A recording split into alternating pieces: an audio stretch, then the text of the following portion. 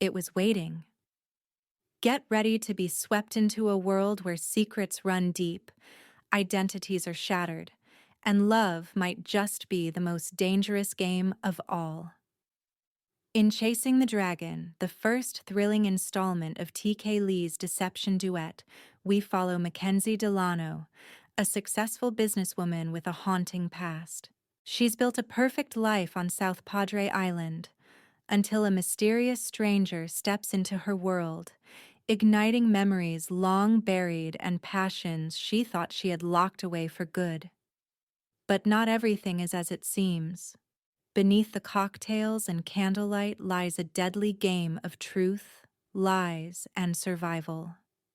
And in the chase for answers, Mackenzie might lose more than just her heart.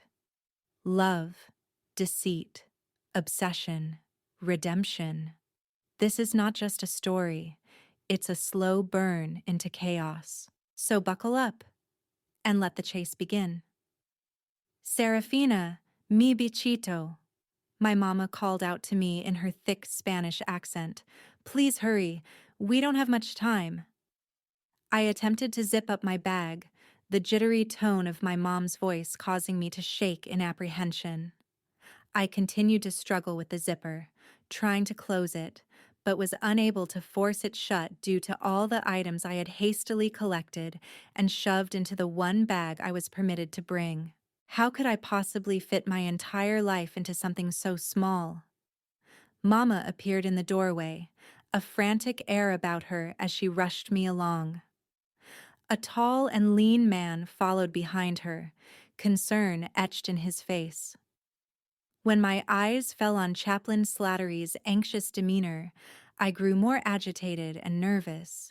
He looked odd, dressed in something other than his army uniform. It was as if he didn't want anyone to recognize him or what he was doing at that moment, even though I had absolutely no idea what that was.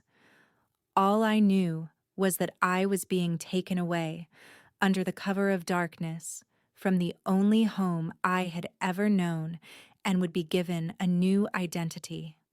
No explanation had been given. It didn't make any sense to me. Then again, nothing about the past few days did. Isadora, you need to stop calling her that, Slattery said, his voice firm. The sooner you begin using your new names, the easier the transition will be. You're no longer Magdalena, and she's no longer Serafina. One slip could mean, I know, Mama said, her chin quivering as she sought to fight back the tears that were already trickling down her cheeks. Mackenzie, mi amor, she corrected. Please, vamos por favor. I don't understand, Mama. Why can't I say goodbye to any of my friends? To Damien? Won't he miss me? Oh, mi cariño, she appeased, sitting on my bed. Enveloping me in her arms, she soothed me as I hid my emotions from her. I refused to cry. My father taught me to be strong, and a 10-year-old girl was far past the age where it was acceptable to cry over having to leave a friend. As the daughter of a man in the army, it was part of life. I'm sure he will. Mama planted a kiss on my forehead. I inhaled, smelling the scent of cinnamon and coconut, which always made me think of her. Pulling away, I searched her small, dark eyes, the color almost as deep as her hair. I'm sure all your friends will, but it's not safe for us here anymore. The chaplain is here to help. Once they find your dad, we can come back. Until then, we have to leave. Why? Why can't you tell me? I searched her eyes before glancing at Slattery, beseeching both of them to tell me what was going on. Because you can't know, he said, briskly walking into the room. He zipped up my bag with ease and held it in his hand. I can't even make sense of what's going on, I heard him mumble under his breath. I grew more edgy, wondering what danger my father was in. What danger we were in. We must leave. Revel is in 2 hours and you both need to be gone before then. Mama nodded, standing up and tugging me with her. As we made our way from the only bedroom I'd ever had, I straightened my spine, trying to shed the girl that was known as Serafina Galloway and become who I now had to be. Mackenzie Delano. My eye caught the glimmer of a silver frame, and I abruptly stopped in front of my bookcase. Snatching a photo of me and my best friend Damien, I attempted to hide it beneath my coat. "No, Mackenzie," Slattery admonished. "I'm sorry. You can't bring anything that will identify who you really are." A lone tear fell down my cheek, and I delicately caressed the photo, wishing I could have some sort of reminder of what my life was like before being chased out of our home. "Can you hold on to it for me then? Please?" I raised my eyebrows, questioning him, begging him to show the compassion I knew he possessed beneath his practical exterior. "Put it someplace where nothing will happen to it. And then, when it's safe, I can get it back." His stern expression softening, he took the frame from me. "Okay, I'll keep it safe for you." Clutching my hand in his, he led me from my room and out of the house just outside Fort Bragg in Fayetteville, North Carolina, where I had lived as long as I could remember. "Can you make sure he's okay?" I asked. "I know he's a boy, but he's not as strong as he lets on. When his dad is away, he has to be the man of the house, and it wears him down. Can you at least make sure he finds someone else to play war games with? He needs someone to play with." Slattery's formerly stoic demeanor cracked, and a barely audible sob escaped his mouth. "I'll do my best, Fee." I whimpered at his use of Damien's nickname for me, wondering if I would ever hear his voice call out to me again in the middle of the night from his bedroom window just across from mine. Glancing up at the tree separating our yards, I was reminded of hundreds of nights spent dangling from the branches, watching the stars as they flickered in the sky. "Mama said that one's called Pegasus," I remembered telling him, pointing to the constellation my mother had just taught me about. "She says that Pegasus is the son of Neptune and Medusa. He was Zeus's horse and carried lightning bolts." "How do you think he carried lightning bolts, Fee?" Damien had asked as he clung to every word. "What do you mean?" "He had hooves. How could a horse carry something if he doesn't have thumbs?" I tried to come up with a response. I hadn't thought of that. I turned away, hating that he was always so much smarter than I was. "He probably has magic hooves," Damien had said, nudging me gently. As I peered out the back window of the car in the dead of night, the tree disappearing from view, I said a silent prayer that I would find my way back to that tree one day. And to Damien. Hours later, once we were safely aboard our flight to our new home, Mama leaned toward me and whispered, "Don't worry, Mackenzie. The chaplain will pray for us, and for your father." "Where's Dad?" She turned her head, looking forward, avoiding my eyes. I wish I knew. "Is he in trouble?" Taking a deep breath, Mama returned her gaze to me. "See, your father is in a great deal of trouble and, until it's safe, we must stay hidden. I promise you will know everything one day, but, until then, you just have to trust that the chaplain and I are doing what's best for you. I miss him." "So do I, mi amor. So do I." She placed a kiss on my head and whispered, "Te quiero, Serafina. Siempre." 16 years later. The sounds of drunk college co-eds on spring break swam through the air as I drove down the main strip on South Padre Island, allowing the wind to blow through my sleek, dark hair. Today was a good day. My dreams were about to become a reality. Tomorrow, the doors would open on my new restaurant and lounge that specialized in pairing drinks and desserts in a swanky after-dinner environment. It was something I had worked toward and planned for the better part of the past decade. In regards to the goals I had set for myself after graduating from Texas A&M 4 years ago, it had all come together ahead of schedule. Finish graduate school in 2 years instead of 3. Check. Find a fantastic place with beautiful ocean views. Check. Open up my own business so I could be my own boss. Almost check. I honestly didn't think it would be possible before I hit 30, but I proved everyone wrong, including myself. The 80-hour work weeks and sleepless nights I had endured over the past 6 months were entirely worth it now that I was just hours away from realizing my dreams. It was exhilarating and nerve-wracking all at the same time. I could either succeed or fail, and I didn't know how to fail. I didn't know how to deal with anything except unwavering success. To say I was an overachiever was putting it mildly. My cell phone loudly rang from the cup holder in my little Mercedes convertible that was a graduation gift several years ago, bringing me out of my daydreams. Checking the screen of my smartphone, my eyes fell on the face of the man who had stood by my side and supported me through everything. His brilliant blue eyes beamed back at me, his lips pinched together, mocking the popular duck face trend we poked fun at every chance we got, usually when substantial amounts of adult beverages were involved. "Hey, Braden, how's my best girl?" he asked, exuding all the vitality I had grown accustomed to since meeting him my sophomore year of college. "Great, although I feel like I'm about to throw up knowing the next time I step foot in that place will be for the opening night gala." "Don't sweat it, Mac. It's perfect." There was a brief pause which was entirely uncharacteristic for Braden.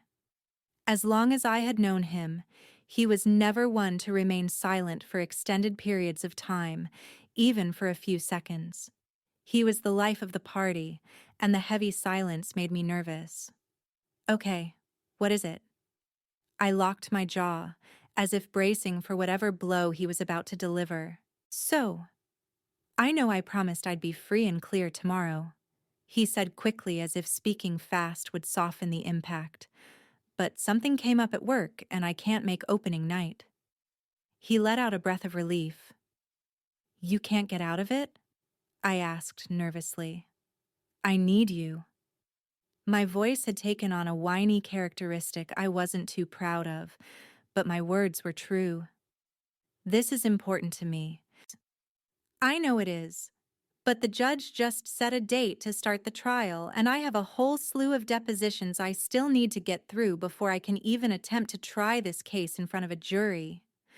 We were hoping to have a little bit of extra time, but the firm is sending me to Reno to take a deposition. You have no idea how bad I feel about ditching you and Jenna on the biggest day of your lives. So far, we'll be one musketeer short. It'll be like a taco without the meat."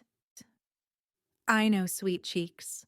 I tried everything to get out of it, but being a junior associate doesn't give me much wiggle room. In fact, I think they're calling my flight for boarding right now.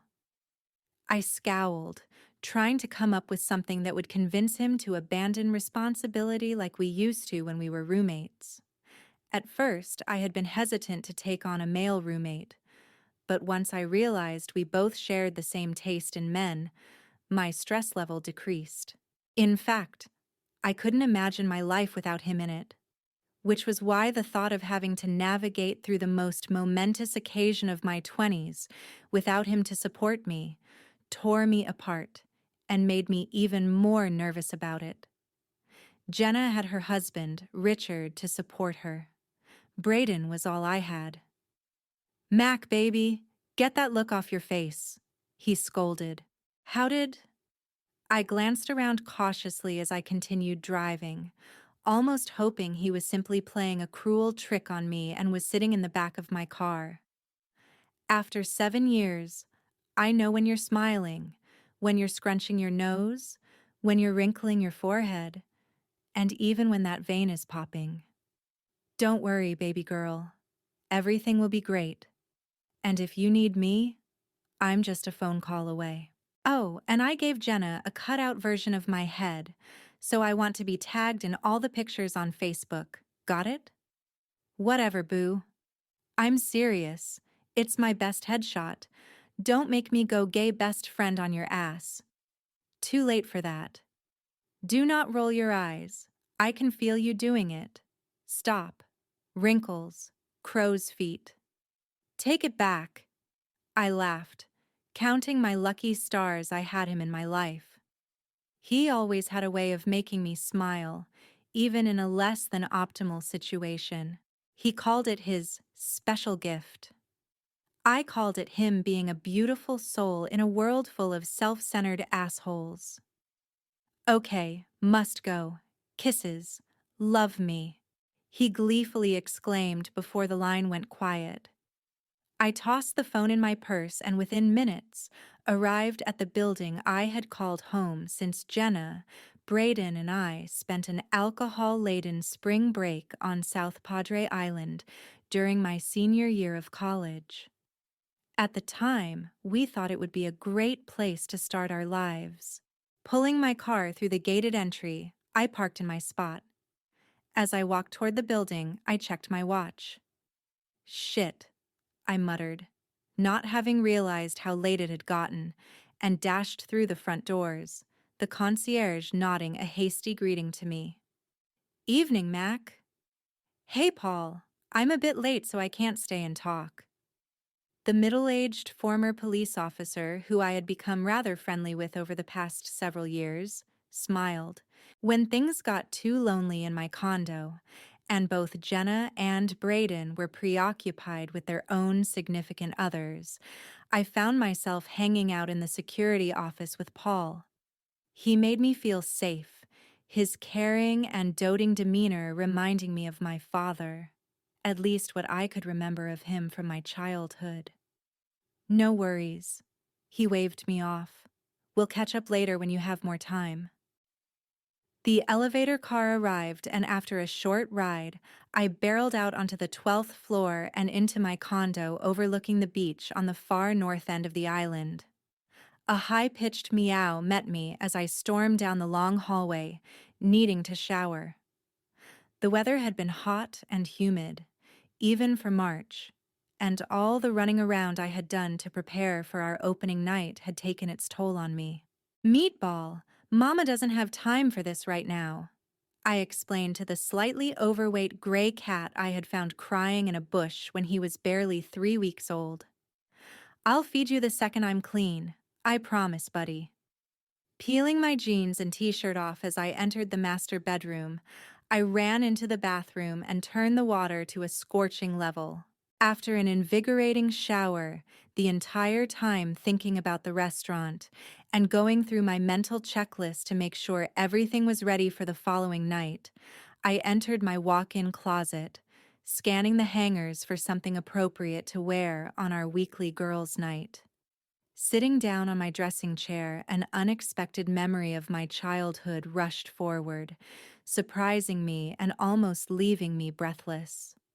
After the initial shock wore off, I softened my expression. I couldn't help but reminisce about all the times I would sit in the dressing chair of my mother's closet, watching her as she donned a gown for whatever gala she was to attend with my father. She was so breathtaking, her beauty exotic and different, which was what drew my father to her all those years ago, despite the fact that he was easily 15 years her senior. Shaking off my memories, I gathered a few clothing options and placed them on my bed, snapping some photos and sending them to Braden in the hopes that his flight hadn't departed yet. My mood lightened when I instantly received a text from him, ordering me to wear the billowy red dress. Lowering the thigh-length dress over my head, I fixed the semi-revealing V-neck so no one would get an unexpected surprise. I arranged my long dark hair, allowing it to retain a bit of its natural wave, and clipped most of it up in a messy but organized manner, my back remaining exposed. I lightly powdered my face and added a touch of blush to my dark complexion, thanks to my half-Latino heritage, finishing the look by adding a hefty amount of liner and shadowing to my hazel eyes, giving them a dramatic and powerful effect. I slid on a pair of overpriced designer pumps Braden had spoiled me with, which added at least 4 inches to my 5'5" frame, and checked my reflection in the full-length mirror. Thinking a second opinion wasn't such a bad idea, I grabbed my cell and snapped a quick photo, sending it to Braden. Within seconds, I received a response. "Damn, baby girl. You look good enough that if I were there, you might just turn me. Have fun and text me when you're home so I know you're okay." Smiling, I texted him back. "I will. And you better text me when you land. Love me." I placed my phone in my clutch, then walked down the hall and into the kitchen, Meatball close behind me every step of the way. My cat was generally extremely independent, unless he could see the bottom of his food bowl. In that case, he was on DEFCON 1, his eventual destruction imminent.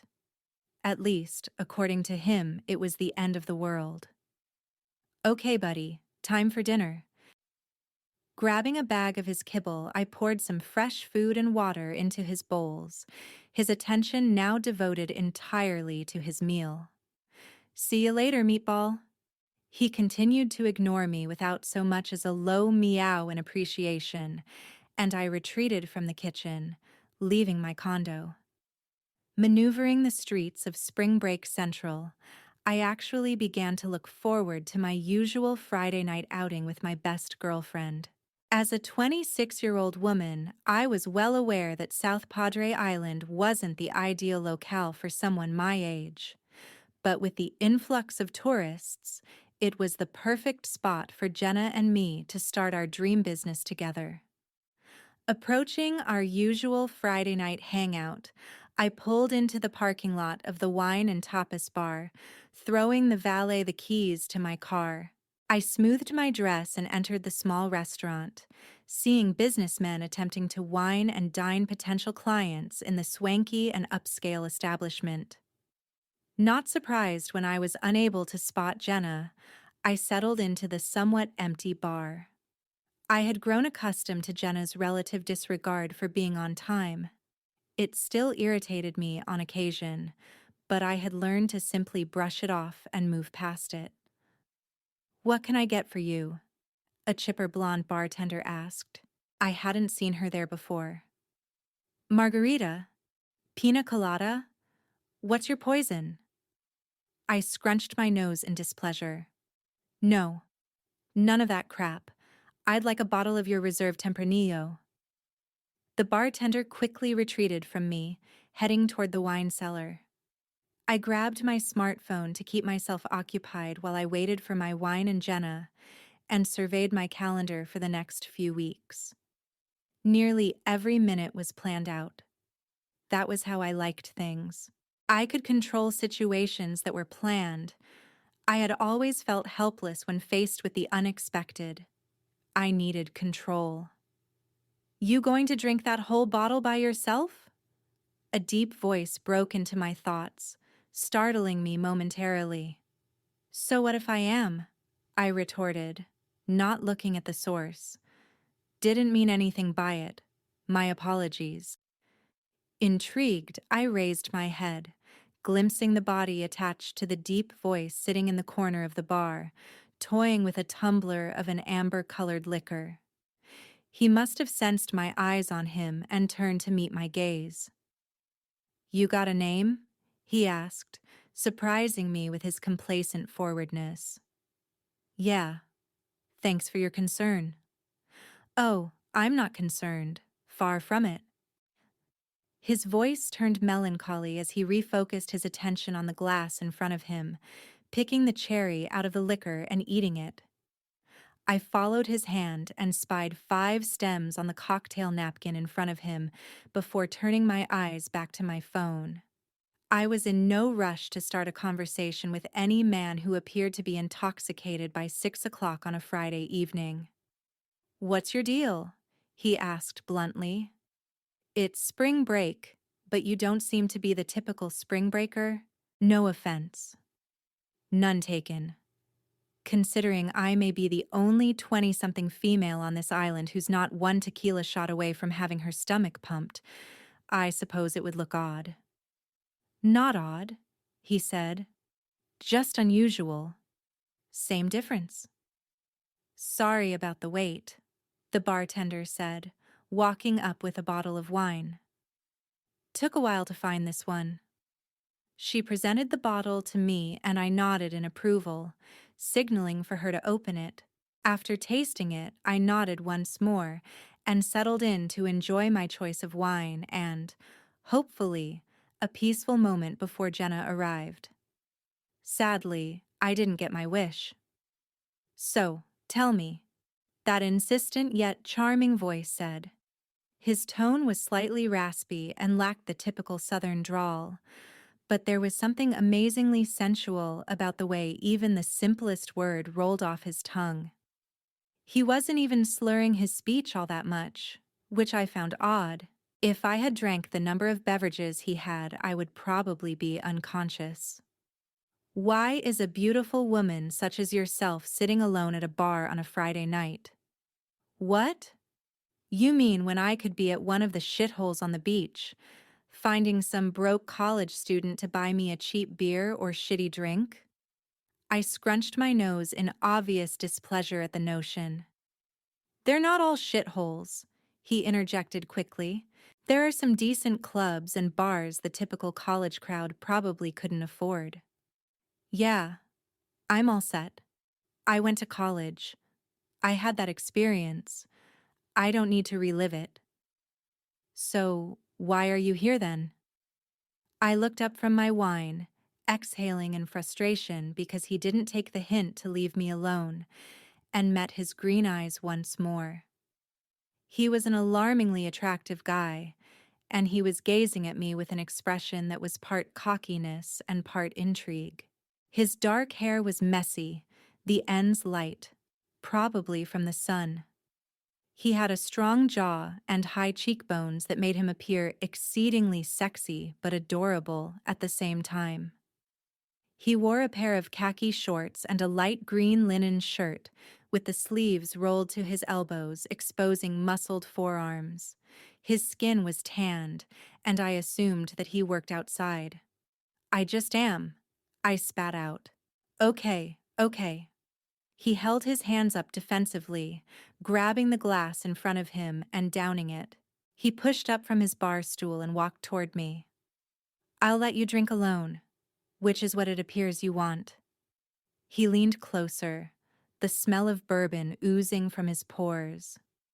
"It was nice to talk to you, even if it was purely one-sided." He held his hand out and I looked at it guardedly. "It's just a hand. See?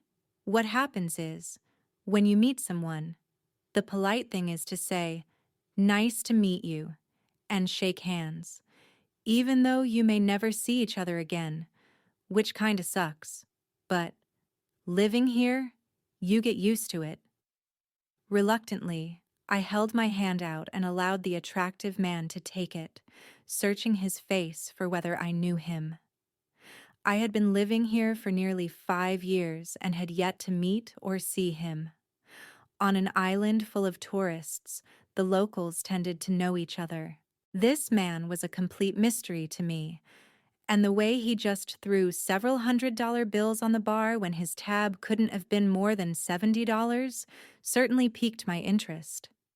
He grasped my hand, shaking it, his fingers lingering slightly longer than socially acceptable, turning the cordial gesture into something much more intimate.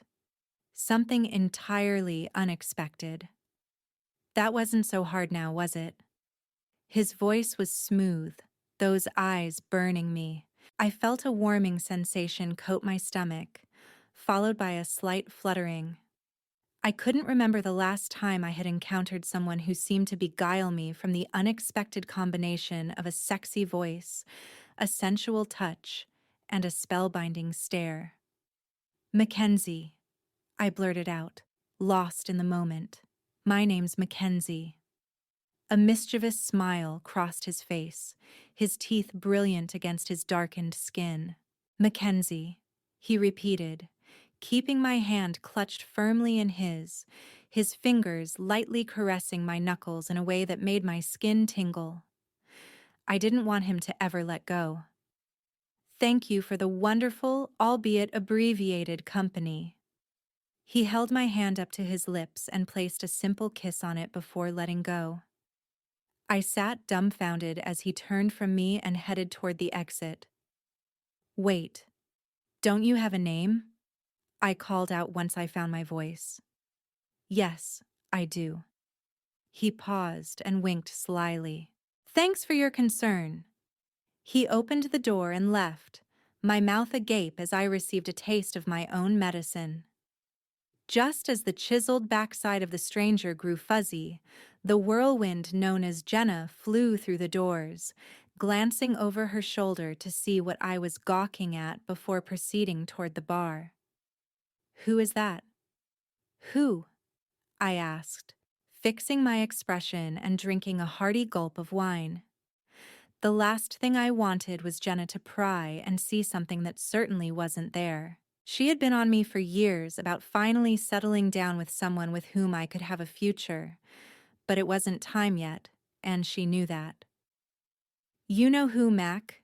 She said, adjusting her blonde hair. That guy who just left. Man, he was one fine piece of ass, wasn't he? I suppose, if you're into tall, dark, brooding, exquisitely sculpted men. And why are you looking? You're married. I'm married, not blind. So what do you think? Vacationer who stopped by the bar to get away from the wife and kids? I slowly shook my head. No. He said he lives here. Must be new to town. I haven't seen him around. Trying to subdue my flushed complexion, I was at a loss as to why I couldn't shake the interaction. I had barely spent 5 minutes with him, but there was something about his uninterested demeanor that fascinated me.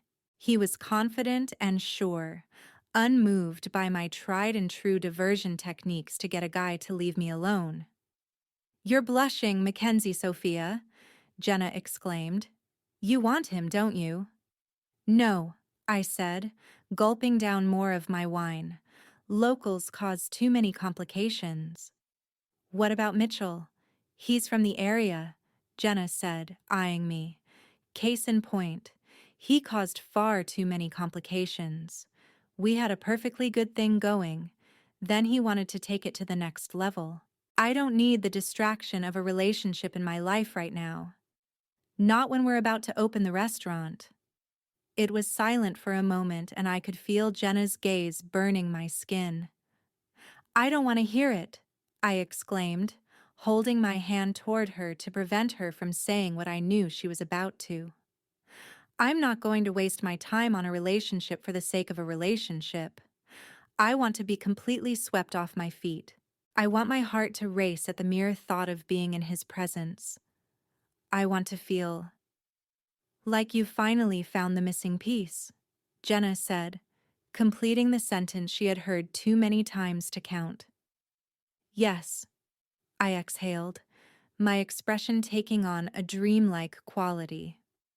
I'll never forget the way my father used to look at my mother. It was a look of complete love, Jenna asked, grabbing the bottle and filling her glass. Taking a sip of wine, I shook my head. No, it was so much more than love. It was a look of absolute reverence. In one look, regardless of the fact that I was probably only 8 at the time, I knew he would lay down his life for her. And for me. After he died, she always told me these amazing stories about their love. It put any fairy tale to shame, and I think that's why I loved their story so much.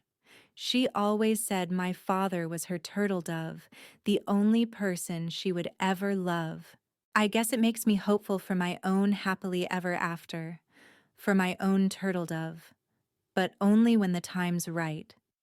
Jenna chuckled, shaking her head. You do realize these things tend to happen when you least expect it, don't you? I know you probably have the next 20 years scheduled to the second, but love doesn't always happen when we want it to. I opened my mouth to respond. Love sometimes has its own way of sneaking into your heart, she said, cutting me off from protesting. Just because, in your head, you don't have yourself meeting the man of your dreams until 5 years in the future on April 21st at an extravagant society dinner, doesn't mean you should ignore the opportunity to break from your mental timetable. I know you've heard this speech before. Over and over again, I mumbled. And I'll continue to play it on repeat until the words finally sink into that thick, stubborn skull of yours. One day you'll meet someone who will make you want to throw all those controlling tendencies out the window, and I can't wait for that to happen. I tore my attention from her, not wanting to admit the truth of what she was saying, and my eyes caught the large television screen in the bar. A reporter for the local news was standing outside a small brick building I had grown to know quite well over the past few months. The local Chamber of Commerce. Do they know anything yet? I asked Jenna, whose eyes were also glued to the screen. Her husband was one of the chairpersons of the chamber. No, nothing. They're still searching for her body, but they haven't turned up anything yet. The ocean is a big place. I nodded as the reporter's voice cut through the bar, all the locals watching the broadcast, desperate for answers about a crime that seemed to rock our small slice of paradise and reminded us all that life wasn't a permanent vacation. Breaking news just in today. A body discovered on the 8th green of the South Padre Island Golf Club earlier this morning has been identified as that of missing secretary of the South Padre Chamber of Commerce, Elizabeth Weiss, Ms. Weiss was reported missing 10 days ago, sparking a county-wide manhunt. Foul play was suspected from the beginning of the investigation when the Chamber of Commerce's office was found in disarray and Ms. Weiss failed to show up for work. The coroner has confirmed that she was murdered, a single gunshot wound to the head. No other details have been released to the public at this time. The police ask anyone with information that could assist them in determining who is responsible for this senseless murder to please come forward. Shit, I mumbled. I had just spoken with her a few weekends ago. She was an older woman in her mid-60s who owned a small coffee shop just down the street from my restaurant. We had grown somewhat friendly over the past few months. Do you think Richard knows? I'm sure he does, Jenna said. He's been gone most of the day. I had a feeling they found something when he got a phone call early this morning and abruptly left. If there was a problem at the hotel, he would have just called someone else to handle it, so he must have known. A loud buzzing sounded, startling me, and I looked down at my cell phone to see a call coming through from an unknown number. I glanced at Jenna, silently asking permission if she minded. Her irritation was loud and clear. I have to take it. What if it has something to do with the restaurant? Fine. She waved me off. Go ahead. I know you'll be on edge all night long if you don't. Thank you, I said, answering the call, heading toward the exit to hear better. But don't bitch if you return to an empty bottle of wine, she shouted after me. I discreetly flipped her off just before opening the door and stepping outside. Hi, this is Mackenzie. I spoke into the phone, my voice exuding all the professionalism I could muster. Initially, silence greeted me on the other end. Then there was heavy breathing. Hello? Nothing. More breathing. It grew heavier and heavier. My hands became clammy, my heart racing as dread overwhelmed me. It was the third such phone call I had received over the past week. At first, I thought it was simply a prank call, some stupid teenagers thinking they were being funny, but I was beginning to think there was more to it.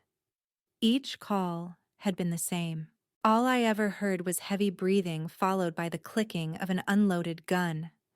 And that's when I heard it, just like the last few phone calls. Click, click, bang.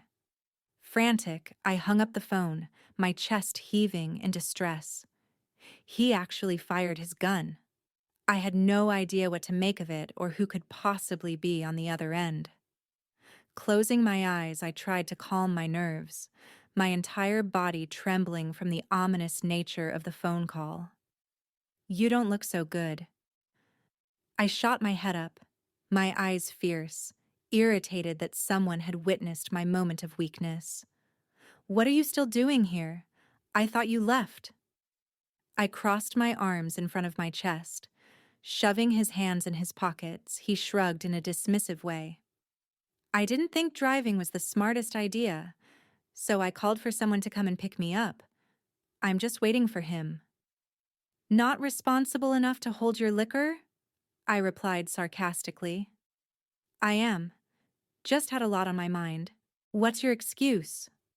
He took several carefully measured steps toward me, a lamppost dimly illuminating my slender silhouette.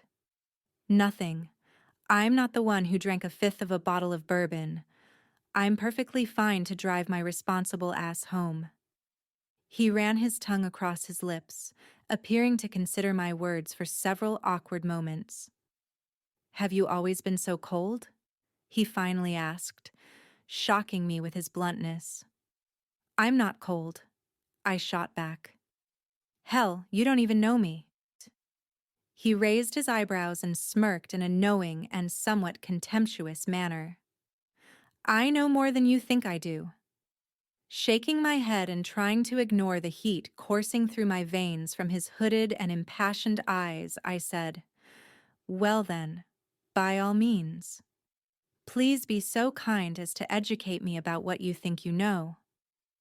You like control, he began, his voice smooth and seemingly unaffected. In fact, I'm starting to get the sense that you crave it above anything else. You're a micromanager. Every last second of your day is probably planned out months ahead of time. That's why you were constantly checking your phone at the bar.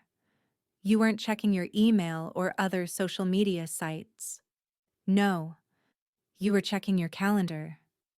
I opened my mouth to respond, words failing me as I wondered how he could have noticed what I was looking at from across the bar. This timetable of yours, he continued, includes everything. That's why you hate that your body is reacting to mine right now, he said evenly, closing the distance between us. I'm not reacting to you, I whimpered, taking a few steps back, running into the brick wall of the restaurant. A sly, mischievous grin crossed his exquisitely handsome face as he leaned in to brush a tendril of hair behind my ear.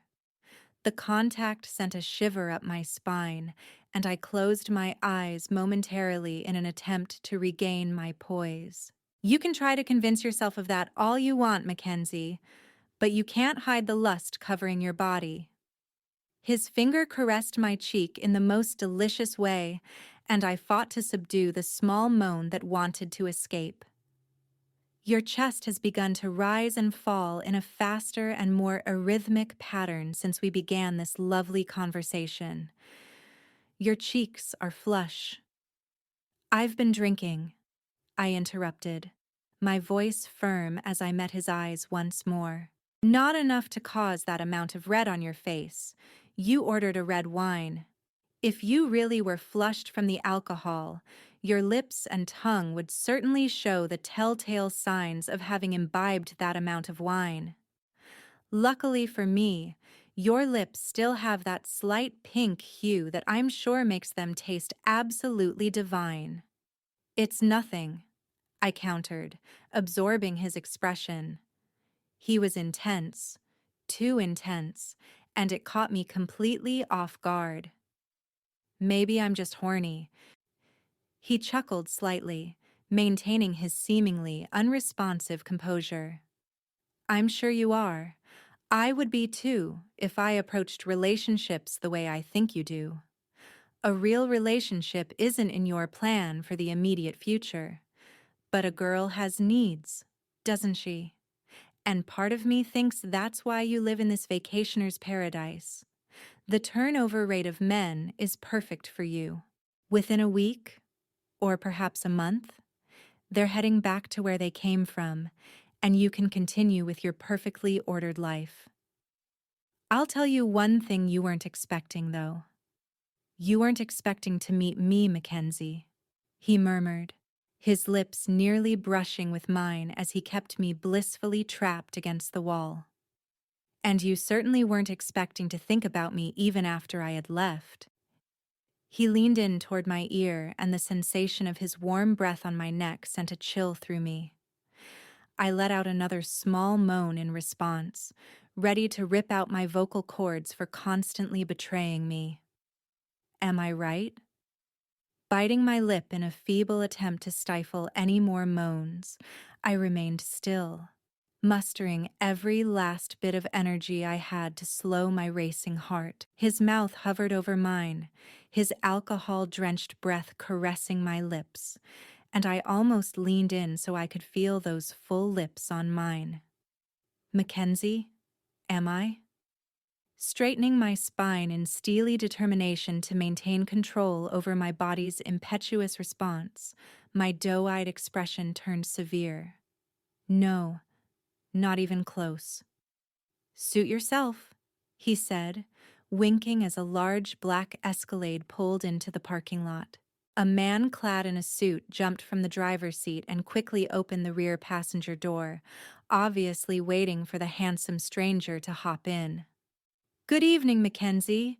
You may not think about me, but I'll sure as hell be thinking of you, and those beautiful pink lips. He spun abruptly on his heels and retreated into the darkened SUV, leaving me completely unhinged and wondering who the hell he was. I leaned against the wall, needing its support. It felt as if my legs had turned to jelly, my brain synapses refusing to fire, all because of his devastatingly good looks and apparent dominance. Placing my hand on my chest, feeling my heart beat faster than I could ever remember, I had no clue what to think of the intrusive but sensual exchange with the mystery man. No, Mac, I said, giving myself a pep talk. It's not time yet. He'll be bad for business. Mac? A voice broke through. I snapped my head up to see Jenna standing in the doorway. Are you okay? What have you been doing out here? Just getting some fresh air. I pushed myself away from the wall and headed toward her. So is that what they're calling it these days? She remarked, giggling. I saw that hottie talking to you. What did he say? Her eyes grew wide with curiosity. Nothing important. Nothing even remotely important, I said blankly as I followed her back into the bar. As we sat and drank copious amounts of wine that evening, I began to hate the mystery man. No matter how hard I tried, I could not stop thinking about his electric green eyes, his full lips, and the primal way he regarded me. He was right. It was completely unexpected. Bastard. Tyler, day 2, I said to myself as I woke up on a brilliant Saturday morning in mid-March, the sun a cruel bastard as I fought against its invasion. My head was pounding from the amount of liquor I had consumed the previous evening. All the work I had done over the past 6 months could have been tossed into the garbage in a second. One wrong word, one mistimed movement was all it would have taken. But that didn't happen. It had gone just as I had hoped. Actually, it went better than I could have possibly imagined. The connection and conversation actually felt surprisingly natural. I thought it would have felt too forced, too fake, too scripted. But it wasn't. I couldn't remember the last time I'd had a real conversation with a woman I found attractive.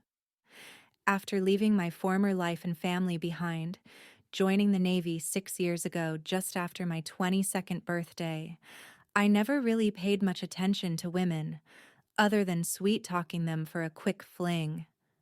But that wasn't going to work here. This needed to feel more real, more permanent, at least to her. Drowsily getting out of my massive bed and padding across the lush flooring of my master bedroom, I opened the door to the ensuite bathroom, turning on the faucet of the dual vanity, and splashed some water on my face.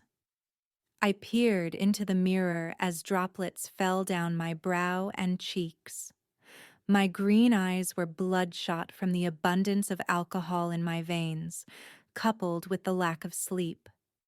I barely recognized the man staring back at me. I looked the same as I had over the years, my features having grown more mature and distinguished as I neared the age of 30. But there was an emptiness within that was written in my reflection. No matter what I tried in order to chase away the loneliness, nothing worked. Lightning rarely strikes the same place twice, I said solemnly, almost as if reminding myself that this was as good as it would ever get for me. I took a moment to compose myself before straightening my spine and becoming the Tyler Burnham persona I had developed over the past half-year. Rule number 1 when trying to convince someone that you're someone else is to become that person. Think like him. Act like him. Even drink like him. Of course, I had lucked out on this assignment. My cover ID wasn't a cover ID at all, although I did have to adjust my usual personality to attract the target. I was told to be myself, the elusive Tyler Burnham who was finally coming out of his older brother's shadow. It was relatively unknown that I had taken on a leadership role in the private security firm our family owned. So the backstory that I was the owner and backer of one of the hottest new clubs on South Padre Island gave me the opportunity and means to observe my soon-to-be asset for months, and the ability to use our family's name to impress said asset when the time came. After all, for the past few years, I had been named as one of the country's most eligible bachelors. Americans love a rich, good-looking guy. And they love a hero. I guessed my veteran status, coupled with my last name and wealth, made more women's mouths foam than I anticipated. But I wasn't interested in any of them. The only woman I was interested in was a woman I would never see again.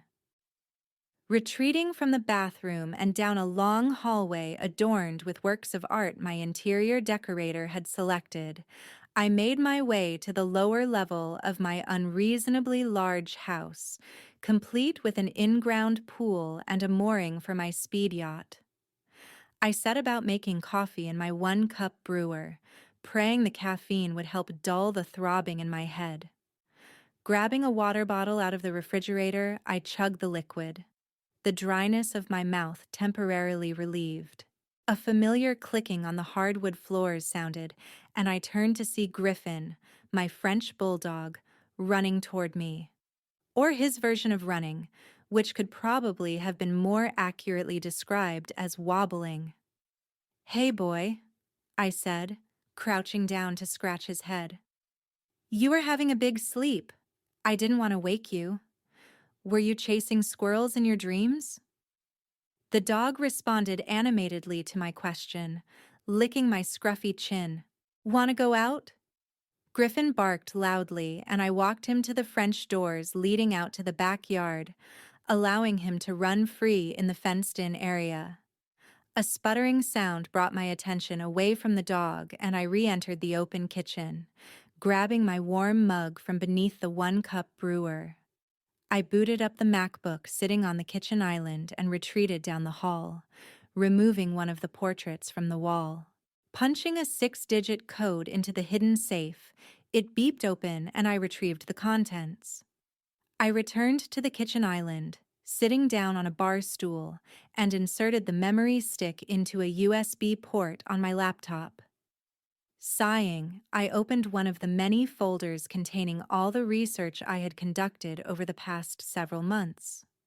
Finding out all the personal information about the girl had been much easier than I expected. Since the past fall, I had remained in the shadows, following her every move on the island. She was an obsessive worker, having spent nearly 80 hours a week preparing for the opening of a new swanky restaurant on the island. She rarely broke from her routine. She arrived at her fitness center at 9 in the morning every day. Tuesdays, Thursdays, and Saturdays were cardio and leg days. Mondays, Wednesdays, and Fridays were cardio, back and arms. On Sunday, she took a 90-minute yoga class. She didn't date. She appeared to have no interest in getting romantically involved with anyone, and this had been my greatest struggle over the past several months. I could have easily given up and allowed Alexander, my older brother, and the head of the security firm to give the assignment to someone else, someone with more experience. Instead, I viewed her reluctance to date as a challenge. The more research I did on her, the more I found out her reasons for not dating. It became my job to slowly ingrain myself into her thoughts, her dreams, her fantasies.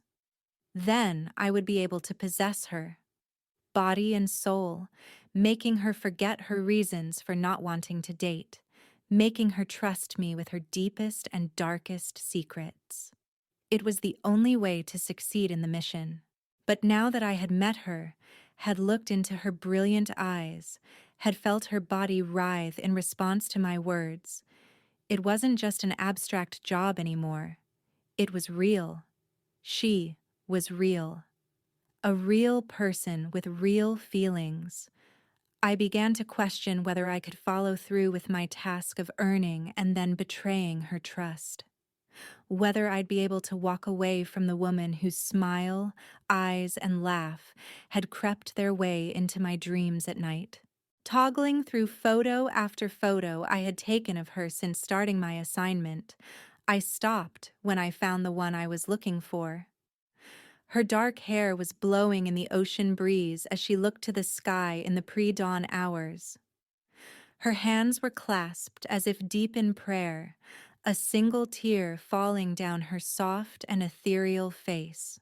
Conflicted, I ran my fingers across the image on the screen, wondering what that skin would feel like, why she was running before daybreak, why she was transfixed by the sky, why she was crying. I knew I would be faced with the answers to those questions and more, and I hated myself for it. Checking my watch, I saw that it was just a few minutes before 9 in the morning. I removed the memory stick and returned it to its hiding place. I grinned when I saw Griffin's dopey face pressed against the French doors, begging to be let back in. Allowing him to enter, I went about preparing his breakfast before grabbing my keys and gym bag. Another day. Another deception. "Are you ready for tonight, baby girl?" Braden's voice came from my laptop Saturday afternoon as I sat in front of my vanity, painstakingly curling my hair, ensuring that not one strand was out of place. "Yes and no," I replied, looking at the reflection of my computer screen in the mirror, my friend's comforting face soothing my nerves. "I should be ready. Hell, I've been planning for this day since I took my first business class freshman year." "Or since you left the womb," Braden mumbled. "I don't know about that." "I do. I'm fairly certain you were born with a yearly journal in your grubby little paws, scheduling each of your feedings well in advance. I couldn't help but laugh at Braden's somewhat astute assessment, regardless of the improbability of such an occurrence. I've never heard you complain about my organizational skills before. Hell, if it weren't for me, I doubt you would have ever picked up a book to prepare for the bar exam, darling. I grabbed the final section of hair and wrapped it around the curling iron. You're probably right. I had higher priorities at the time. Named Keith? Or was that during the Mason phase? Or perhaps Anthony? I gasped, giving him a sly grin. No, I'm pretty sure it was during you know who? Am I right? I swear on my Nana's grave, if I commandeer that smartphone of yours and see you've kept tabs in your calendar on whom I've dated and when, I will personally check you in to the loony bin. I smirked playfully, tapping my blood-red fingernails on the ornate wood of my vanity, waiting very patiently for the response I knew would come. Fine, Braden exclaimed theatrically. You were right. It was totally Will. He was my ill. What do you mean you're ill? Spinning around in my stool, I faced my laptop, scrunching my eyebrows. You know, baby girl, we all have them. That one guy who will always be your biggest regret. The one who you fell head over heels in love with. Although, in retrospect, it was probably just lust. The one who knew all the right things to say to you to make you feel like you were the most special person on the planet. Then you found out that none of it was real, that you were just being used. That's what an ill is. I straightened my spine, brushing off the memories of Charlie that broke through the floodgates. I loved him, or so I thought, and he left me broken-hearted, confused, and alone. Worse, he made me feel completely helpless and, after that night, I vowed to do everything I could to never put myself in that situation again, to never allow anyone to betray my trust. Well, that's never happened to me. He eyed me, knowing all too well how Charlie had betrayed me in the worst way imaginable, but didn't bring him up. Well, maybe that's because you've turned down every decent man who has asked you out in the past decade. I sighed. I've gone out with a few people. I dated Mitchell for a month or so, I corrected. And what was the problem with Mitchell? I thought he was perfect for you. It's just, I'm still looking for my turtle dove. Someone who completely sweeps me off my feet. Someone who makes me shiver just from his proximity. Someone who makes me want to melt into a puddle. Someone who makes me completely speech. I trailed off, staring out the window as my words consumed me. What? What is it? Braden lowered his voice. Did you meet someone? Because if you met someone who fits that description, what are you doing talking to me? You should be out chasing that down. He's your turtle dove, princess. Green eyes flashed through my mind. Those bewitching green eyes that belonged to the handsome stranger I met last night. All day long, I had tried to shake our chance meeting as I went through the motions of my routine. Everywhere I looked, I was somehow reminded of him. On the way to the gym, I passed a construction site, wondering if he did, in fact, work construction. At the coffee shop, as I waited for my non-fat latte, I heard Coldplay's Green Eyes. On my way home from the restaurant earlier, I was behind a large black SUV, wondering if it was the same SUV that picked him up. Even when I wasn't faced with strange reminders of him, I still couldn't stop thinking about him. His confident and somewhat commanding attitude charmed me from the time he spoke his first word. I had often been told my hard and sometimes callous demeanor intimidated many men, but this one didn't seem to be daunted by my feistiness and dominance. In fact, the more I examined and toiled over what had occurred, the more I began to think he saw me precisely for what I was, a challenge. "Come back to me, Mac." Hearing Braden's voice, I snapped out of my thoughts, maintaining my dreamy composure. A smirk was drawn on my friend's mouth. "Who is he?" "No one." "Bullshit." I shook my head, letting out a slow breath, about to go into detail about what happened last night, then spied the time. "Sorry, Boo. I have to go."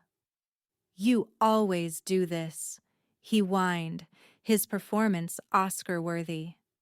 "You're worse than all those romance novels you make me read.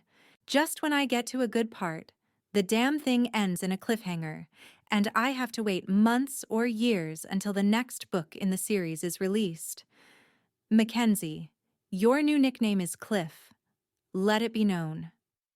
Laughing at Braden's flair for the dramatic, I couldn't help but wish he was here with me instead of thousands of miles away.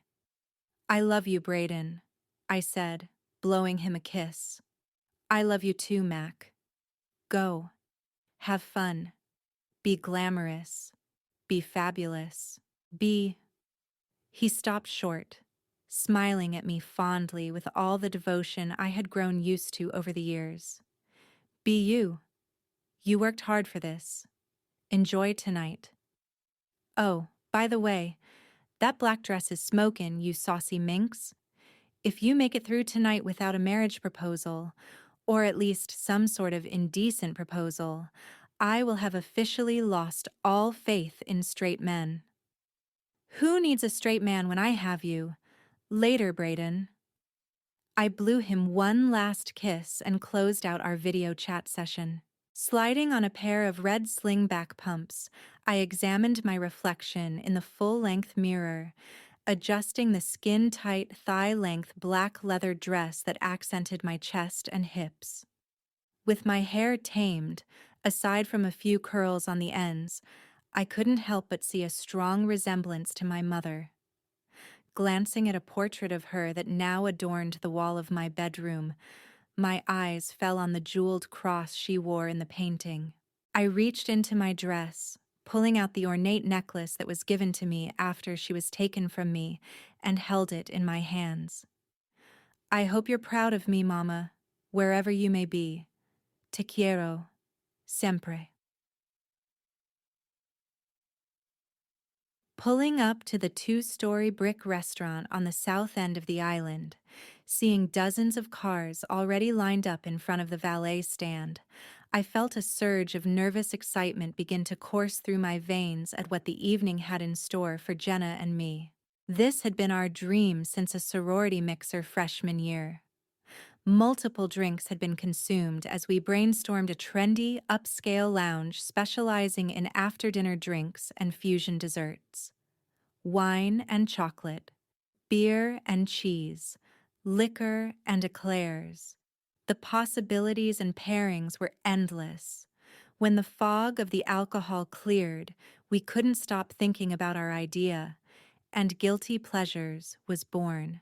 To see the idea we had envisioned nearly 10 years ago come to life had been my greatest achievement.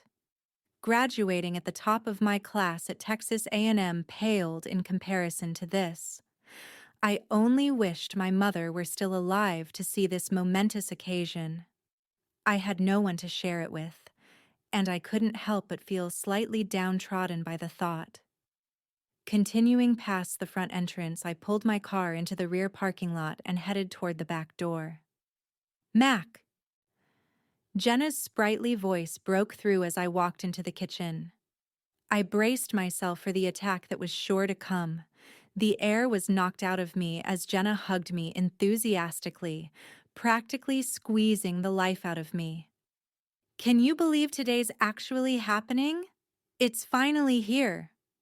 She tightened her grip, and I had a feeling she had already gotten into some of the champagne. "Honestly, I can't believe it," I responded, my eyes scanning the bustling kitchen to see the staff preparing for the evening's festivities. "Is there anything you need me to do?" "Nah," Jenna said. "Everything here is running smoothly. But first..." She clutched my hand in hers and pulled me toward the plating area. Try this. She held up a square dish, the white contrasting with the deep red of whatever concoction she had prepared. I sliced into it with a fork and slid the heavenly dessert into my mouth. I moaned, the velvety taste of chocolate, rum, and sugar dancing on my tongue. What is this? Red velvet bread pudding. Sinful, isn't it? I can feel my hips growing larger just looking at it. That's definitely going to be a hit. What are you pairing with it? This. Jenna handed me a champagne flute containing a light pink substance. Pomegranate champagne. I sipped the sparkling liquid. I moaned once more. I'm in heaven. Me too, Jenna said, giggling as we shared a look. We're really doing it, aren't we? She asked, her voice soft. I gazed around the kitchen, taking in the fruits of our labor, the result of hundreds of sleepless nights. We are. I owe it all to you, Mac. She picked a second champagne flute off the serving station and we clinked glasses. I didn't really do anything, I said, drinking more of the cocktail. I just kept you organized and on track. Without your fantastic desserts, there's no way this would have come together. Hell, I didn't even know how to bake a pie until I met you. And aren't you glad you did? I nudged her. You better believe it. Now let's celebrate. Hand in hand, we proceeded through the swinging doors and into the posh dining area. The floor was hardwood. The walls painted a simple cream color. Unique pieces of art adorned the area, many Art Deco-style paintings of famous cities across the globe. The lighting was dim, allowing a romantic and chic setting. What do you think? Jenna nervously asked. I surveyed the room, taking several steps to one corner, then another. We modified the setup for our opening night, the space cleared to allow for a live band and dancing, instead of the bistro tables that would normally fill the room. Covered high-top tables were scattered throughout, and the waitstaff was armed with trays of dessert samples, as well as drinks. After scanning the bar area to ensure everything looked as it should, I turned on my heels and gave Jenna a satisfied smile. It's better than I could have imagined. She visibly relaxed. Phew, that's a relief. You just have this crazy attention to detail, so I was worried something would go wrong and you wouldn't like it. What could possibly go wrong? It's just, I've worked in the restaurant business for as long as I can remember. Things don't always go as planned. You can't always anticipate everything. You have to be flexible and go with the flow. Are you saying I'm not flexible? Not at all, she responded quickly. You just hate when things don't go according to plan. Placing my now empty champagne glass on the bar and grabbing another flute off one of the server's trays, I simply shrugged. When you've double and triple checked everything, nothing will deviate from the plan. I'm certain of that. Now, let's throw a party no one will soon forget. Hours passed as I worked the room, schmoozing with the who's who of the restaurant and tourism industry. Needing to take a minute to catch my breath and relieve the dryness of my mouth, I leaned against the bar and gulped down a glass of ice water, grateful for the short reprieve from playing host. Some party, isn't it? A voice said, startling me. Spinning around, I smiled fondly when I saw Richard, Jenna's husband, sitting on a stool, looking rather distinguished in his dark suit, dark shirt, and gray tie. Hey! I flung my arms around him. I didn't see you sneak in, I exclaimed, immediately growing concerned that I had missed other important people as they had arrived. I nervously scanned the room, taking a mental inventory that I had, in fact, at least acknowledged everyone in attendance. Relax. I came in through the kitchen. He raised a tumbler of a dark liquid to his lips. Here. Have a seat. I can't, I replied quickly. I have to. No, you don't, he interrupted. Everything is under control, Kenzie. You and Jenna ensured that you hired the best of the best, including your waitstaff and managers. Let them do their jobs. Plus, the chair of the Chamber of Commerce wants to have a drink with the owner of one of the newest and hottest spots on South Padre. It would look bad if you turned him down. Shaking my head, I knew I would never win an argument with him. I grabbed an extra bar stool and sat down, signaling the bartender to pour me what Richard was drinking. Taking a sip, I licked my lips. Old-fashioned. How very madmen of you, I joked. Richard nodded in response, a twinkle in his eye as he noticed Jenna interacting with guests in the distance. The old adage that opposites attract was certainly true of Jenna and Richard. Jenna was bubbly with blonde hair and blue eyes, petite and slender. Richard was 25 years her senior with dark, graying hair, gray eyes, and an impeccable figure for someone over 50. He had the appearance every woman hoped her husband would have when he began to age. And he loved Jenna with every fiber of his being, having won her heart in a whirlwind romance that was only supposed to last for one spring when, after being served with divorce papers, he had rented a vacation home on the island. One spring soon led to almost 1 year of happy marriage and counting. I'm sorry to hear about Elizabeth, I offered. Do they know anything yet? He shook his head. No, nothing. They've looked into her background and family, trying to find anyone who had a motive, and they're completely dumbfounded. I nodded, contemplating how cruel the world could be at times. But let's not talk about that. Not tonight. It's your night that you worked so hard for. Don't ruin it by thinking about something you can't control.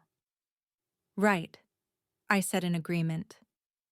So, how are things at the hotel? Good. This island never seems to have an off-season, does it? Just when you think you'll be able to catch a breath after the spring break crowd has come and gone, those summer vacationers start to flood in. I guess that's not a bad thing. But I raised my eyebrows, noticing a troubled look about him. What is it, Richard? He hesitated, studying me. An affectionate smile crossed his solemn face just as the band began playing Someone to Watch Over Me. Care to make an old man happy with a dance? He held his hand out to me, getting up from his chair. Of course, I agreed. And you're not old. I pinched his side playfully and allowed him to lead me to the makeshift dance floor. I caught Jenna's eye as if asking if she was okay that I had stolen her husband, and she beamed a brilliant smile at us. Placing one hand respectfully on my waist and grabbing my free hand in his, Richard said, "You know what I've always liked about you?" "No. What?" I responded as he led me with ease across the dance floor. His eyes were small and weathered but striking. He was graceful and had a commanding presence that caused many women to gawk at him. You're a straight shooter. You don't beat around the bush. Even if you know you're going to hurt someone's feelings, you tell them exactly what you think, but do so with compassion and sincerity. Jenna needs someone like you in her life. As I listened to him speak, I grew nervous about what his words could imply. Where is all of this coming from? I lowered my voice, but still had to talk at a moderate level to cut through the music and chatter echoing around us.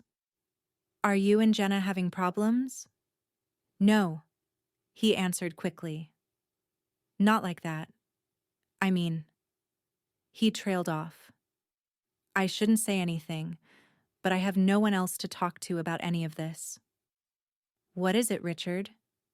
You can trust me. I know I can. I've always been able to.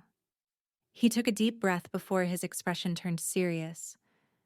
Did Jenna tell you she was pregnant? She is. He slowly shook his head. No. Was. I gasped, my heart breaking. I couldn't imagine how Richard and Jenna were feeling. I'm so sorry. I stared into his eyes and could see his own devastation. I kind of had a feeling when she stopped drinking during our girls' nights for a while, but I didn't want to press it. I figured she would tell me when she was ready. Then she started to drink again, but I didn't really think anything of it. Richard nodded. She was so excited about it, and all I could think was that I'm over 50 and having a kid. I'd be 70 when he graduated high school. Jenna doesn't care about any of that. Don't look at it that way. She loves you and wants to share her life with you, regardless of whether she's changing one set of diapers or two. Richard's eyes grew wide before he chuckled heartily. Thanks, Kenzie. I needed that. I winked. You bet. That's what I'm here for. A comedic break from life. No, he said. You're the most grounded person I know. You just put things in perspective. He leaned down from his 6-foot height and placed a kiss on my forehead. So, are you two going to keep trying? We are. I know I'm an old guy, but I'd hate to deprive her of something she really wants just because she was crazy enough to marry me. And I really do want to have a baby with her. I just worry a lot. I know that feeling, I mumbled. So, tell me, will a baby fit into your calendar? You all need to lay off me and my calendar. This place would never have opened if it wasn't for all my organizational skills and that damned calendar. And yes, your baby will always have a place in my life. As long as it's not mine, I have time for anyone's child. When are you going to make room for a family of your own? Richard asked, not even missing a beat. I have to meet someone first, or did no one explain the birds and bees to you? I retorted sarcastically, avoiding his question. No, I know how it all works. Don't worry about me. But I worry about you sometimes, Kenzie. You know that, right? I groaned. What is this? Gain up on Mackenzie weekend? This is all I've been hearing since yesterday. First from Jenna, then Brayden, and now you? I'm just waiting for your turtle dove. I know, but you need to at least leave your heart open for the possibility of finding him. You don't even do that. I stared ahead, avoiding his eyes. What if I don't know how? I asked softly, feeling exposed. He pulled my body into his as the song came to an end. When you find the right person, you won't know how to not let them into your heart. Believe me, I've dated more women than I care to admit. But Jenna, well, she carved out a piece of my heart the moment I saw her. I couldn't stop thinking about her, even though I didn't know her name yet. When we met, the last thing I was looking for was someone new to fall in love with. I wasn't expecting to run into her, and I certainly wasn't expecting to be consumed by her nearly every moment since our chance encounter. At some point, you have to forget about what you think should happen and live in the moment of what is happening. If you don't, you'll miss what could be right in front of you. A lump formed in my throat, and all I could do was think of my chance encounter the previous night.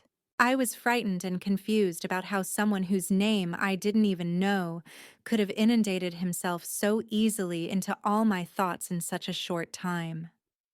I couldn't identify half of the men I had turned down over the years, but this guy, I could paint his eyes from memory, the green so vibrant yet so full of sorrow.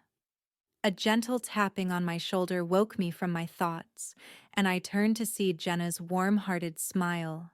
Mind if I cut in and dance with my man? Never, I said, grabbing Jenna's hand and placing it in Richard's. Have fun, kids. Just as I was about to walk off the dance floor, I felt a strong hand grasp onto my arm and pull me into his very tall, muscular body. Following the line of his chest, which looked exquisite in a three-piece charcoal suit, I grew breathless when my vision settled on the same green eyes I had first seen the previous night. "Dance with me, Mackenzie," he said, holding my hand in his, sensually placing the other just below my hip bone. "What are you—" "Shh," he admonished, expertly leading me in our dance, the band playing Cole Porter's every time we say goodbye.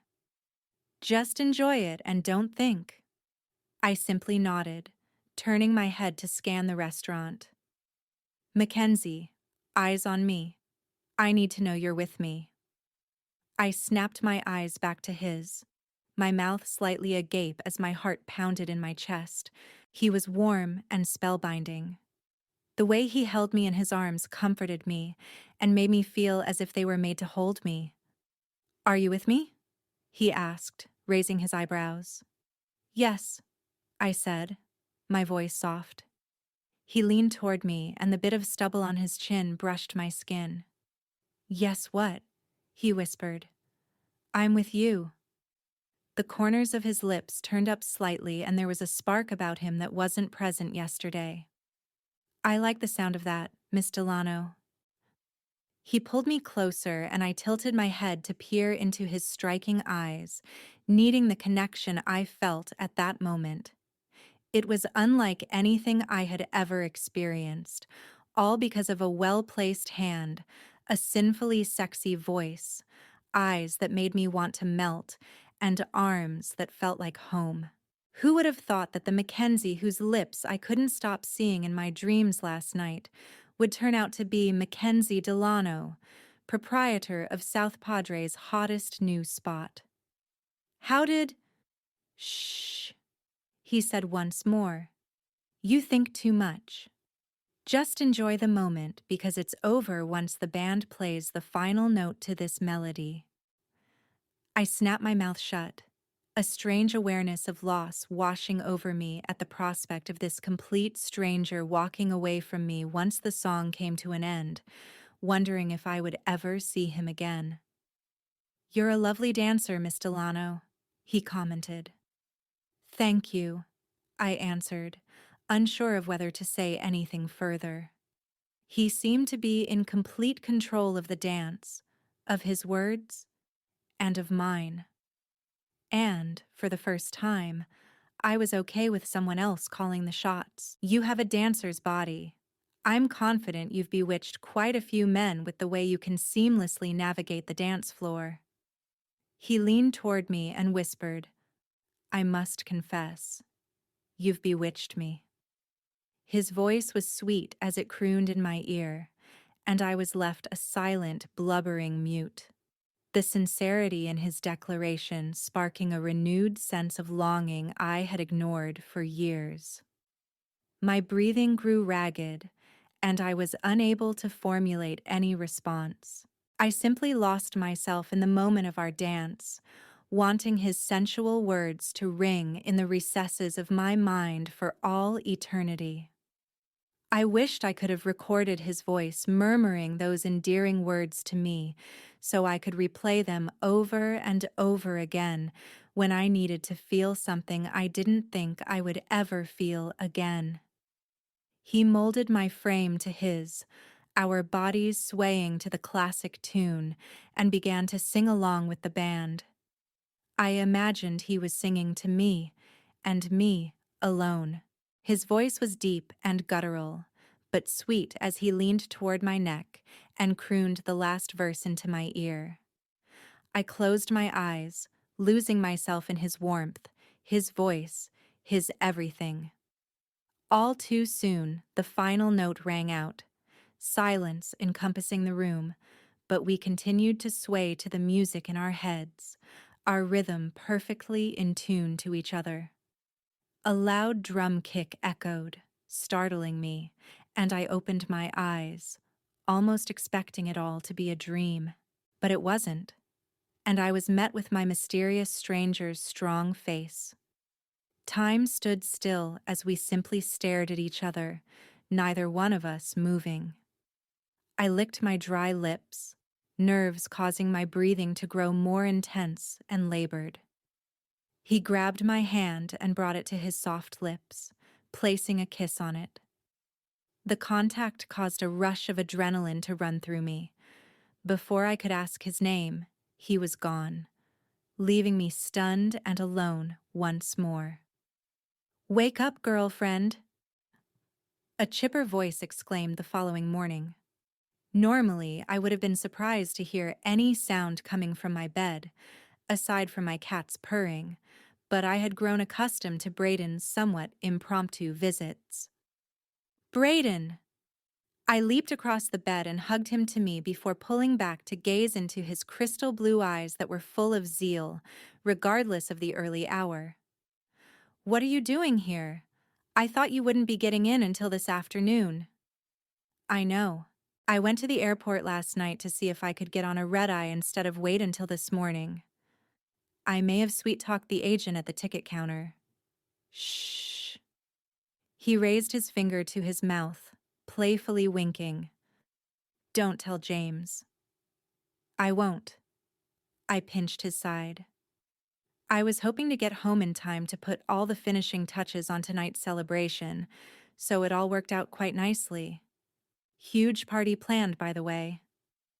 In the meantime, I want a complete play-by-play of last night.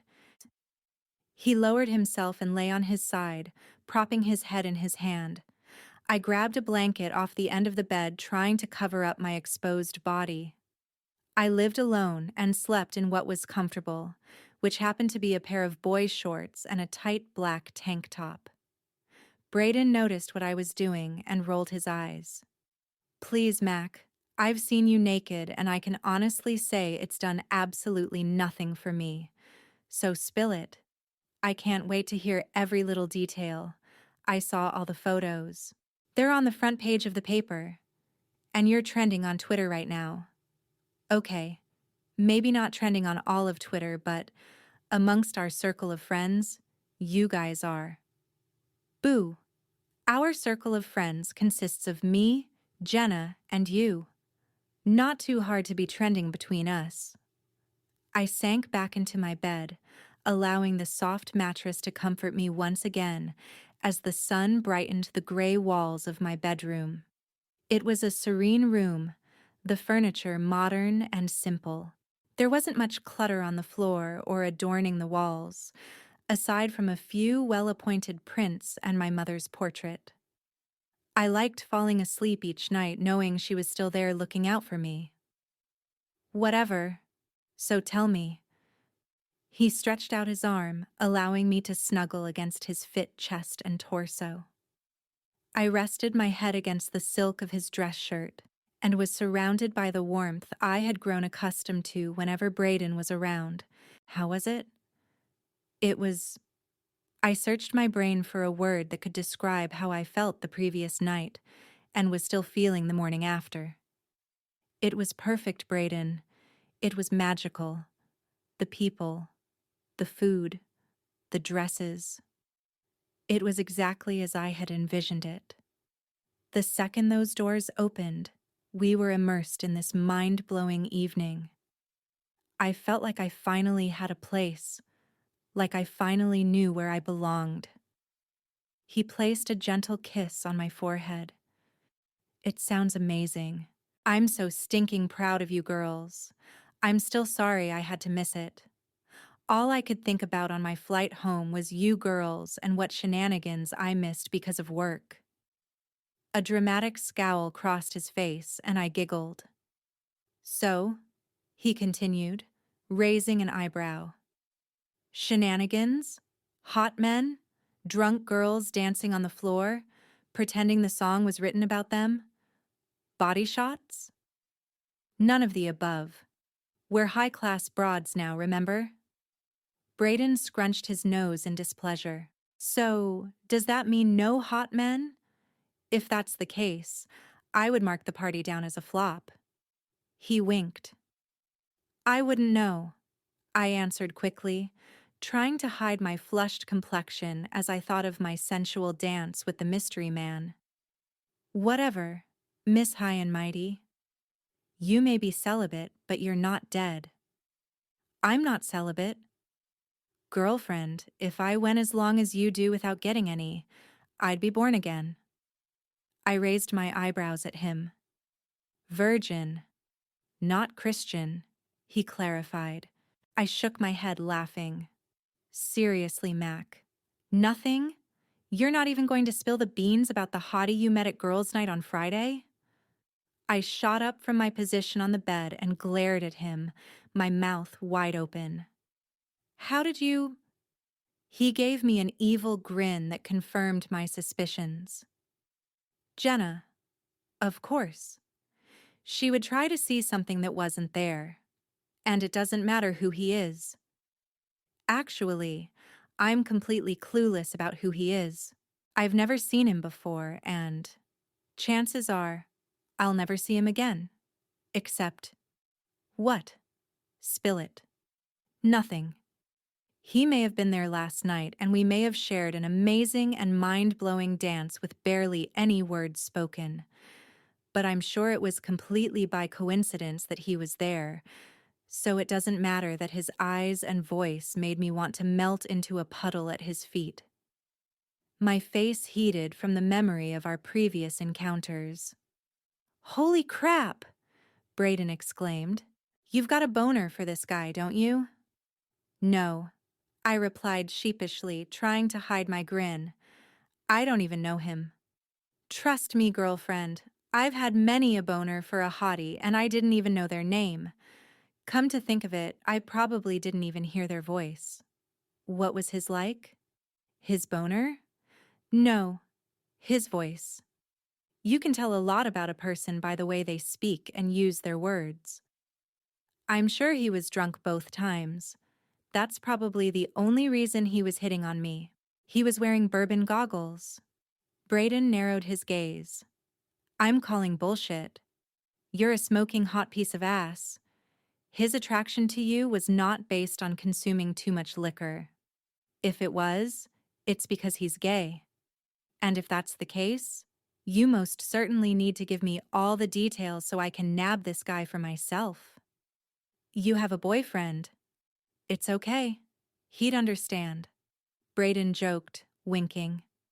His anxious eyes remained glued to my every move. You're going to annoy the piss out of me until I give you the details, aren't you? I turned my attention away from him and picked up Meatball as he stalked across the bed, curling him up against me. You know me so well, and the answer is yes. So let's hear it. Well, I started. It was hot. His voice, I mean. Low, measured, dominating, controlling, with just a hint of amusement, and the way he had absolutely no problem walking away from me after I turned him down on Friday. Why did you turn him down? Braden interrupted. I narrowed my eyes at him. Why wouldn't I? Don't put this back on me. I asked you an honest question, Mac. What was going through your head? Do you find him attractive? Of course I do, I exhaled. And when he walked away from me after I made it clear I was not interested, well, it kind of made me want him more than I expected. There was no groveling, no begging, nothing. He just got in his car and left. I was definitely playing hard to get, and I think he knew that. Sounds like you finally met someone who won't put up with your shit. What do you mean? I asked. Exactly what I said, Mac. You love the chase. You love when guys look at you, when they pine for you. But you refuse to get serious with any of them, coming up with some bullshit excuse that it's not time yet, and you're still looking for your turtle dove. But that's exactly what it is. An excuse. Tell me the real reason. That is the real reason, Braden, I shot back, my eyes roaming the room and avoiding his. I've known you for years, Mackenzie Sophia. That's not the reason, and we both know it. Jenna can't see through you like I can. His expression softened, and I could tell he was gauging whether to push the conversation any further. I was hoping he would drop it. Does it have anything to do with what happened freshman year? He asked, his voice full of compassion and hurt at the same time. I didn't even know Braden freshman year, but after he had found out the reason for my somewhat overbearing and controlling tendencies, he reacted as if it had happened to him. That was the moment I knew I would always be okay if I had Braden by my side. The tears he cried for the scars I would always carry with me, warming the ice that had hardened my heart. Bray. Mac. He crooned, pulling my body into his. I adore you. You know that, right? You're my soulmate, regardless that I find women, well, you know, gross. I giggled. I know you don't want to admit that all of this is because of Charlie and what happened, but there's nothing wrong with that. It shows I'm weak. No, it doesn't, you stubborn ass. It just shows you have feelings and a heart that isn't impenetrable. It shows you know how to love and, because of your feelings for Charlie and what happened between you two, you're hesitant to put your trust in people. But you've learned to trust me. Because you're gay, I interjected quickly. But even if I weren't, you'd still trust me, wouldn't you? I pulled back and stared into his brilliant eyes, his normally strong and chiseled face softened with sincerity. I didn't even have to give his question a moment's thought. Of all the men I had known in my life, I trusted Braden above anyone. Of course. Then you can learn to trust someone else too, because I will not let you turn into an old maid. Got it? I laughed, swiping at the few tears that had escaped. Got it, boo. Good. Now tell me about the dance. Oh, I breathed, feeling an odd tingling on my skin when my mind rewound to the previous night and the way the strange, brooding man had held me as he guided me across the dance floor. It was decadent. He came out of nowhere and pulled me against his body. I tried to protest, but he wouldn't let me. Instead, he told me to stop talking. Normally, I'd tell the guy to fuck off, but I was transfixed by him, by the way he moved his body with mine. He told me to keep my eyes on his, and I did. The entire dance. I couldn't look away if I tried. There's just something that tells me this guy doesn't play games. You get exactly what you see. And do you want what you saw? I opened my mouth, unsure of how to respond. Yes, there was something about my mystery man that intrigued me. My mystery man? I thought to myself, grinning. He certainly wasn't mine. How could he be if I didn't even know his name? Still, my body had reacted to him in such a way that I had never experienced before. The truth was, I wanted that dance to last all night long. The emptiness I felt when he walked away from me was unexpected, and I shied away from the unexpected. I had to.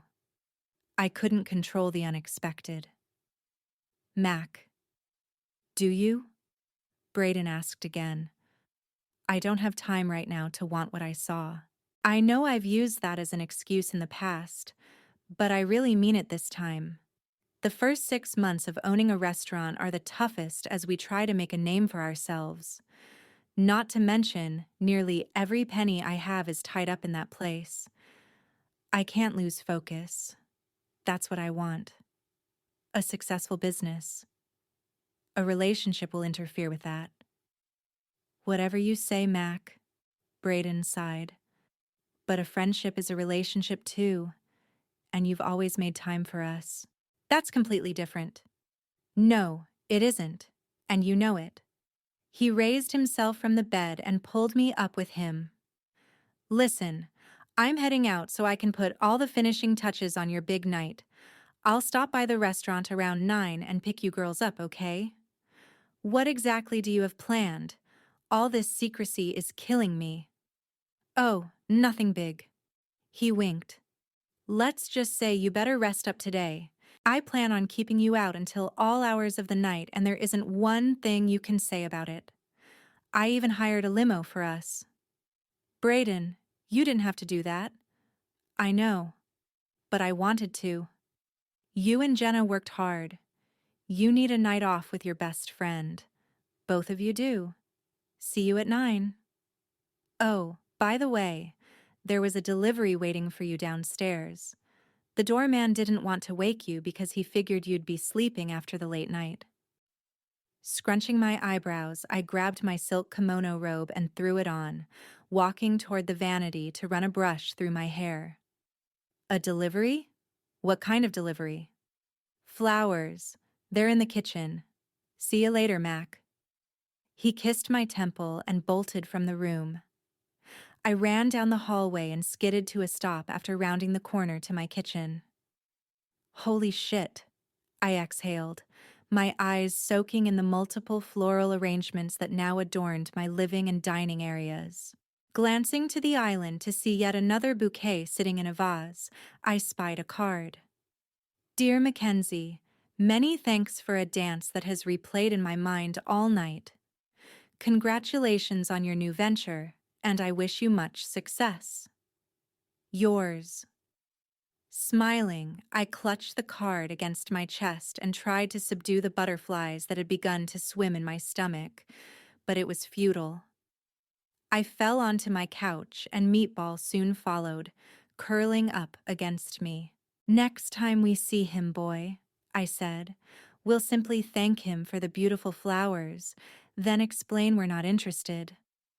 Meatball began to purr as I scratched his head. Because we are absolutely not interested, not in the slightest. All morning, as my eyes continued to wander to the extravagant flowers, I couldn't stop thinking about my mystery man.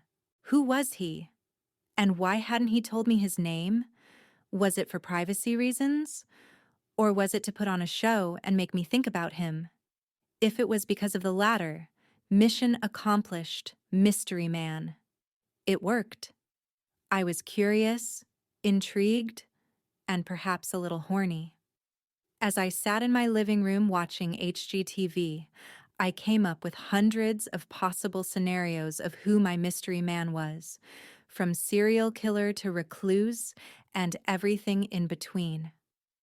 This is the biggest waste of time, I huffed, switching off the television, tired of watching happy couples looking to buy the perfect home, complete with a big backyard and white picket fence in which they would raise their 2.5 children. I felt off balance, and I knew it was because I slept through my usual Sunday morning yoga class. Needing to return to some sort of normalcy in my life, which had been distressingly absent since first meeting my mystery man, I grabbed my gym bag and dashed out of my condo in the hopes that I would be able to exercise the unease away. Within minutes, I pulled into the parking lot of the state-of-the-art fitness center and rushed into the locker room to get ready for my much-needed workout. I changed into a pair of gym shorts and a pink sports bra, tossed the rest of my things into a locker, then ran up the stairs to the open space that held rows of cardio equipment, as well as a rather extensive free weight and machine area. Picking the treadmill I always tried to get, I set the pace low in order for my legs to warm up. Once my muscles began to acclimate, I pushed the speed, getting lost in the driving beat of the music I blared through my earbuds. Running always felt strangely therapeutic for me. I could put all my anger, heartache, and sadness into the act, and it was something I could control. I wasn't at the mercy of needing someone to spot me. It was just me, and that's how I liked it. As a runner, I should have despised the treadmill, but I liked the familiarity it gave me. Nothing unexpected would happen while I placed one foot in front of the other in rapid succession. On the streets, I was at the mercy of the elements. My run could be cut short by a storm, a car wreck, anything. Inside, I could turn off and set the treadmill to 7 and run for exactly 45 minutes. The treadmill was stable, and I needed that stability. Eyeing somebody climb onto the treadmill next to me, I scowled, annoyed. There were rows of unused machines, but the prick had to choose the one next to me. I just wanted to be left alone. Sensing the figure glance at me as if gauging my speed, my annoyance grew into irritation when he picked up his own pace as if it were a contest. I kept my speed consistent, not straying from my plan. 5 minutes of easy pace, then some speed training. Of course, the more I noticed the person measuring my speed, the more inclined I was to break from that plan. I tried to resist, but something inside me made me feel like I had to do it, like I had to push it and prove I could hold my own. Fuck it. I mumbled and increased my pace dramatically. I had been running routinely enough that my legs kept up with relative ease. I glanced quickly to the person running next to me, still not looking at his face, and grinned when he began to run faster in response. I felt great and surprisingly free, regardless of the break in my original plan. It was going to take a hell of a lot more than running at a speed of 7.5 to tire me out. Maintaining my pace, I waited for him to increase his speed. Minutes went by, and I wondered if he was too tired to go any faster. "Is that all you've got?" I exclaimed loudly, punching my treadmill and increasing my speed a few clicks. "Oh no, hot stuff," he said in response, his voice muffled through my earbuds. "I'm just getting warmed up. I hope you're not easily tired out because, I assure you, I can go for hours." My face flushed from the double entendre, but I maintained my speed. My brain was focused on simply putting one foot in front of the other, ignoring the burn starting to build in my legs. My competitive spirit didn't know the meaning of the word quit. Refusing to show defeat, I increased my speed once more, adrenaline rushing as the figure next to me imitated my motions on his own treadmill. I prayed he would give in soon as my legs were starting to tire from the intensity. "You really think you can keep this up all day?" I shouted, my breathing slightly labored. "Well, I'll tell you one thing. I don't give up. So you're in for the long haul, buddy." Why am I not surprised by that, Mackenzie? My head snapped up. Staring into a pair of familiar green eyes, I clumsily lost my balance, tripping over my feet as I struggled not to fall off the machine. "Shit," he exclaimed, jumping toward me and stopping the belt on my treadmill. Grabbing me by the waist right before I was about to fall, he pulled my body into his, lifting me off the belt as it slowed to a stop. Sweat dotted both our skin, and there was something so perfect, so warm about being trapped in his embrace. A low burn began to build in my stomach, slowly spreading through the rest of my body, and I couldn't do anything but stare into my mystery man's eyes. I couldn't move. I couldn't speak. The only thing I could think was how right this complete stranger's arms felt wrapped around me, supporting me, comforting me. "Are you okay, Mackenzie?" he asked, his tone as sensual as it was during our past few meetings, perhaps even more so.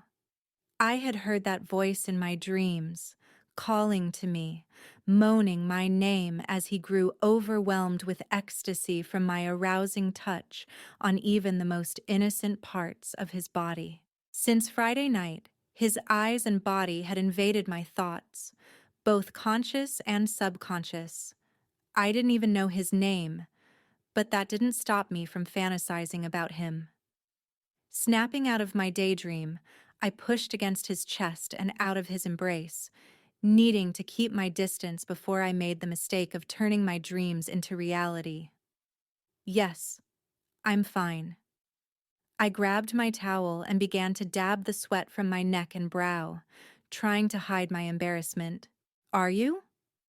He hovered over me and, under the fluorescent bulbs of the gym, I was able to get a better look at him. His chest was broad and defined, but not in an intimidating way. It was more an indication that he took care of himself.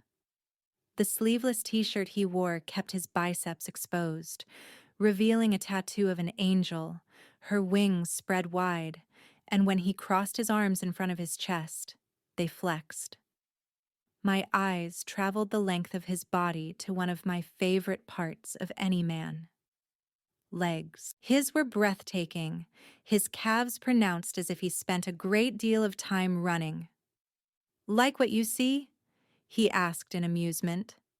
My eyes grew wide as I returned them to his, slightly flustered that I had been caught checking him out. He had a cocky smirk, and I hated that he was more than aware of the effect he had on me. I hated the effect he had on me. Straightening my spine, I said, truthfully, yes. I do like what I see, but appearances only go so far. Since I don't even know your name, I'm afraid my attraction to you only goes skin deep. I grabbed my things, checking the time on my smartphone to see how off schedule I was. It was nearly 3 in the afternoon, and I had so much I wanted to do before tonight, including work. Goodbye, whoever you are, and thank you for the flowers. Just as I was about to turn from him, I felt a strong hand grasp my arm. Before I knew what was happening, my body was pressed against his once more, memories of the previous night and our incredibly intimate and arousing dance replaying in my mind. Aren't you curious? About your name? And who you really are? Of course I am. You've made it nearly impossible for me not to be curious. So I was right, wasn't I? He asked. Running his hands up and down my back, he tugged my ponytail, forcing me to look into his hungry green eyes. My brain felt foggy, my instincts clouded from the effect his body, eyes, and sinful tone had on me. I was drawn to him, and I was dumbfounded as to why. I knew absolutely nothing about him. Not his name, where he was from, what he did for a living, or how old he was. About what? I asked, my voice strong, masking my weakening defenses. You were thinking about me, weren't you? Why else would you be curious about who I am? I could be curious about that without having thought of you. In fact, the thought of you hasn't crossed my mind once since you left last night. I closed my eyes, unable to turn my head. Is that the truth? He asked, cupping my face in his large hand. Because I've done nothing but think about you. And these perfect pink lips. A finger traced my bottom lip and I whimpered, completely unhinged and in a trance. For a short moment, all rationale and reason was thrown out the window as I lost myself in his erotic and sensual touch. Look at me, Mackenzie, he said forcefully. My eyes flung open, as if my mind had no control over what my body did. He held it all. Tell me the truth. Tell me you've been thinking about me as much as I have of you. Staring into his intense eyes, primal lust evident in his gaze, I swallowed hard. Yes, I exhaled. A sly grin crossed his face. He lowered his lips toward mine, and I braced myself for what I knew would be a mind-blowing and all-consuming kiss. It felt as if everything moved in slow motion, but I wanted nothing more than to speed time up. I needed to feel his lips on mine as soon as possible. I could picture our first kiss in my mind. It wouldn't be soft and sweet. It wouldn't be timid. No, it would be greedy, animalistic. A kiss to ruin me for any future kisses. Tyler, he murmured, a breath away from my mouth. My name is Tyler. He pulled back, and a scowl crossed my face. confused about why he hadn't kissed me. I wanted his kiss. I needed it. It was the only thing that would settle the flames slowly beginning to smolder in the pit of my stomach. Bringing my hand to his lips, he placed a chaste kiss on it. Until next time, mi cariño. He raised his eyes to look at me one last time. And there will most certainly be a next time. He released my hand and began to walk away. When? I called out, desperation taking over. Soon. Very soon, he said, the words more like an order than a promise. Good day, Miss Delano. He winked and disappeared down the stairs. I tilted my head to check out his rather attractive backside. Good day, Tyler. I touched my mouth as I thought how amazing it felt to have his lips just a whisper away from mine. A few minutes before 9 that evening, I sat behind the desk in my office at the restaurant, carefully applying my makeup. A sudden movement caught my eye, and I raised my head to see Jenna flitting into the room, wearing a short and tight cherry-red dress. "Did Braden tell you he rented a limo for tonight?" she asked, plopping down on the couch. "Yeah, he did. Don't you feel guilty, though?" I responded, lining my hazel eyes with deep gray shadowing. "No. What should we feel guilty about?" She raised her eyebrows and crossed her arms in front of her body, slightly pushing her small chest up. "About leaving while the restaurant's open." "Mac," Jenna started, her voice severe. "We talked about this. We hired fantastic managers so we don't have to be here 24/7. I need to see my husband, and you need to have a life. They can handle it. And if there's a problem, they'll call. You see that little device that seems to be permanently glued to your hand?" she said sarcastically, gesturing to where my smartphone lay within reach on the desk. "When people dial a 10-digit combination assigned to that, it'll ring. And when you press a little green button and say hello, you'll be able to hear them." Her mouth went wide in faux shock. "The miracle of modern technology, Mac." I grabbed a pencil off my desk and threw it at her. "Okay, I get it. No need to be so snarky." "I'm not snarky." She paused, pinching her lips together. "Okay, maybe a little." She playfully stuck her tongue out. Pushing out of my chair, I walked to the floor-length mirror that hung on the door to my office, checking my reflection. "What do you think? Will this pass the Braden inspection?" I asked, smoothing the lines of a sleek polka dot dress that clung to my curves, hitting just above the knees. It pushed my chest up just slightly, making it bigger than it already was, but in a tasteful manner. "It's very 60s pinup," Jenna commented. "That's what I was aiming for." "Ready?" I asked, turning to her. She nodded and raised herself from the couch, following me down the hallway and toward the stairs that led to the kitchen. Exiting the front doors of the restaurant, we were greeted with a tall man clad in a suit standing next to a black stretch limo. "Miss Delano and Miss Pope?" "That's us," Jenna said. "Pleasure to meet you. I'm Jeffrey, and I'll be your chauffeur for the evening."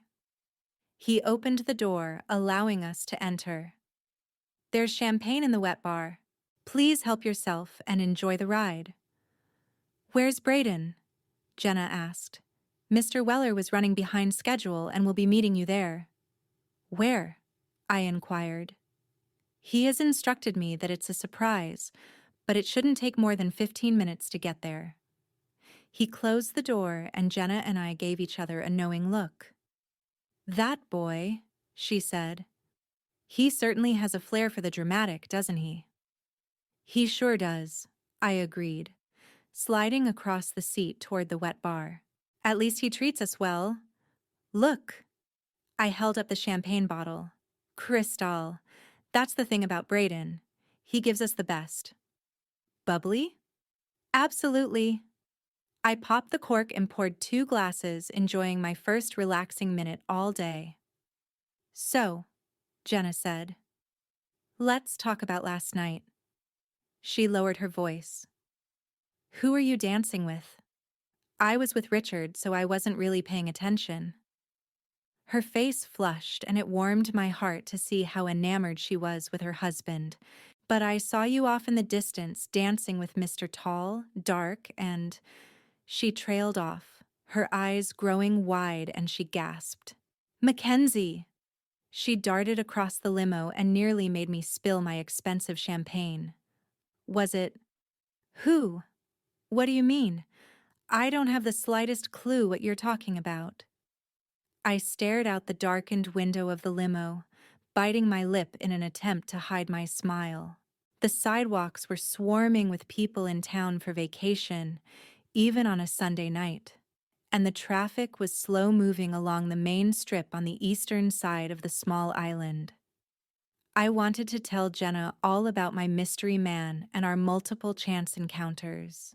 In just 48 hours, he had thrown my world into a tailspin, and I had barely spent 5 minutes with him. But, at the same time, I didn't want to admit I had feelings for him. It seemed too perfect. He was too perfect.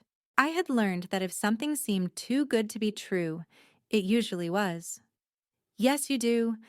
You can put on an act all you want, Mac. But I know you. It was him, wasn't it? The guy from the bar Friday night? Who is he? I downed my glass of champagne, taking a moment to compose my thoughts. It's almost like he's the combination of every leading man I've ever swooned over, as if he's Prince Charming, Clark Gable, and Humphrey Bogart all rolled into one, as if he knows exactly what to say to make me feel… Love? She interrupted. Flutters. I sighed, unable to hide my excitement. But… Jenna narrowed her gaze at me. What do you mean, but?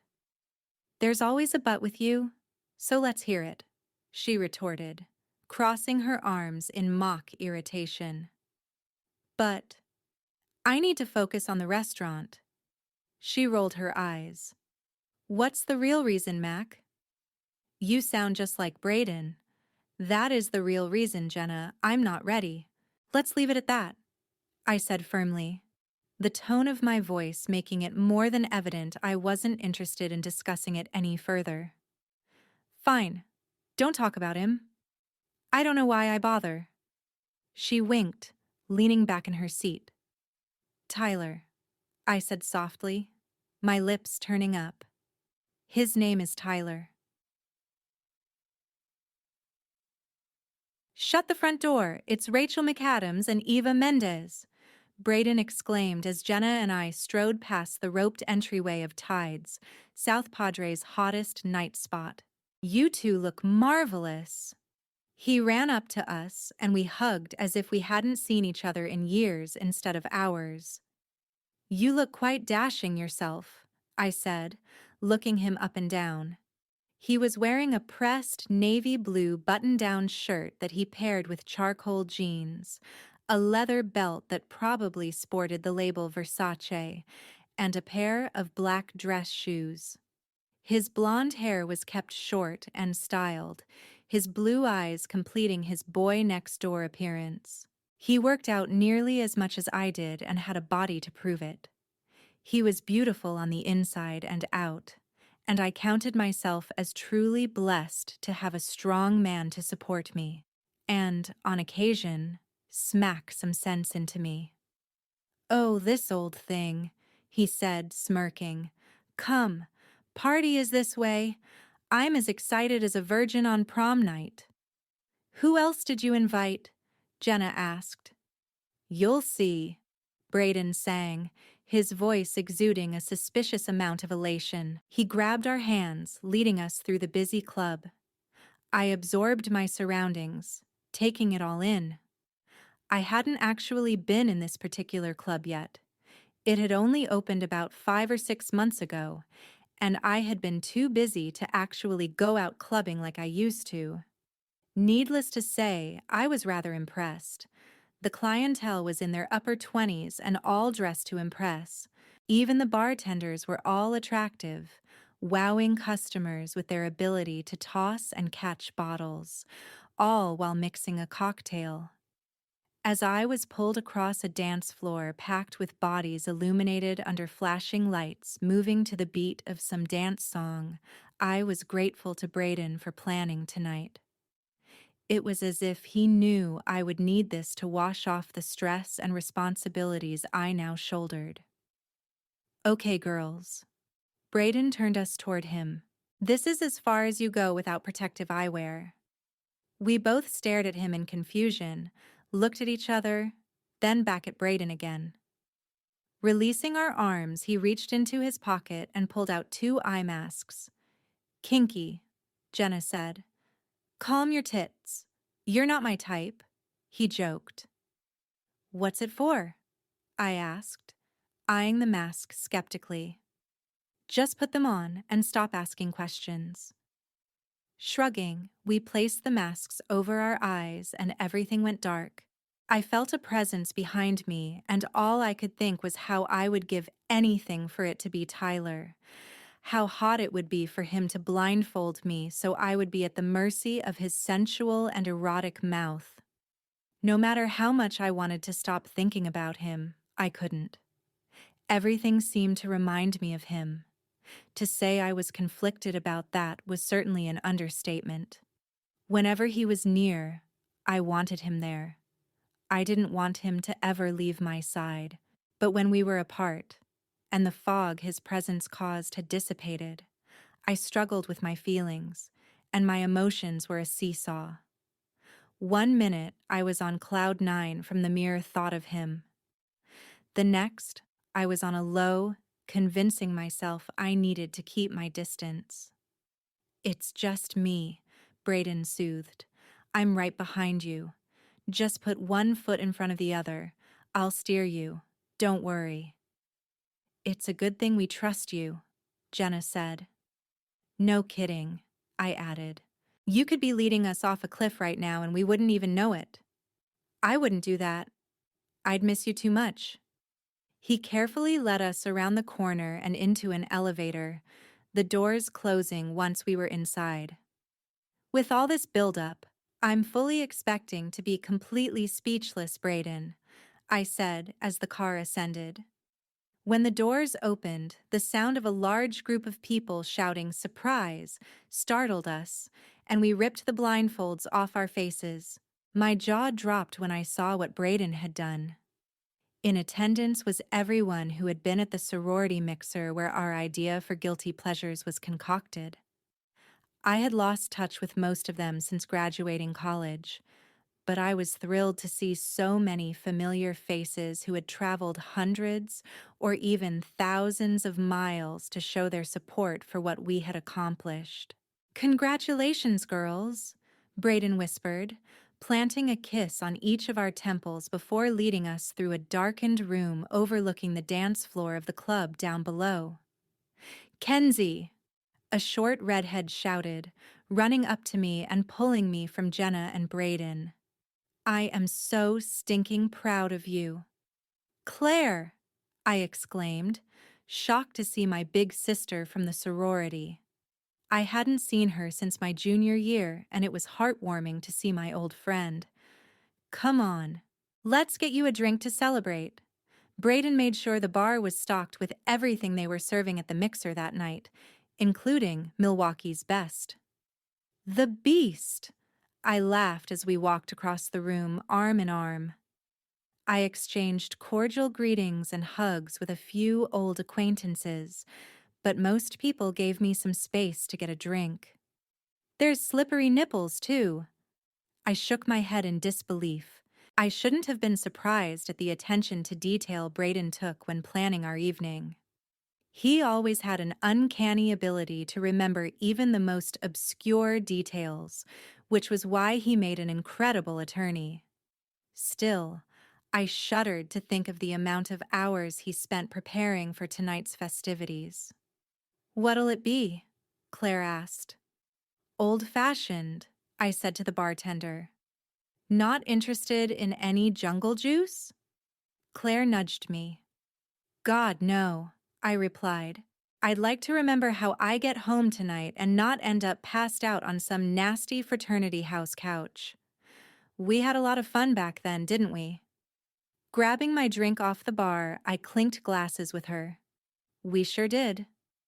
An awkward silence passed as I surveyed the room, seeing people mingling and exchanging stories about what they had been doing the past few years. Claire had been there for me since the first week of my freshman year. I was rushing the sorority she was in, and she took me under her wing, showing me the ropes of college, giving me advice on who to date and who not to. It turned out her instincts were spot on. I wished I had listened to her. She had voiced her concerns about Charlie early on in our relationship, thinking it odd that a 25-year-old Army lieutenant and Harvard graduate would be interested in an 18-year-old girl. I was stupid, blinded by the combination of his maturity and finally being away from home for the first time, a huge change for me after having been homeschooled most of my life. I should have known better. Trying to shake off the memory of my biggest mistake, I made the rounds, spending hours socializing with people I hadn't seen in years. Some had gone on to graduate school. Some had found jobs in their field. Some were starting families. Can I have everyone's attention for a minute, please? Braden's voice cut through the raucous chatter as the dance music that was piped in was lowered. Several hours had passed in the blink of an eye, and even more drinks had been consumed. Everyone quickly turned in the direction of his voice, and I giggled when I saw Braden standing on a table, his hand placed on his hip as he waited for the crowd's attention. Good, he said. First of all, a big thanks to all of you for taking the time out of your very busy schedules to be here tonight to celebrate this momentous occasion. You're probably wondering why I assembled this particular group of people. Well, see, about 8 years ago, before I even knew the two lovely vixens known as Jenna Salerno, now Pope, and Mackenzie Delano, you were all at a mixer at Phi Sigma Rho sorority house. And in that basement with a floor sticky from liquor, beer, and other things I don't even want to think about, these two girls dreamed up an idea. Just last night, that very idea became a reality.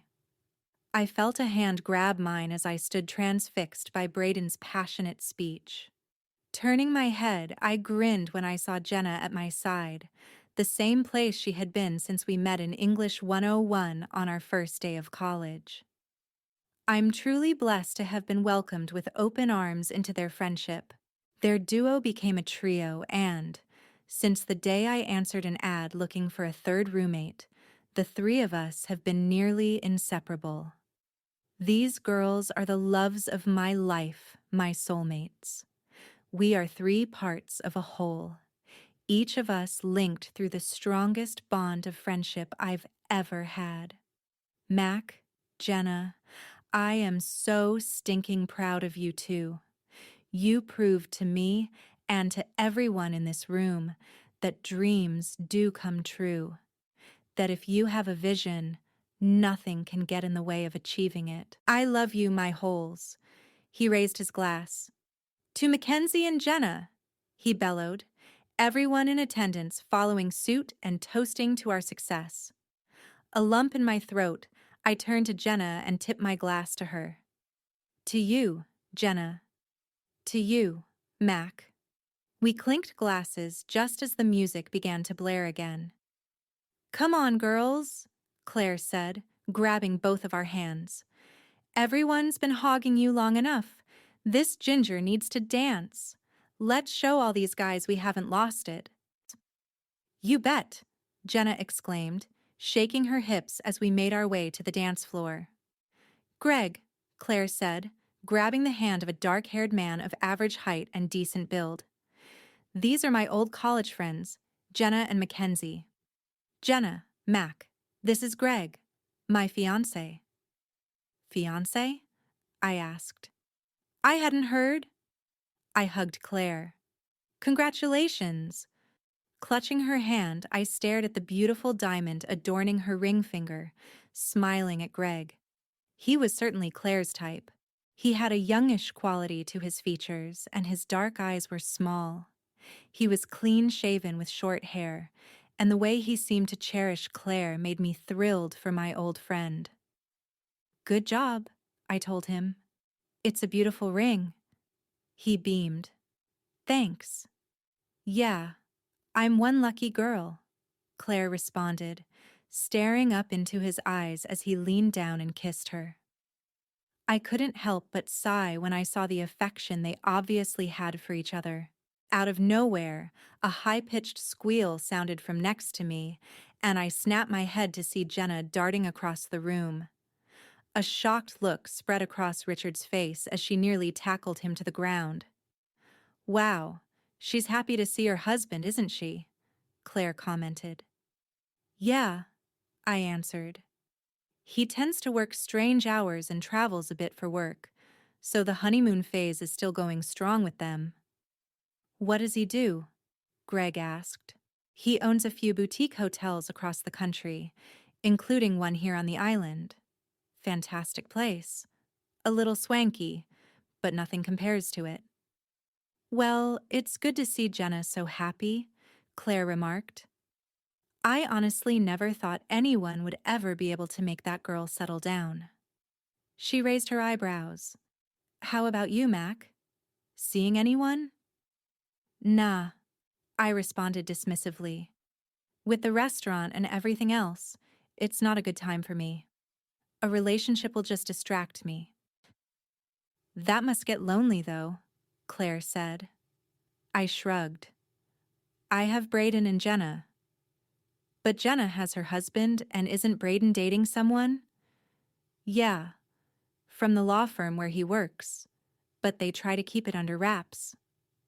I gestured toward where Braden was talking to a tall man with a shaved head, laughing at whatever he had just said.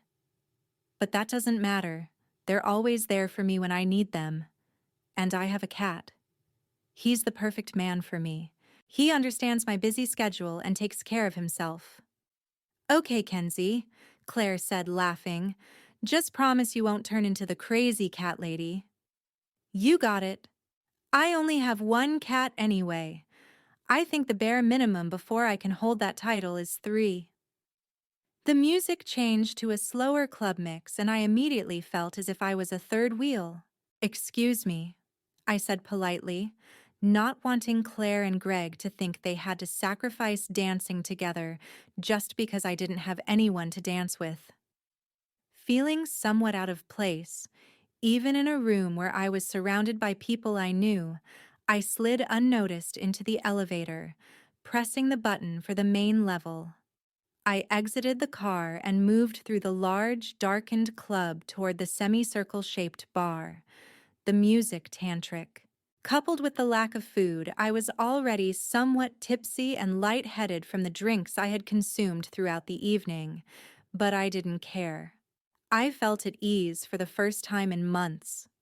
For that one night, I had finally stopped worrying about not being at the restaurant and was actually enjoying myself, regardless of the fact that I was surrounded by couples. The truth was, over the years, I had grown accustomed to being alone. There was a freedom to it not many people understood. What'll it be? A tall, dark, and handsome bartender asked, flashing his perfect white teeth. Manhattan? Up. He nodded and set about mixing my drink. I turned my attention away from the bar while I waited, soaking in everything about the chic club. Strobe lights flashed in a low flicker, making the faces of the people dancing to the slow melody difficult to see clearly. Here you go, miss, the bartender said, bringing my eyes back to his. What do I owe you? I asked, reaching for my card, my eyes trying to focus on my wallet, which proved slightly difficult. Don't worry. Boss says it's on the house. I reeled back. confused. He walked away from me and was already taking someone else's order by the time I finally opened my mouth to ask who his boss was. Searching my wallet, I found enough cash to cover the drink and a tip. Not keen on the idea of accepting a drink from a complete stranger, I left the money on the bar and spun on my heels, heading toward the dance floor. The mood was enthralling as bodies swayed in a slow rhythm to the music. I immersed myself among the crowd and closed my eyes, moving with the hypnotic beat. Instantly, I sensed a body approach from behind and push my curled locks to the side of my neck. "Dance with me," a voice growled. The body attached to it placed his hands on each of my hips. I tried to turn my head to see who it was, but he reacted quickly, removing a hand from one of my hips and forcing my face forward. "Don't. Keep looking straight ahead." His voice was low and eerily similar to the one I had been hearing call my name in my dreams, my mystery man. Closing my eyes, I envisioned the exquisite body attached to the smooth voice. A dull excitement coursed through me. The unknown, the mystery, the intrigue as to who it could be intoxicated my senses, regardless that I was all too aware it couldn't be anyone other than the man who had unexpectedly found his way into my innermost desires over the past several days. "Click," the voice said, and I flung my eyes open. My gaze fell on a pair of familiar green eyes sitting at the bar, sipping a drink. Several girls surrounding him with their hands on him. My body immediately tensed up, and I fought against the person behind me, holding me to him, trapped. A hand was instantly on my throat. He skimmed a cold metal object up my exposed back. A nervous chill spread through me despite the high temperature in the club. "Who are you?" I asked, my eyes growing wide in terror. "Click," he repeated, just as he had done on the phone calls when he fired an unloaded gun. He tightened his grip on me and my body trembled, recalling what happened after the 2 clicks during the last phone call. "Please," I begged, tears welling in my eyes. He brushed his lips against my neck and murmured, "Bang." I braced for the gunshot, relieved when he quickly released his hold on me. Paralyzed with fear, I lost my grip on my martini glass, and it shattered all over the floor, my body crashing down next to it. "Tyler." "So where are you from?" a short, attractive blonde asked, bumping into me and nearly making me spill my scotch that probably cost more than her first semester of college. She threw her arm over my shoulder, and I wanted nothing more than to rid myself of her touch. Just as I was about to respond, a familiar silhouette sauntered toward the bar. I grinned in a sly manner, my gaze focused on her as if she were the only woman in the room. In truth, she was the only woman who mattered, and she would be for the foreseeable future.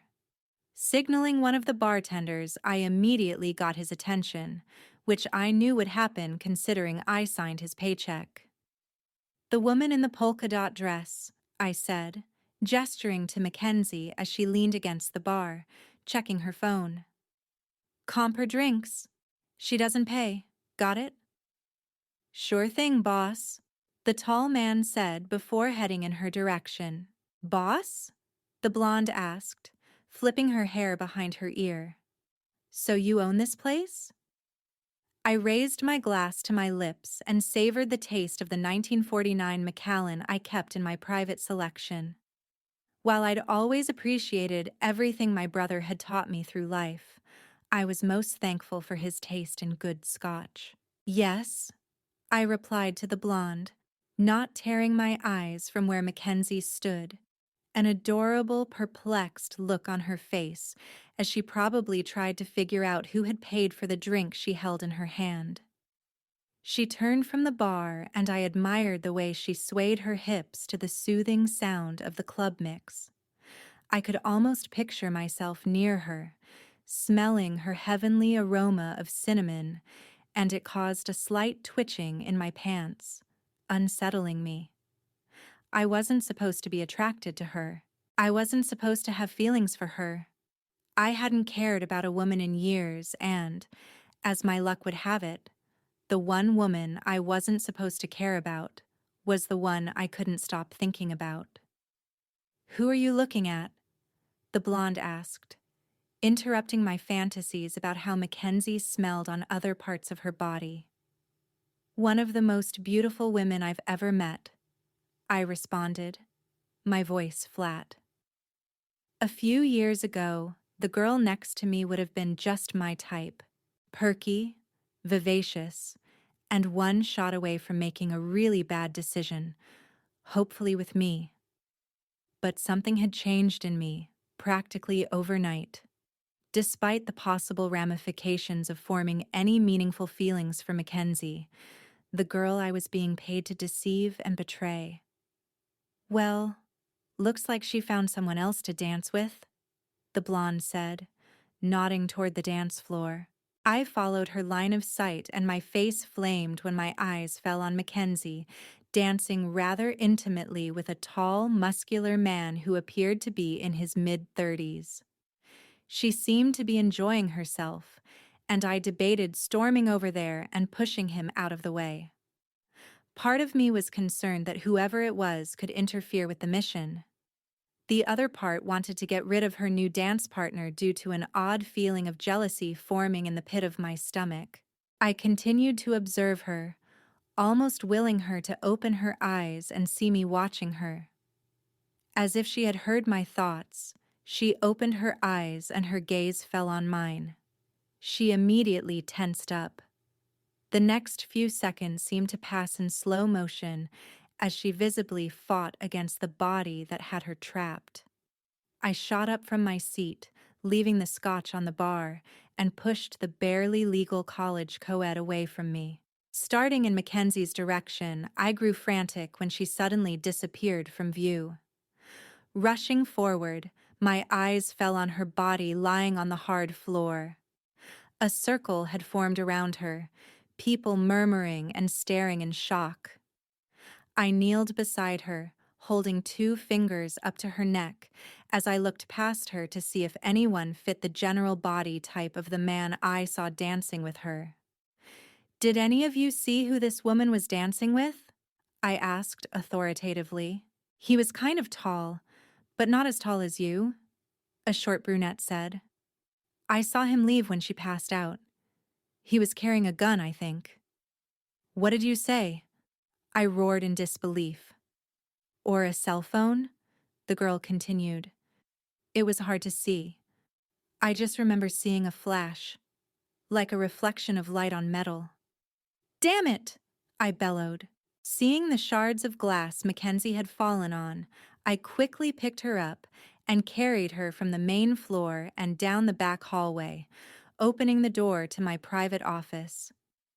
I gingerly lay her on the black leather couch and ran to my desk, picking up the phone. After a brief pause, a voice answered on the other end. "Eli, it's me. I need you to get all of the club's camera feeds from tonight. Have them on my desk by tomorrow morning." I hung up and returned to Mackenzie, examining her injuries. She had several shards of glass stuck in her skin. The wounds appeared to be shallow, but they would need to be disinfected and washed. Walking into the ensuite bathroom, I found a first aid kit and ran a towel underneath the faucet of the dual vanity.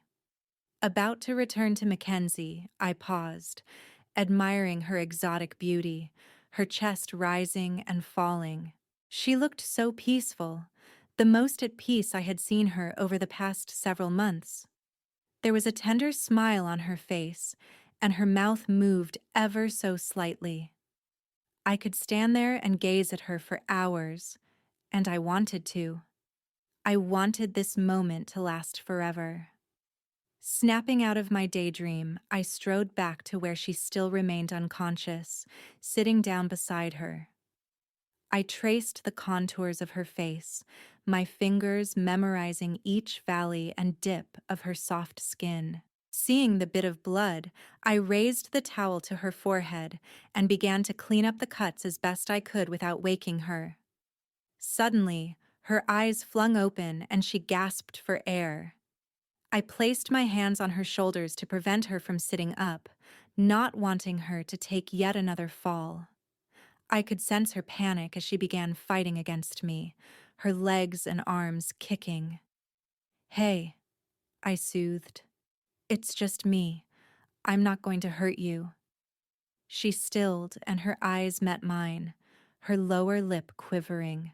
I gently caressed her forehead, brushing the hair out of her face. Nearly every day for the past 6 months, I had looked at photos of her, but they didn't do her justice. The real thing was more alluring and enticing than I could have imagined. Maybe it was because I knew her as a person now. A person who is capable of love, empathy, and devotion, all of which I was unworthy to receive from her. "Where am I?" she asked, her voice barely above a whisper. "In my office. You took a pretty nasty spill out there and landed on some glass. Care to share what happened?" "I don't—" She shook her head, confused. What? Who were you dancing with?" I asked urgently. "Did you know him?" "I thought it was you," she admitted, closing her eyes. A slight smile crossed her lips before she let out a barely audible sob. "But it wasn't. I knew that once I saw you staring at me." "You still haven't answered my question, Mackenzie." My eyes grew impassioned when I saw the trepidation that covered her entire body. "No one." Her voice was quiet and she avoided my eyes. "He was no one." "Mackenzie?" I swallowed hard before asking the question I needed the answer to. "Did he have a gun?" She nodded slightly, and her entire body began to shake as if she was reliving the moment in her mind. "It's okay." I helped her sit up and pulled her body into mine, comforting her. I could sense she was struggling not to cry in front of me. "I'm not going to let anything happen to you, Mackenzie. I'm going to find out who the son of a bitch is, who came into my club with a gun. Do you have any idea who it could be?" I rubbed her back, planting a soft kiss on her hair. "He came for me," she said, her voice soft. She pushed against me, lying back down on the couch. "What makes you say that?" I searched her eyes. "The phone calls. It's him." "What phone calls? Who's been calling you?" "I don't know. They never say anything. All I hear is heavy breathing, followed by 3 clicks, as if whoever's on the other end is firing an unloaded gun." "How long has this been going on?" "About 2 weeks now." "Have you gone to the police?" I asked. She nodded. "They recommended I change my phone number but said there was nothing else they could do." "When was the last phone call you received?" "Friday," she whispered softly. "That's what spooked you outside of the bar that night, isn't it?" She met my eyes. Yes. The calls had always been the same. Heavy breathing, 3 clicks. Then he'd hang up. But something changed, didn't it? Her expression dropping, she attempted to sit up, a frantic air about her as her chest heaved. "I have to get out of here." "No, you don't," I said, reacting quickly and forcing her back onto the couch. "What changed?" I stared at her, trying to persuade her with my eyes that she could trust me, although she probably shouldn't. Sighing, she closed her eyes briefly before meeting mine once more. "It wasn't just 3 clicks. It was 2 clicks and a bang." "A bang?" She nodded. "Like he actually fired the gun with a live round. And tonight, when I felt the metal against my neck and heard the 2 clicks, I thought—" Her lip began to quiver once more, and I could only imagine what she was thinking at that moment. what was going through her mind when the guy, whoever he was, pressed a gun against her. Shh. It's okay. I'm going to find this bastard and he's going to regret ever picking up the phone and calling you. Okay? She grabbed my hand, brushing her fingers against my knuckles. The contact was innocent, but far more satisfying. The connection more intense and pure than any act of supposed intimacy I had engaged in over the past few years. There was no connection to any of those girls. They were simply distractions to help me forget for a minute. But here, with Mackenzie, I didn't want to forget. Thank you, she said, her voice full of sincerity. Of course, but first things first. You fell pretty hard, and there's a bit of glass lodged in your forehead. So what? You want to play doctor? She asked, lightening the tense mood in the room. Yeah, it's always been a fantasy of mine. I winked, grabbing a set of tweezers from the first aid kit. This is going to hurt a bit, so just relax and try to avoid straining any of the muscles in your forehead right now. Okay? Got it. You can still smile if you want to, though. I lowered my lips toward hers and could feel her heart rate increase. I love your smile, I murmured, my lips skimming hers. I remained a whisper away from her, her sweet, alcohol-laden breath dancing on my skin. She cleared her throat and I pulled back. You know, she started, you really should go after women your own age. Those girls you had hanging all over you at the bar aren't right for you. Who said I cared about that? I asked, my eyebrows raised. It's none of my business, Mackenzie said quickly. I get it. Believe me, living on an island where most of the people usually only stay for a week certainly has its advantages. I have no interest in any of those women, if you could even call them women. In my eyes, they're just confused girls. They wouldn't be able to satiate my appetite. My eyes grew hooded and I leered at her, not masking the fact that I was checking out her body in the slim-fitting dotted dress she wore, her chest prominent. I like mature women. I leaned down once more and all I could think was how soft her lips appeared. I wanted to kiss her. God, I wanted to do so much more than just kiss her. But I had a goal. An entire mission depended on me being able to read this woman and make all the right moves. My timing had to be perfect. So instead of kissing her and taking advantage of her vulnerability at the moment, which could have easily come back to bite me in the ass later, I pulled back. Her body relaxed and an adorable look of disappointment appeared on her face. It was playful, beautiful, and everything I had learned made up the enchanting Mackenzie. So you own this place? She asked, clearing the air. Yes.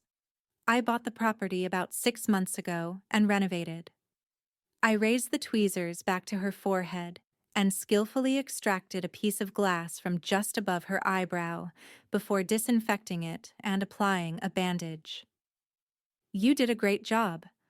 I remember this building. It was a complete dump. This is my first time here. I've been meaning to get here for months to check it out, but haven't really had much time for going out lately, except for girls' night.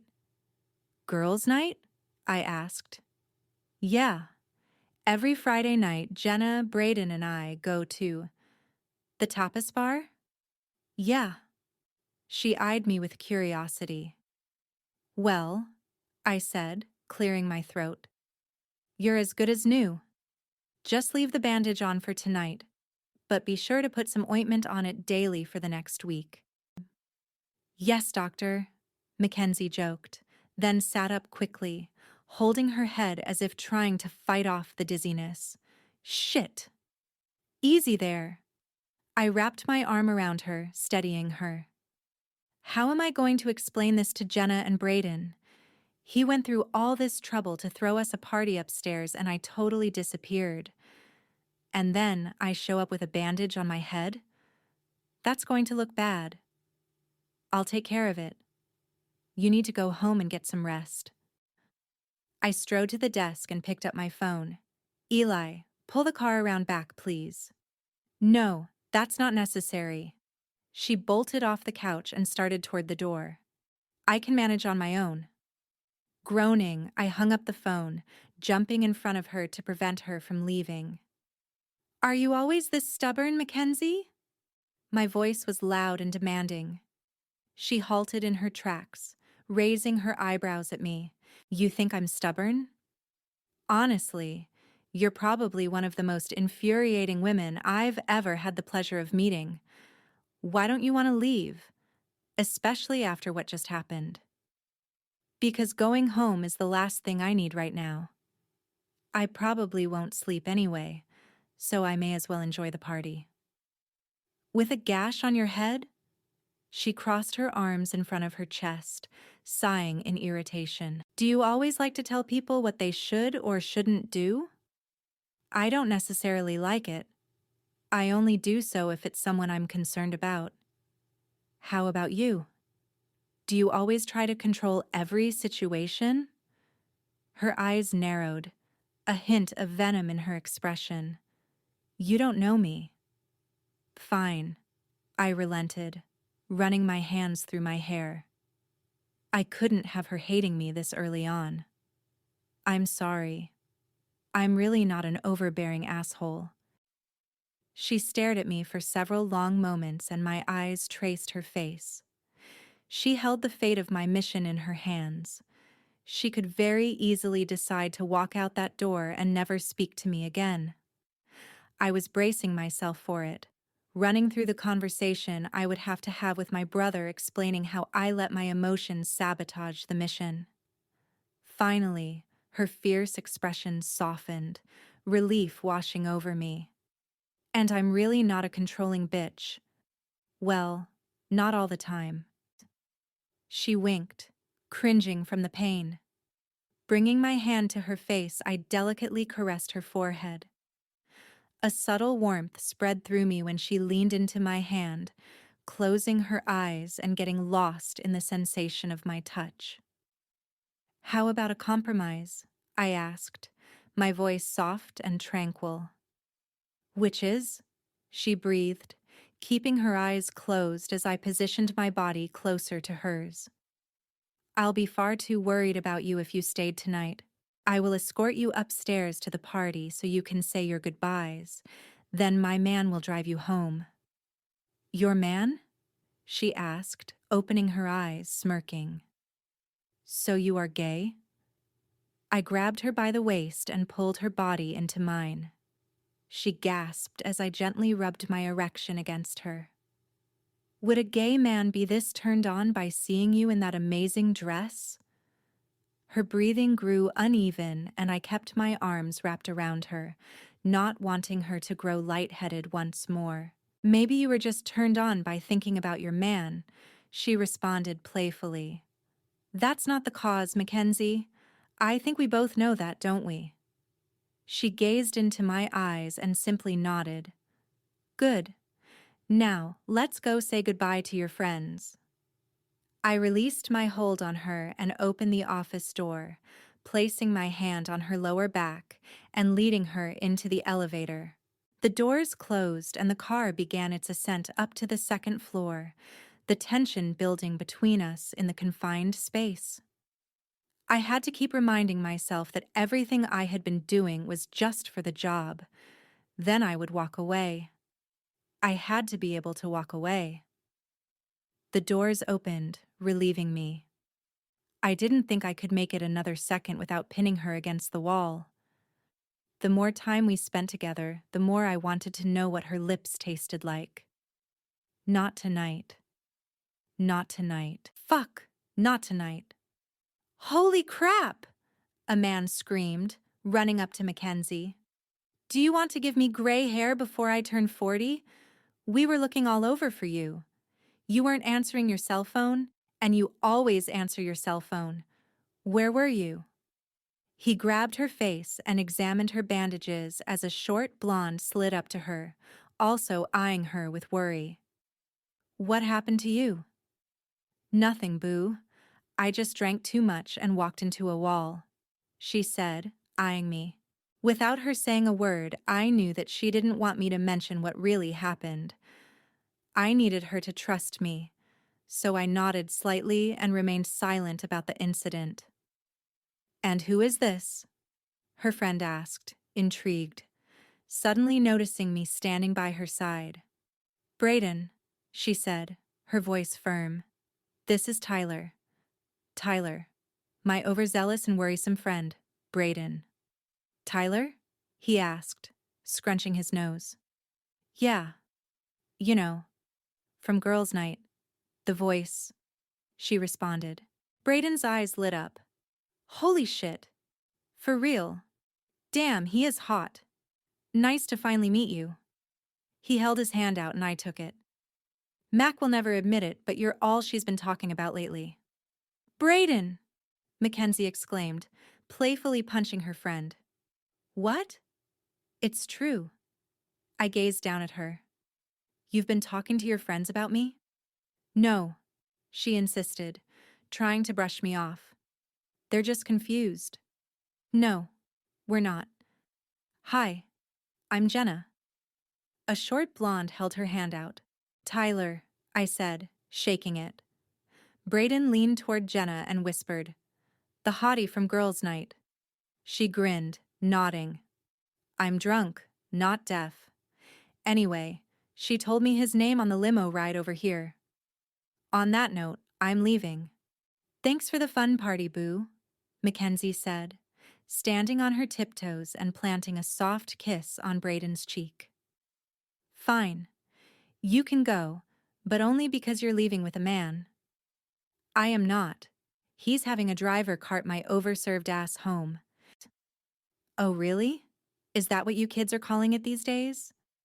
Brayden crossed his arms in front of his chest. "I'll make sure she gets home in one piece, courtesy of one of my drivers," I said. "You have drivers?"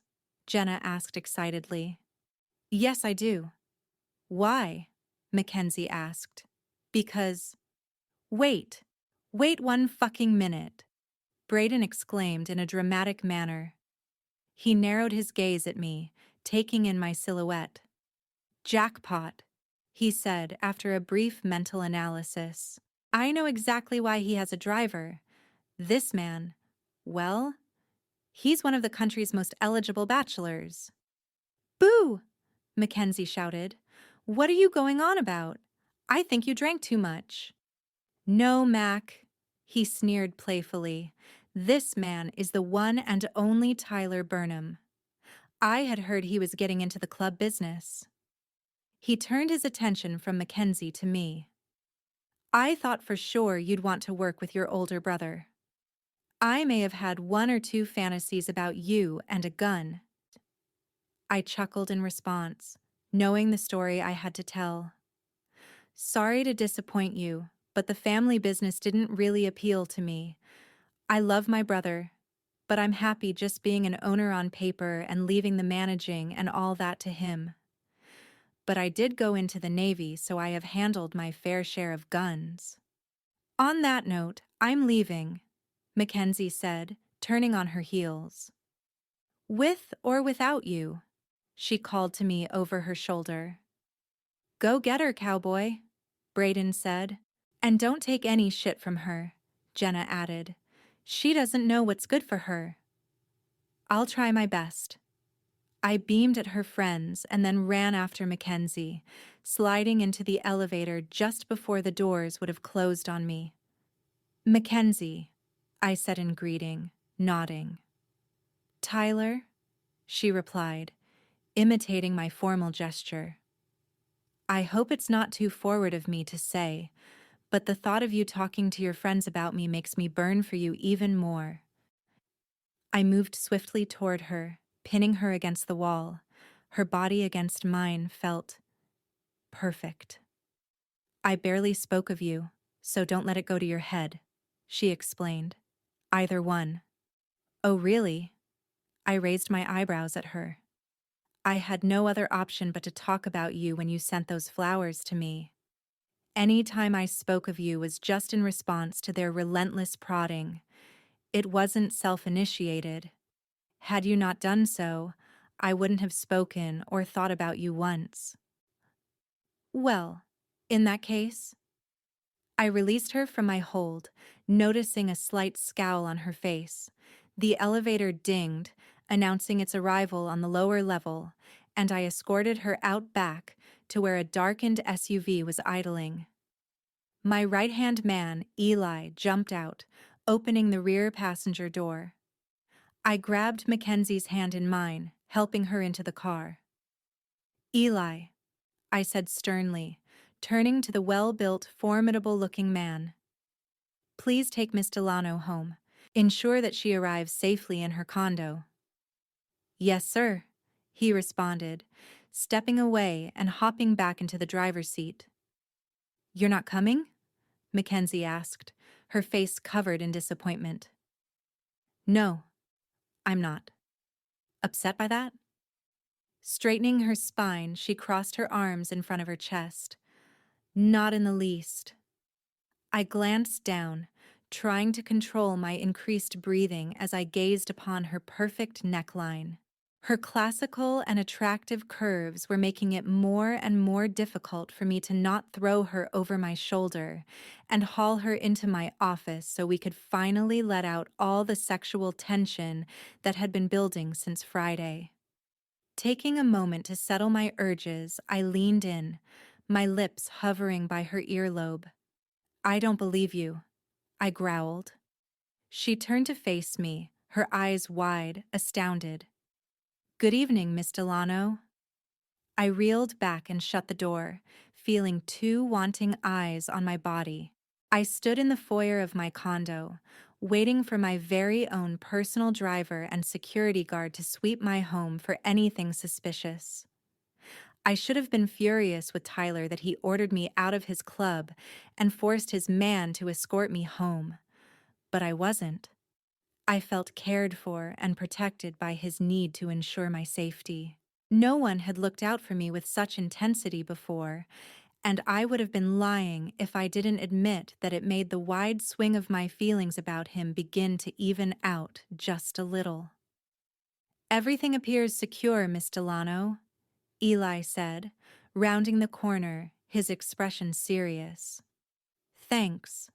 I apologize for the inconvenience of having to drive me home and check my condo. It was completely unnecessary. Not at all, ma'am. If Mr. Burnham considers it important for me to check on the security of your home, I assure you, it was necessary. He pulled a card out of his pocket, handing it to me. If anything out of the ordinary happens, you can reach either him or me at these numbers.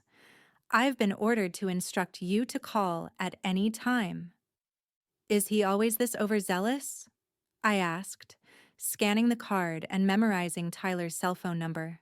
Or does he give the same treatment to every woman he comes across? I returned my attention to Eli, finally getting a good look at him. He couldn't have been more than 30, his features somewhat youthful, which contrasted with the hard expression on his face. I would have been surprised if I learned he didn't serve in the military. The short hair and way he answered everyone with a sir or ma'am, making me confident he spent quite a few years in the service. No, ma'am. His expression softened a bit. In truth, I haven't seen him look at a woman the way he looks at you since... He stopped short. Since when? I pressed. I apologize, ma'am. It's not my place to say anything. Good evening, Miss Delano. He nodded and spun on his heels, leaving me alone, wondering what he was about to say. A loud meow sounded, bringing me back to the present, and I smiled affectionately at my chubby gray cat as he walked in and out of my legs. Hey, Meatball, want some treats? He rubbed his head against my foot, and I took that to mean yes. I padded over to the kitchen and grabbed a bag of Meatball's favorite tuna snacks, leaving a few on the floor for him to gobble up. After taking a bottle of water from the refrigerator, I made my way down the hallway and into my bedroom, lifting my dress over my head, exhausted from the day. I hastily brushed my teeth, then climbed into my large king-sized bed, too drained to even find pajamas to throw over my bra and panties. Reveling in the comfort of my bed, I turned off the light and closed my eyes, hoping to find Tyler in my dreams. "Hey, Mac." I flung my eyes open to see a figure standing in the far corner of my room. I screamed, clutching the duvet to my scantily clad body, grabbing the first semi-lethal weapon I could find, some nail clippers. "What are you going to do with that? Trim my toenails too much?" "What the hell are you doing here?" I screeched, clumsily reaching for my cell phone. The figure reacted quickly and tore it out of my hands. "Help!" I shrieked, hoping someone from one of the lower units would be able to hear, even through the soundproof flooring and walls. He placed his hand over my mouth. "Shh. I'm not going to hurt you, Mac. I promise. But I need you to stop overreacting and just listen to what I have to say. Can you do that?" He looked down at me, waiting for my response. Gazing into a pair of vibrant blue eyes, I noticed the wildness covering them that night all those years ago was lacking. There was a look of concern, a look of empathy. And for some reason I couldn't quite explain, I had a hunch that what he said was true. He wasn't there to cause me any harm. I nodded slightly, and he removed his hand from my mouth. "What are you doing here, Charlie?" I asked. "And how did you get in? And why didn't that guy I was sent home with find you? Did you climb through my window like you used to?" I lightened my expression, recalling all the times he had scaled the wall of my dorm building in the middle of the night. "Yeah, your security is shit. Don't forget I was a ranger. I'm quite capable of hiding when I need to." "Were you discharged from Walter Reed? And how did you find out where I lived?" "Is that what you call this, Kenzie?" he asked, glancing around my room. I almost didn't think I was in the right place when I snuck in. "What are you talking about?" I scrunched my eyebrows, watching as he walked to my closet and opened the door. "This is what I'm talking about," he declared, snapping the light on, bathing the large walk-in with light. "The order, the perfection. This isn't you, Kenzie. At least it's not the Kenzie I remember. The girl who couldn't keep her dorm clean if her life depended on it. The girl who lost her keys at least once a week. The girl who had so much life and vibrancy. It oozed from her pores, and everyone lucky enough to know her just wanted to be near her because of it." His expression turned sincere, and he took a few slow steps toward me. He brushed a tendril of hair behind my ear, his strong, familiar hands grazing my face, bringing back thousands of memories of happiness, of bliss, of utter despair. "Where's that girl? Because that's the Mackenzie I need to talk to." "You want to know where she is?" I asked softly, staring into his eyes. I could see he had absolutely no idea what his actions had done. He nodded. "You killed her," I hissed with venom in my voice. "This." I gestured around my room at the faultless order that had become my life, every detail planned and perfected in order to prevent falling into yet another trap. "This is because of you." "Me?" He reeled back, his eyes wide in astonishment. "Yes," I quivered. "I was young and stupid. I fell for you. I thought you actually wanted to be with me. You were my first boyfriend, my first love, and you used me. I promised myself all those years ago to never make that same mistake. I vowed to never let anything get that far again. So yes, everything here is in its place. And that's what I need, Charlie. It makes me feel the control I never had when I was with you." "What do you mean, Kenzie?" I held up my hand quickly, preventing him from coming any closer. "You destroyed me. You deceived me. You betrayed me. I cried myself to sleep for months after I realized why you really dated me. It hurt, Charlie. The pain in my heart was excruciating, but it wasn't because of your lies. It was because I fell for your lies. The only way to make sure that didn't happen again was to stop trusting. So that's what I did. I stopped trusting everyone, even myself, because I never know when my own instincts will falter again. So please, just leave me alone, Charlie. There's nothing you can say that will allow me to trust you again." I bit my lip, trying to fight back the sobs that wanted to escape. Charlie stood motionless, his jaw slightly agape as he surveyed my trembling body. "Kenzie, I am so sorry. Please, I had no idea.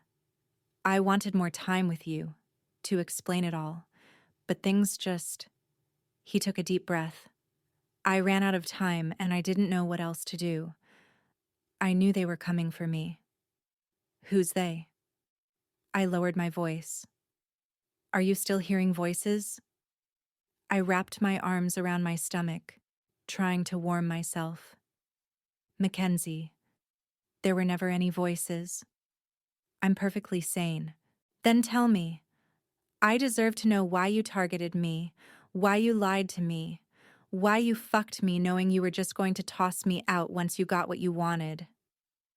A lone tear fell down my cheek. "You were my first, Charlie," I said, my voice soft. "I can never get that back." He reached out and grabbed my hand in his, gently caressing my knuckles as he used to all those years ago. It was real for me, just like it was for you. I stared into his eyes. "Why, Charlie? That's all I want to know. Please grant me that one request." He ran his fingers through his hair, sighing deeply. "I promised a friend of a friend I would look into something when I was working cryptology," he admitted. "It was a decade-old missing persons case, and I couldn't shake the feeling that you were her, Serafina Galloway. I didn't have concrete evidence, but I was always able to read between the lines and see things no one else could. Then I walked into that bar and saw you. I heard you laugh, and, at that moment, I no longer cared about figuring everything out. All I cared about was getting to know you better, but then I lost control of everything. You need to understand there's something so much bigger going on. I didn't know what at the time, but recently I've been seeing the patterns. I think your father—" "My father? He's—" "No, Mac. No, he's not. We're both painfully aware of the fact that he's alive and is in hiding."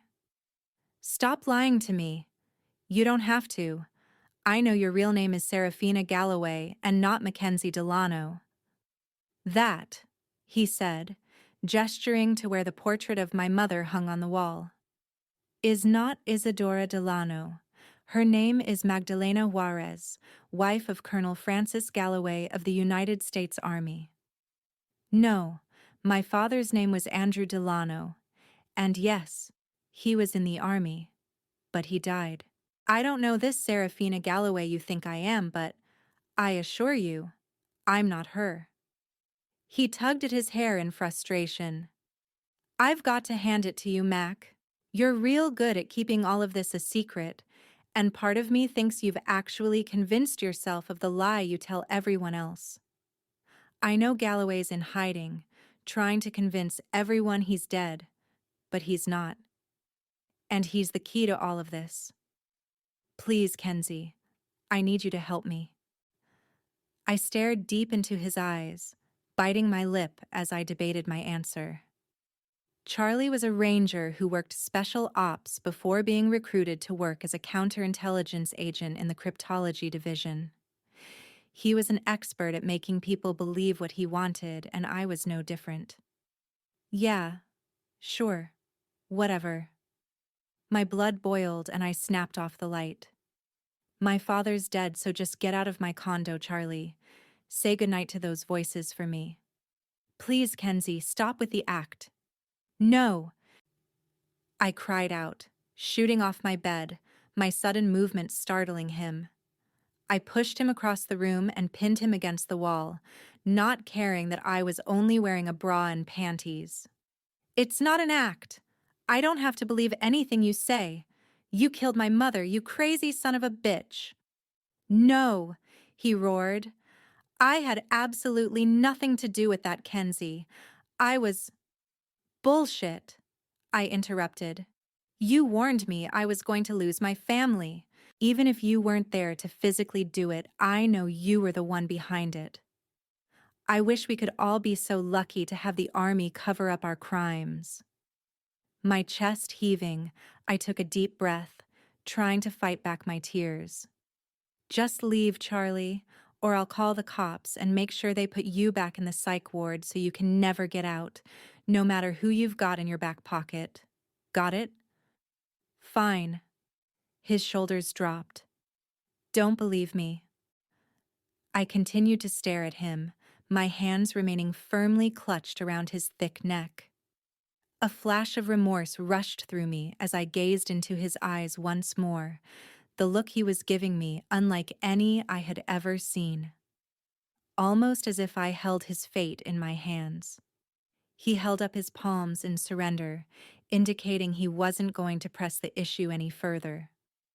Grabbing my elbows, he forced my arms from his neck and retreated from me. Reaching the doorway, he spun to look at me one last time, and I saw the old Charlie, my Charlie, the man who snuck into my room and sat to watch me sleep.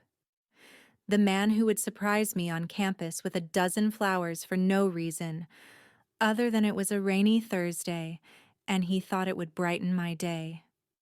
The man who gave me one of the greatest gifts there was, love. Please think about it, Mac. I beg you. Save my life. He headed down the hall, and I heard him whisper, "And yours." "And mine?" I asked, dashing down the hallway after him. Opening the door of my condo, I scanned the corridor, finding it distressingly empty. Something brushed against my leg, causing me to jump, and my eyes fell on Meatball. "Some guard cat you are. You let a complete psychopath break into our home." He meowed, and I bent down, wrapping my arms around him. I checked the lock on my front door, then walked back to my bedroom. Collapsing on my bed with Meatball curled next to me, I was exhausted from the encounter at the club and seeing Charlie again. As I fell asleep, I wondered if they were somehow connected. Far too early on Monday morning, a loud buzzing woke me up, and I opened my eyes, fumbling for the cell phone to turn off my alarm. At some point, I knew I would need to adjust my routine now that the restaurant was open, and trying to get to the gym every morning by 9 would become more and more difficult. My eyes drooped from exhaustion, and I contemplated staying in bed, but I just couldn't do it. I groggily trudged toward my bathroom, splashing some water on my face. After brushing my teeth, I collected my gym bag and headed to the fitness center. As I ran on the treadmill, I held out hope that I would see Tyler. Consumed by the prospect, I scanned the large gym every few minutes, craning my neck to see if he was working out at one of the machines or using the free weights. Much to my disappointment, he didn't appear during my 90-minute workout. I should have been concerned with Charlie's mysterious reappearance and the attack at the club, but I wasn't. Instead, I was entirely preoccupied with my mystery man, my beautiful, sensual, protective mystery man. A week ago, all my time had been dominated by opening the restaurant and marketing it so it would be successful.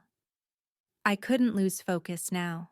The drive I had just a few days ago was beginning to wane, and I knew it was because of my fixation with Tyler. Running late because of all the time I spent daydreaming about Tyler, I rushed back to my condo to get ready for what I knew would be a very long day. I had sunk every last penny my mother left me into the restaurant, and I still needed to take out a loan in order to have enough startup capital to pay for everything. I needed to know that we would soon see a return on our investment. Then I could finally start to pay some of my personal bills again. Jenna had Richard's income to support her. I had no one. Any of my personal expenses that weren't absolutely necessary for me to pay, I didn't. My health insurance had already lapsed. I had only been paying the bare minimum on my credit cards while racking up the balance. I was at the cusp of everything folding beneath me. Time and time again, Braden had offered to help me out with some of my expenses, but I didn't want to be seen as a charity case. I wanted to prove to everyone that I could do this, that I could be successful. I needed to prove this to everyone, including myself. Once my hair dried, I pulled on a pair of skinny jeans, a white drape halter top, and a pair of wedge sandals, then checked my reflection. Pleased with my appearance, I left my condo. "Hey, party girl!" I heard a voice call out as I exited the elevator. I spun around to see Paul sitting at the security desk. "Hey," I responded, slowing my steps. "How's everything going at the restaurant?" he asked. "Good. Busy, so that's a good thing." "Sure is." I scanned the camera feed surrounding him at his desk, and it piqued my curiosity. I hesitated for a moment, then said, "Hey, Paul, you don't happen to remember seeing a tall guy with brown hair enter the building late last night, do you? It would have been somewhere between midnight and 1. I wasn't working, but I can take a look at the camera footage if you want me to. It's all stored on an off-site server, but I can request it and have it in a few hours." "No," I said quickly. I didn't know why, but I was worried for Charlie's safety, of all things. "Mackenzie? Don't worry about it, Paul. It's not important." "Are you sure?" he said, narrowing his gaze at me. "Did something happen?" "Of course not. I was just drunk when I got home last night and thought I saw someone who looked familiar when I was heading to my condo. I'm sure it was just the alcohol playing a trick on me." "Okay, Mac, but the offer stands." I smiled at him and nodded. "Thanks. I'll see you later." "You bet." I strode across the marble tile of the lobby and walked outside, an unseasonable humidity greeting me. The sun was peeking out behind a few clouds, and a light breeze came in from the ocean. Getting behind the wheel of my car, I cranked the engine and drove down the main strip of South Padre once again. It looked like a completely different place in the light of day. College students hanging out on the beach, some playing volleyball. But once the sun began to set, the nighttime crowd would stir, preparing for another evening of drinking. I thought I would have been tired of living on the island by now, but I wasn't. While I loved my routine and schedule, the constant changeover in visitors invigorated and excited me. "Hey, Mackenzie," Rachel, one of my managers, said as I entered through the kitchen, the sound of pots and pans clanging around me. The smell of vanilla, brown sugar, and chocolate greeted me, and I immediately felt my stomach start to rumble. While we also served lunch and dinner, the sweet decadence that found its way to my nose made my mouth water. "Hey, is Jenna in yet?" I asked the tall blonde. "No, she's not. Is something wrong?" "Not at all. Based on the amount she drank last night, she probably won't be in until much later." "Fun time at the party Braden threw for you guys?" "Yeah, maybe a little too much fun." I smiled politely. "Listen, I'm just going to go over some paperwork. If you need anything, I'm here, okay? You got it, but we've got everything under control. We were slammed last night and it went seamlessly, thanks to all the practice runs we did. A sense of relief washed over me when I heard they had been busy, even on a Sunday. I knew those would come in handy. I winked and strode through the kitchen, a handful of line cooks preparing orders as they came in. I walked past the pantry and large refrigeration units, opening a door and climbing up a narrow staircase to the second floor where the offices were located. After several hours of crunching numbers, trying to determine when we could foresee starting to turn a profit, I noticed Rachel pop her head in my office. "Hey, Kenzie. Sorry to interrupt, but there's someone here to see you." "Who?" I asked, lifting my head. "He wouldn't say. He said you'll know and left it at that." An infectious grin crawled across my mouth, and my cheeks began to flame. I raised myself from my chair and checked my reflection in the mirror, making sure I looked put together. "He's very handsome, whoever he is." "Is he? I haven't really noticed," I lied. She laughed. "Okay, whatever you say." I pushed past her, taking carefully measured steps down the stairs, and headed out the kitchen doors leading to the restaurant. Scanning the room, my heart fluttered when I saw Tyler standing by the host stand. He was wearing a pair of jeans that fell perfectly from his hips, coupled with a pressed yellow polo shirt. His eyes became radiant, a glimmer in them, when he saw me saunter toward him. I immediately felt self-conscious. I concentrated on putting one foot in front of the other, praying I would make it across the restaurant without falling. His smile was breathtaking, the white of his teeth pronounced against his tanned skin. I found myself struggling once more. I knew I needed to focus on the restaurant, but staring at his tall physique, his warm arms, his strong chest, all I wanted was him. "Mr. Burnham," I said, approaching him, my voice professional and unwavering. "To what do I owe this visit?" "Are you hungry?" he asked, eyeing me up and down as if he were imagining what I look like underneath my clothing. Throwing my hair over my shoulder so he could see my chest unobstructed, I grinned when his eyes immediately lowered to my visible cleavage. "I haven't really thought about it. I guess that's the good thing about owning a restaurant. I can eat whenever I want. But I do appreciate your concern regarding my appetite." He licked his lips and my heart rate increased. I wondered what those lips tasted like, what they felt like. I hated how his mere presence made me want to throw out everything I had worked toward. Straightening my spine, I said, "Now, if you'll excuse me, I need to get back to work."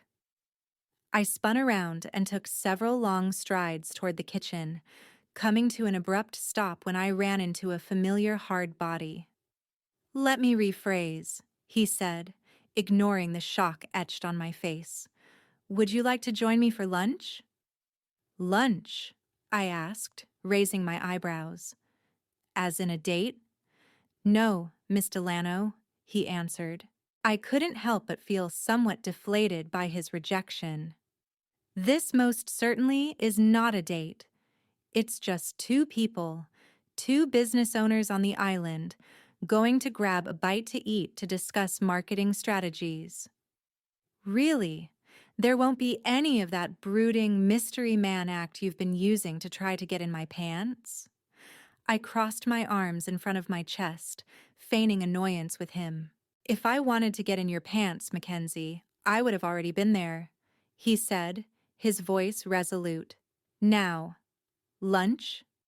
He held his hand out to me and, as if on autopilot, I grabbed it, unable to respond to his previous statement that appeared to be more of an assurance than a threat. We exited the restaurant, and the butterflies, which had begun to make a home in my stomach over the past few days, multiplied.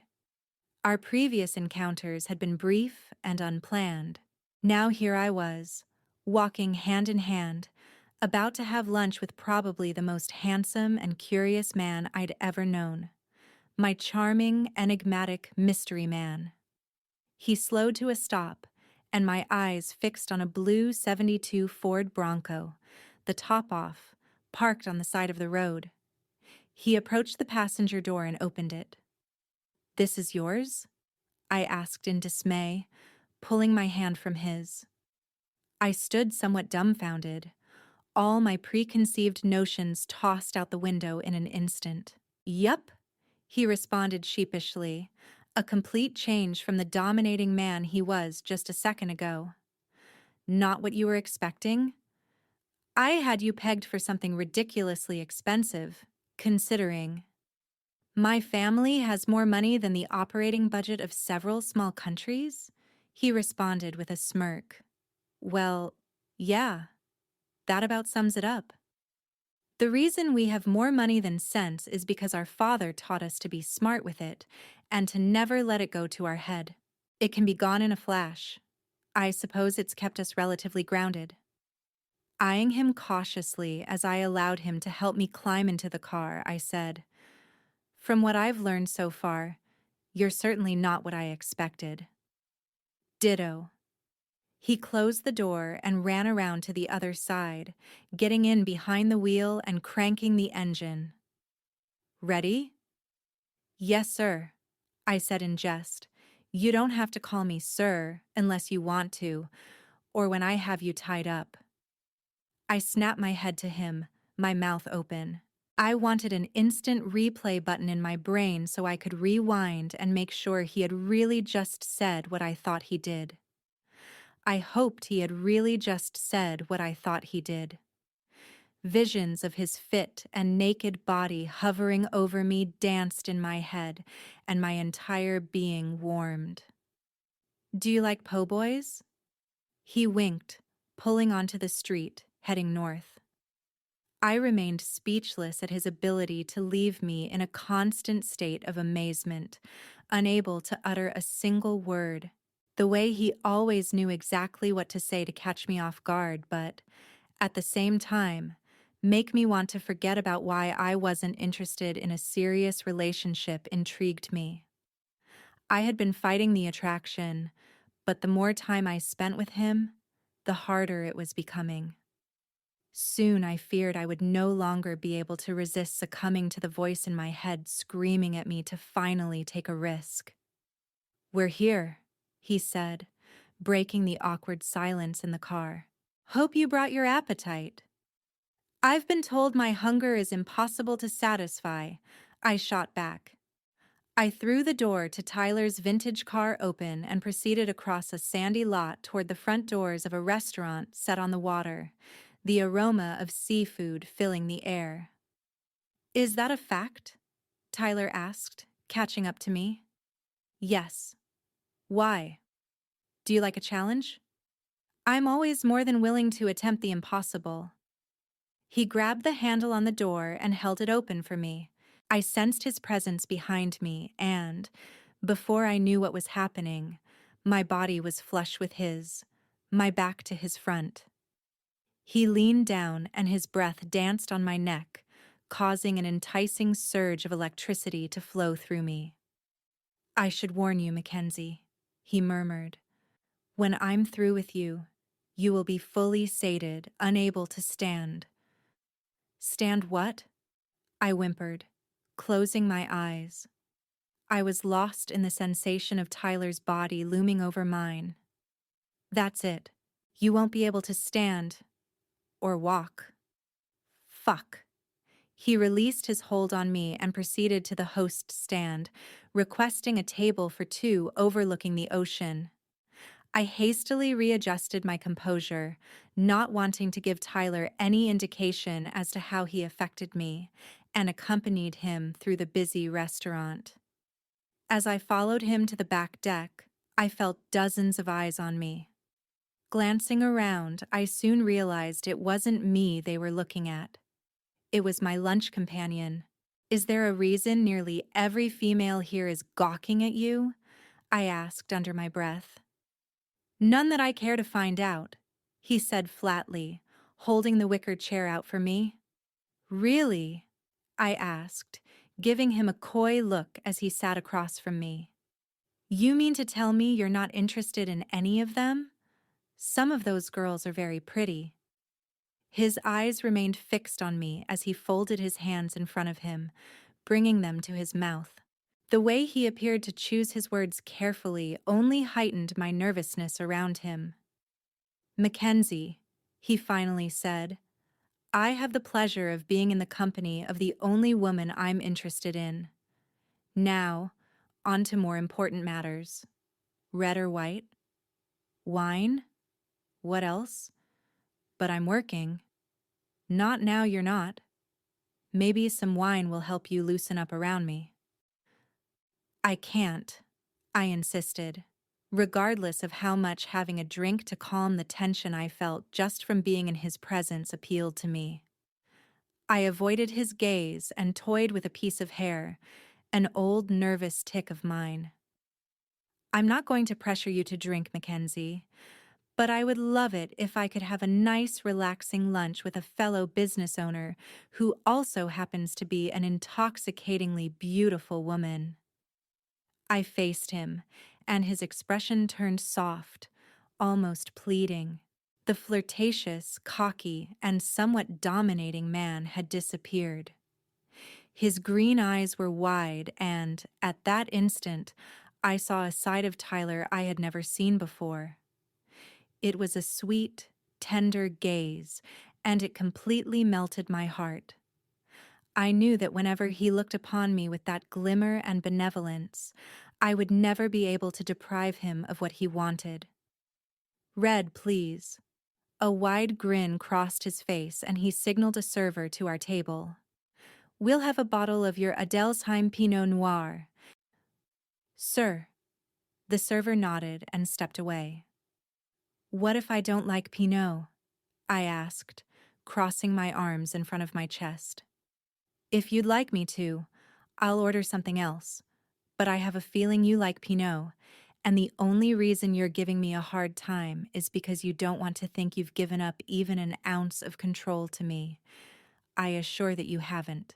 I've simply become enamored with you, Mackenzie, and have picked up on the little things about you most men who have had the pleasure of knowing you never caught on to.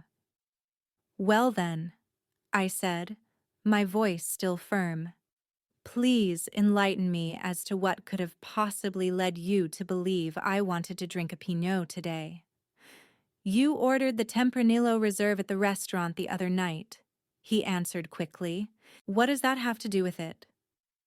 There were several less expensive Tempranillos on the menu that, in my opinion, are just as good as the Reserve, but the one you ordered was significantly more expensive than the others.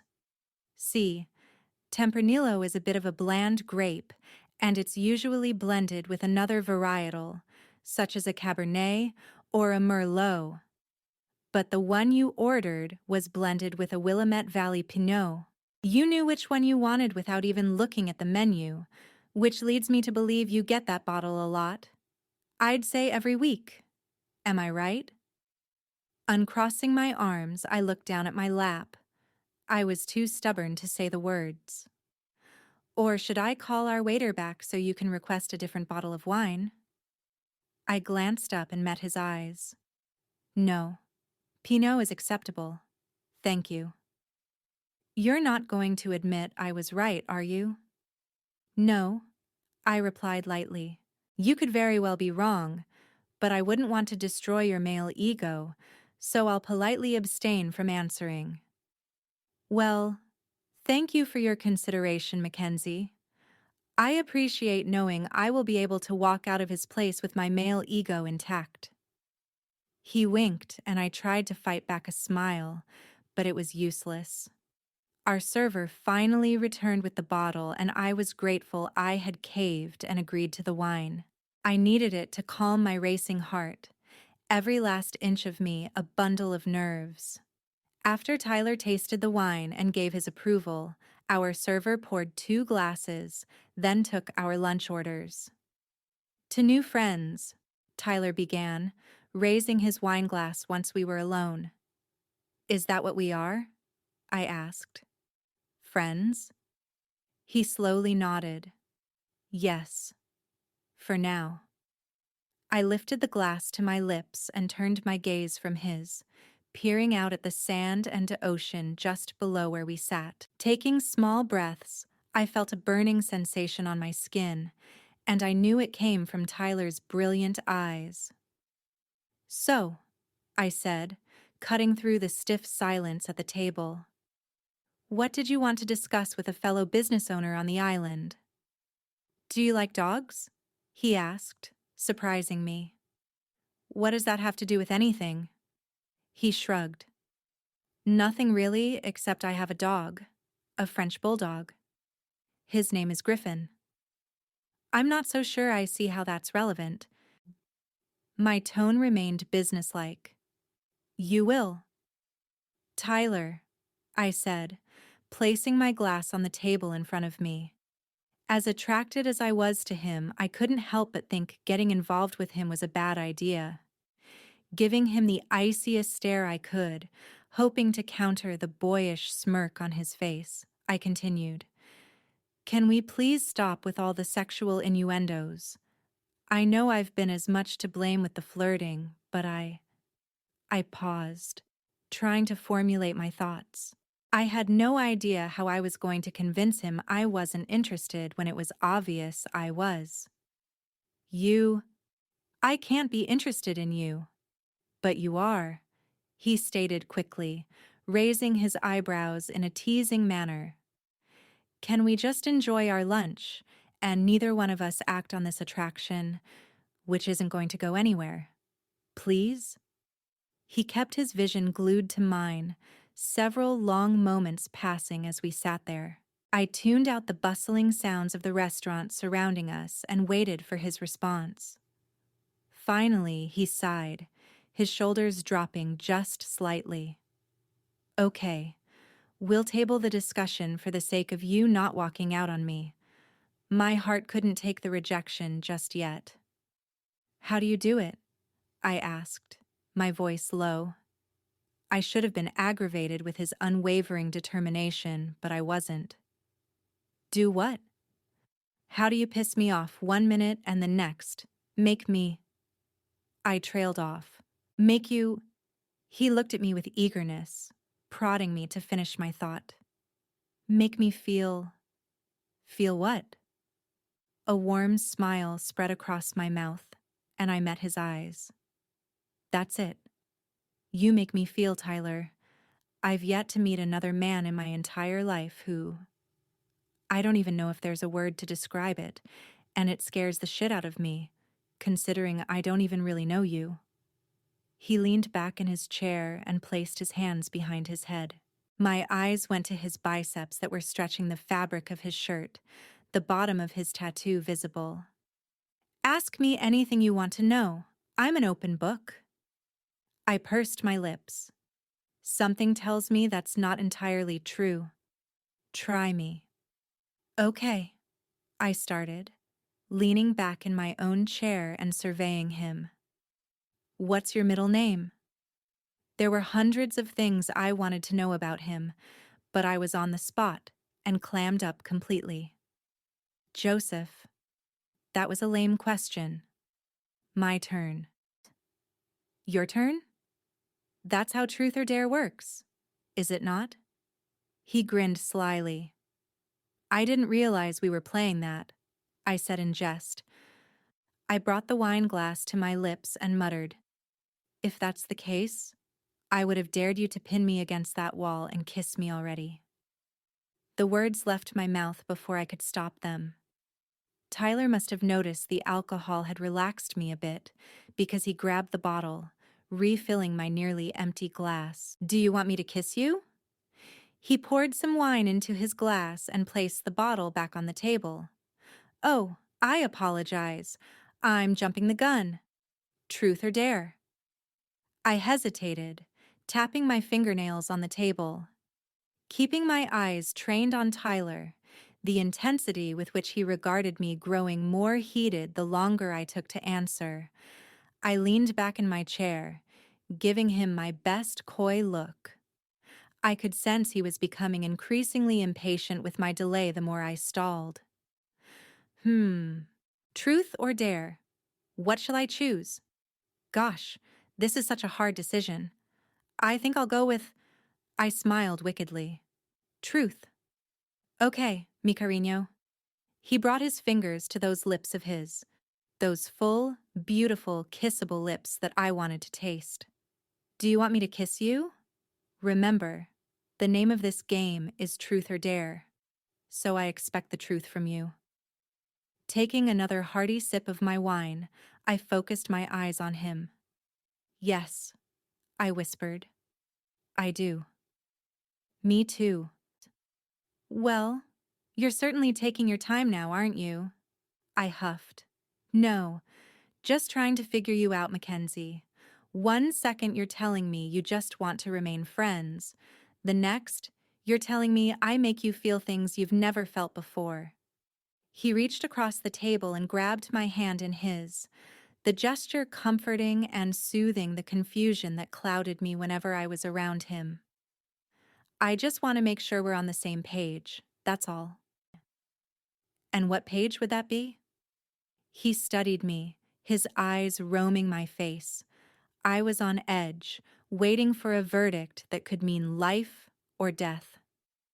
I'd like to think it's a page found in the chapter where the beautiful heroine lowers her defenses for longer than a second, realizing there may just be someone out there who can help her heal and move on from the reason she needs to control everything about her life.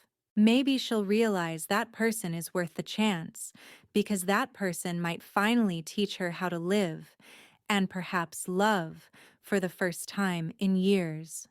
Because on a page in that same exact chapter, the hero realizes the woman sitting across from him at a seafood restaurant overlooking the Gulf of Mexico is, more than likely, so fucking scared to put her heart out there, and that's why she appears to be on this crazy seesaw of emotional instability. He's scared too, no doubt about that. But on that page is also the part where the hero unequivocally concludes that she will be worth whatever heartache follows, because just getting to know her over the past few days has made him feel more alive than he has in years. I was completely transfixed by his passionate plea, my heart warming and filling with an emotion unlike anything I had ever felt before. I have no idea what to say to that, I said softly. Don't say anything. Now, I believe it's your turn to ask me whether I'd prefer truth or dare, he said, winking.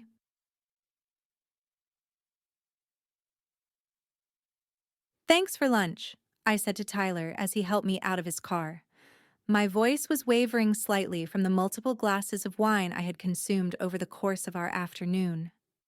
And for the wonderful game of truth or dare, I guess it's better than playing 7 minutes in heaven.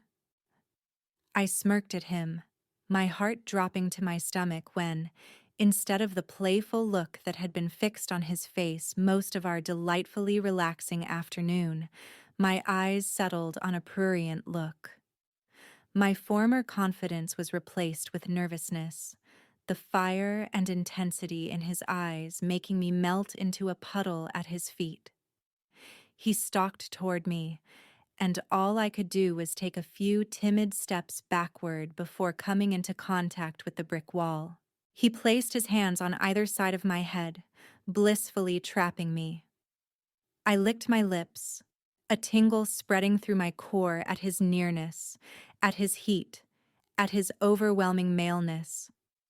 I wanted him in the most desperate of ways. I wanted to feel his flesh against mine, to taste the sweat that would settle on his skin as we lived out the fantasies that had plagued my dreams since I first saw his eyes. Truth or dare? He asked, hovering over me.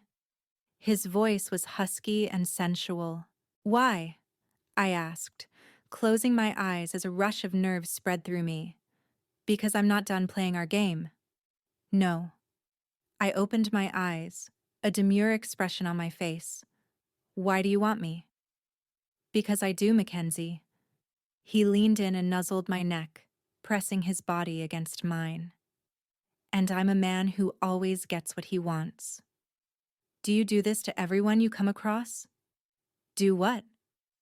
I swallowed hard, my teeth almost chattering from the chill engulfing me.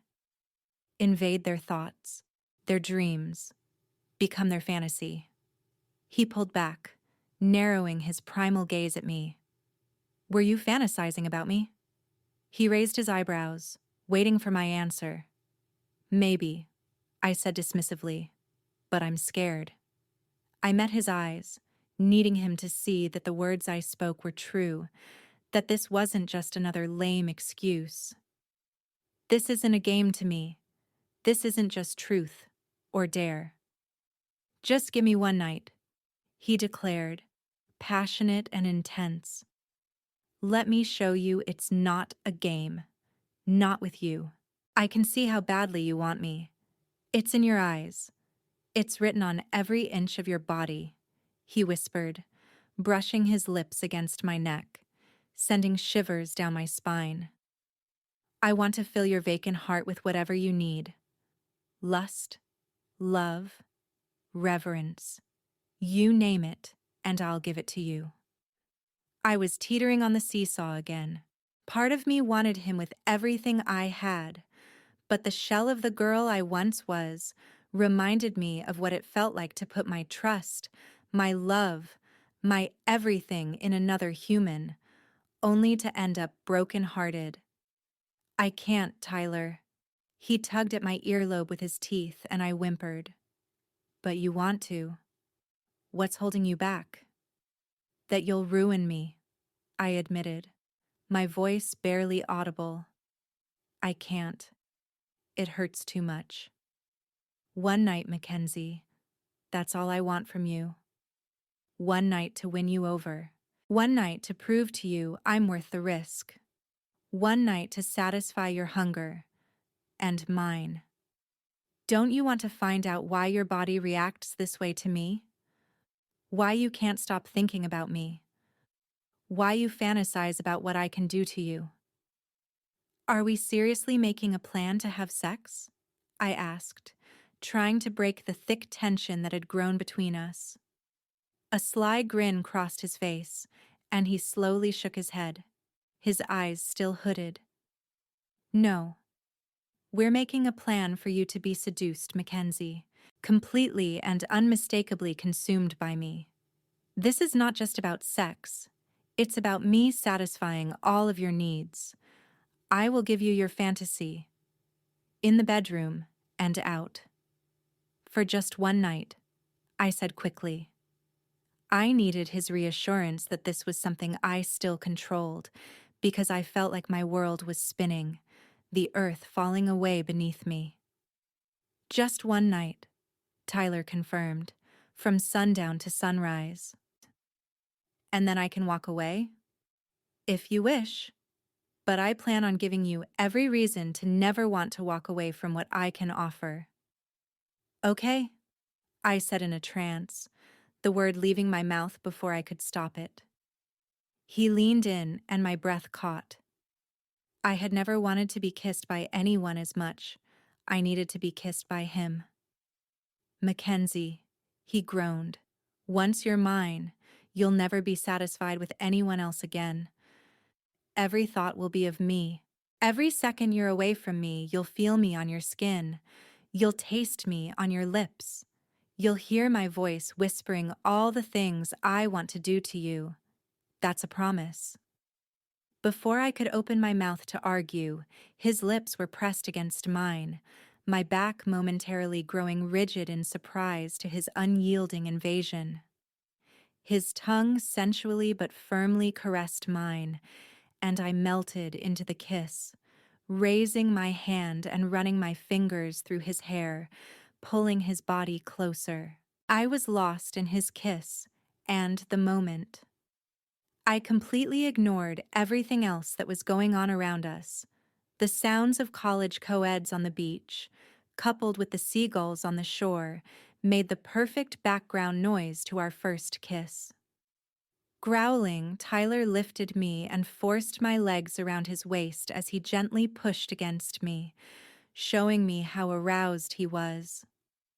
I moaned, kissing him with more vigor. My stomach clenched from the startling yet electrifying tremors coursing through me. His kiss was everything I had come to expect from him since we met. Unexpected, forceful, controlled. Every brush of his tongue with mine carefully thought out and measured. But within the greediness of his motions was a hint of benevolence, and this intrigued me. It was almost as if he was battling his own demons, a brutal war raging within his soul. The premonition that he craved control for the same reasons I did overwhelmed me, and I intensified the kiss, pouring everything I had into it, trying to show him that I understood why he did the things he did. All too soon, Tyler pulled away from me, his chest heaving. "Mackenzie," he began, fighting to catch his breath. He stared at me, a look of both confusion and clarity washing over him. "Yes?" I tilted my head back as he ran his fingers down the line of my neck, his tongue following the same path. "I'm on the same page as you. You need to know that. This is just as scary for me as it is for you." He hovered his lips over mine. "There's something about you that just drives me fucking crazy. I've never felt..." He took a deep breath. "I'll give you your one night, but something tells me one night won't be nearly long enough for me to get my fill of you. That it'll suck if you walk away after it ends. That even 1,000 nights won't be enough time for me to worship you the way you need to be." "Just one night," I insisted, placing my hand on his chest, pushing him away. "That's all I'll promise you." "For now," Tyler said, winking as he helped lower my legs to the ground and placed a soft kiss on my neck. "One night. Friday. I'll pick you up at 7. He grabbed my hand as he had done during our previous encounters and brushed his lips against it. "Until then, mi cariño." Completely breathless from the entire exchange, I remained against the wall as Tyler retreated from me. In a complete daze, I wondered how I was going to explain to Jenna and Braden that I had just set a date for the sole purpose of having sex. "Sleeping on the job?" a voice said, waking me from the most amazing dream. Tyler's body was moving in perfect harmony with mine, his skin so close that it sent a surge of electricity through each cell inside me. I jerked my head up from my desk and squinted, seeing Jenna standing in the doorway to my office. Glancing around the room to get my bearings, I spied the clock on the wall, surprised to see it was nearly 6 in the evening. I wondered how long I had been asleep. The last thing I remembered was walking into the restaurant in a complete daze after agreeing to Tyler's somewhat indecent proposal. I began checking financial statements and the loan to the bank, and, after that, the afternoon was a complete blur, probably due to the wine I had consumed at lunch. "Are you okay?" Jenna asked, the concern in her voice obvious. "You're wearing yourself thin, Mac. You look like hell, and we haven't even been open for a week." "Sorry," I said, wiping my face. "I may have had one too many glasses of wine at lunch today." "At lunch?" Jenna asked, raising her eyebrows. "Who did you go to lunch with?" "No one," I shot back, smoothing my hair. Jenna swiftly shut the office door and scurried to the love seat against the far wall, plopping down. Crossing her legs and leaning back, she said, "Okay, spill it." "Spill what?" I asked, sheepishly hiding my smile. To say I was anxious about what the next few days had in store was an understatement. My body was throbbing at the simple memory of how Tyler's lips felt against mine. Or maybe from the amazingly sensual and erotic dream I just had about what Friday would be like. With that one kiss, I was addicted. The high I felt unlike anything I could remember. His kiss was like the most potent drug, and my lips craved more of that sweet nectar. If you think you can keep anything from me, think again, Mac. Besides Brayden, I know you better than anyone else. So, was it Tyler? Her voice was buoyant, mirroring the exhilaration I felt when he crossed my mind. Please say yes. I nodded slowly.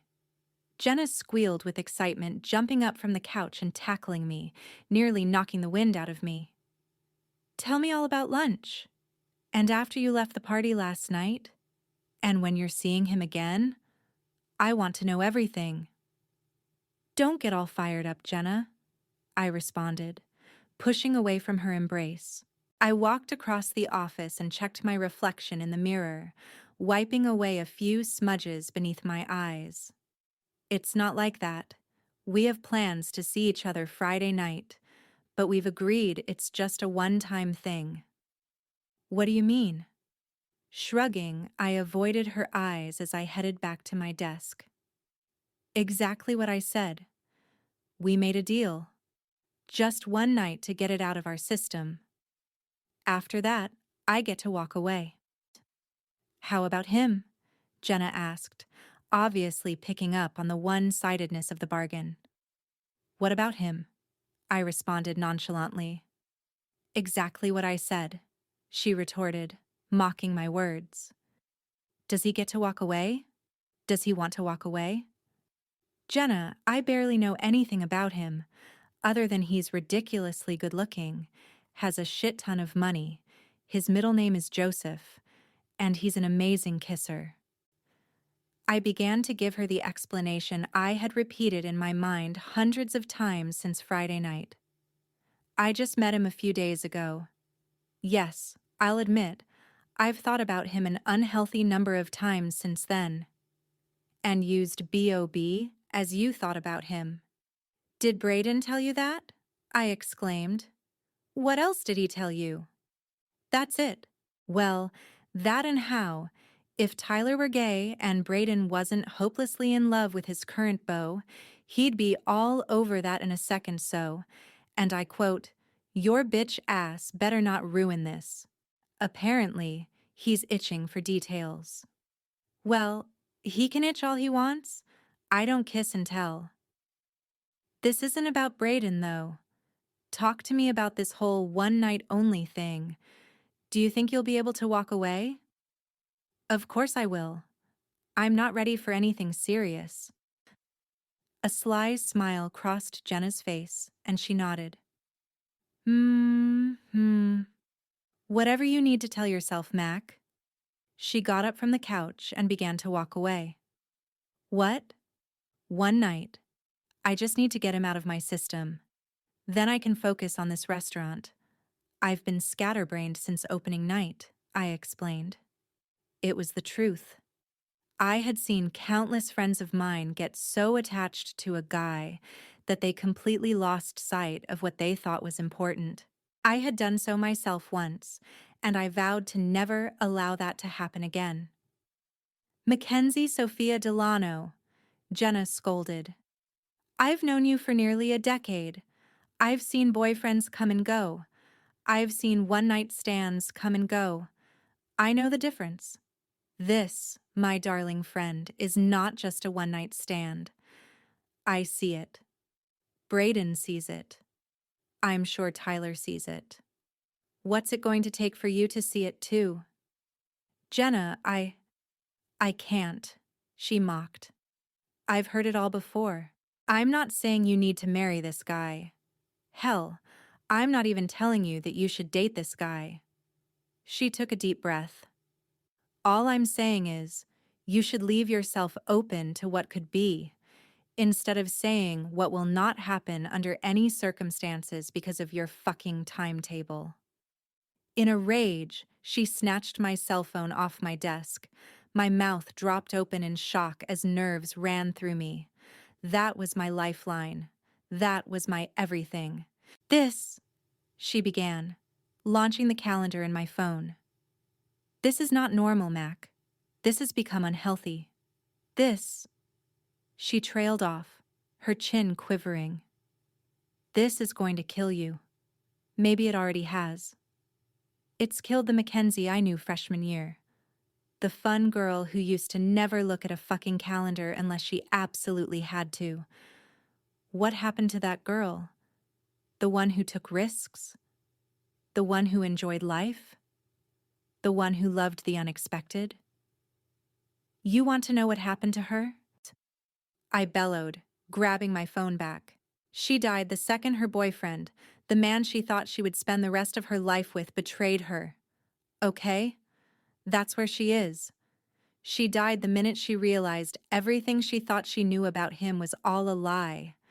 So, if you'll excuse me, I need to go spend hours looking at my schedule because it's apparent that's all you think I do. At least I have some sort of control over that. Fighting back the tears that wanted to fall, I raised myself from my chair, about to storm out of the office. Before I could leave, two small arms wrapped themselves around me, hugging me tight. Unsure of the reason, whether it be the lack of sleep or all the drama of the past few days. I broke down and gave in to my emotions, tears washing over me. Just let it out, Mac. You know it's okay to cry once in a while, don't you? Hell, I try to have a big cry once a week. She rubbed my back, soothing me. Softening her voice, she said, I'm not going to stand here and try to sympathize with how that experience should affect you because I certainly can't. I'm sorry, Jenna, I sobbed, the tears flowing freely down my cheeks. I gave Charlie everything. My heart, my love, everything. And I trailed off, unable to say anything else. I couldn't. No one could know the real reason he had befriended me in the first place. It's okay, Mac. Stop holding it all inside. It's too big a burden. Several long moments passed as we stood in the familiarity of each other's embrace, taking deep breaths. What am I missing? Braden's voice cut through, and we both glanced up to see him standing in the doorway. Jenna and I looked at each other's tear-stained faces and turned back to Braden, saying in unison, We miss our other hole. Well, I'm here, girls. He walked to us, wrapping us in his arms. This feels good, I said, calming myself down. What? My ripped abs? Braden asked, always the one to lighten a tense mood. Well, yes, but I'm talking about this moment. I miss living with you too. I miss how things used to be. Me too, Braden agreed. But we can't stay in that moment forever, Mac. We love each other, but we have to make room in our hearts for other people too. Like I made room for James, and Jenna made room for Richard. I lost the baby, Jenna exclaimed, her sobs taking over her once more. Braden and I simultaneously pulled out of the embrace. Jaybird, Braden gasped in complete shock. You got knocked up?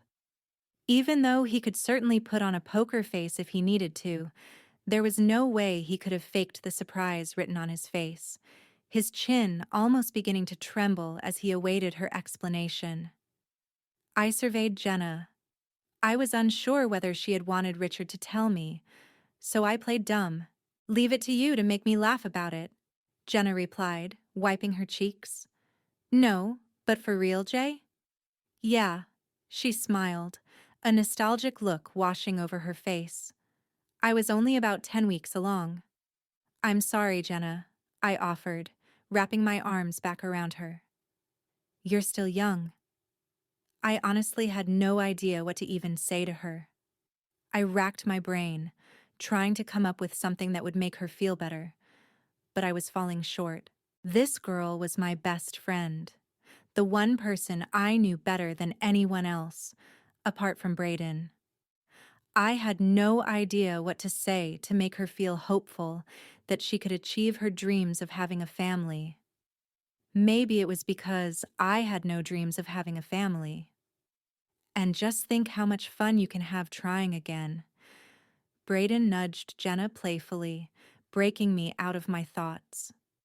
Speaking of which, Jenna began, Mackenzie accepted an indecent proposal from Tyler. What? His eyes grew wide and he snapped his head to look at me. I bit my bottom lip, feeling like I was caught with my hand in a candy jar.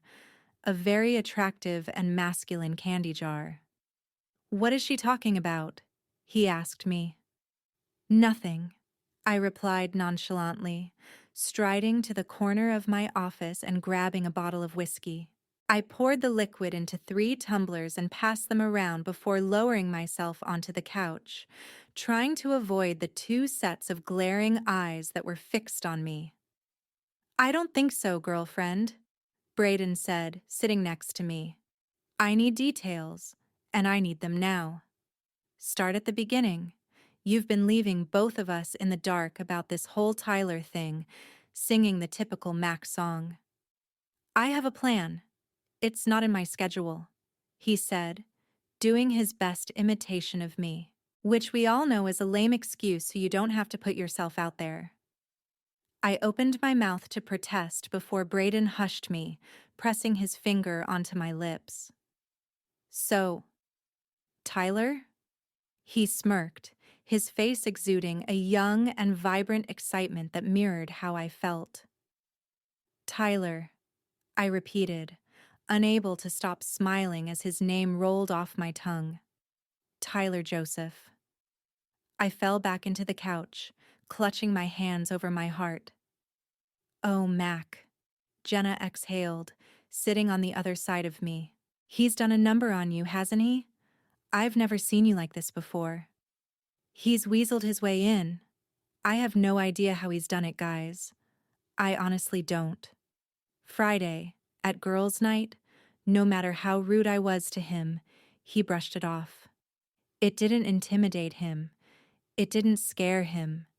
He was completely unfazed by it. Then he showed up at opening night and danced one song with me before he left. What song? Brayden asked. Does it matter? I can't remember what it was anyway. I lied, avoiding their eyes, not wanting them to find out I had downloaded the song onto my iPod the second I had gotten back to my place Saturday night, and listened to it an obsessive number of times since then. Each time I heard the great Ella Fitzgerald's voice croon the same words Tyler had sung low and soft in my ear, an addicting high spread through me. Everything about the past several days had been exactly what he had told me they would be. Unexpected. But the most unexpected part of all was how eager I was to toss all the rules I had set up out the window in an instant, all for a man I hardly knew. Something about him made me think he was worth the risk. Of course it matters, Brayden exclaimed, bouncing up and down on the couch. I sipped my drink and looked at my 2 best friends as they sat on either side of me. Brayden had his eyebrows raised as if he knew I was lying, and Jenna simply had her usual eager expression, the one she had whenever we were talking about me and a member of the opposite sex. I paused, continuing to stare at the 2 of them, trying to remain the put-together and professional woman I aimed to be. Knowing it was no use, I broke down and confessed. It was every time we say goodbye, I exclaimed, every cell in my body springing to life at the thought of what awaited me at the end of the week. Closing my eyes, my imagination went wild with Tyler's seduction. A sensual, hypnotic movie played in my mind as he stalked toward me. His eyes were intense, powerful, dark, wanting. I had no clue how he was planning to seduce me, but I knew this was simply the final act. His seduction of me began during our first meeting. "Play it," Jenna shouted. "I want to hear it." "No, you were there Saturday night. You heard it then." "Well," Brayden interrupted, I wasn't. I need to hear it. Please, I countered, rolling my eyes. You love Ella. Every time you invite us over for game night, she's playing in the background. So there's really no need to play it. I got this, Braden said, jumping up from the couch and running toward my desk. I tried to wrestle him away from my MacBook, but it was useless. I finally admitted defeat as he opened my music library and, almost immediately, the sound of Ella's voice filled the office. Smiling at me, a satisfied look on his face, Braden bowed in an exaggerated fashion in front of me. May I have this dance, mi amor? I glowered at him, crossing my arms in front of my chest. Oh, darling, I'm all danced out after last night. Poo-poo, please, Miss Scarlet, he mocked, batting his thick eyelashes at me. You know I can't say no when you go all gone with the wind on me. It's your weakness.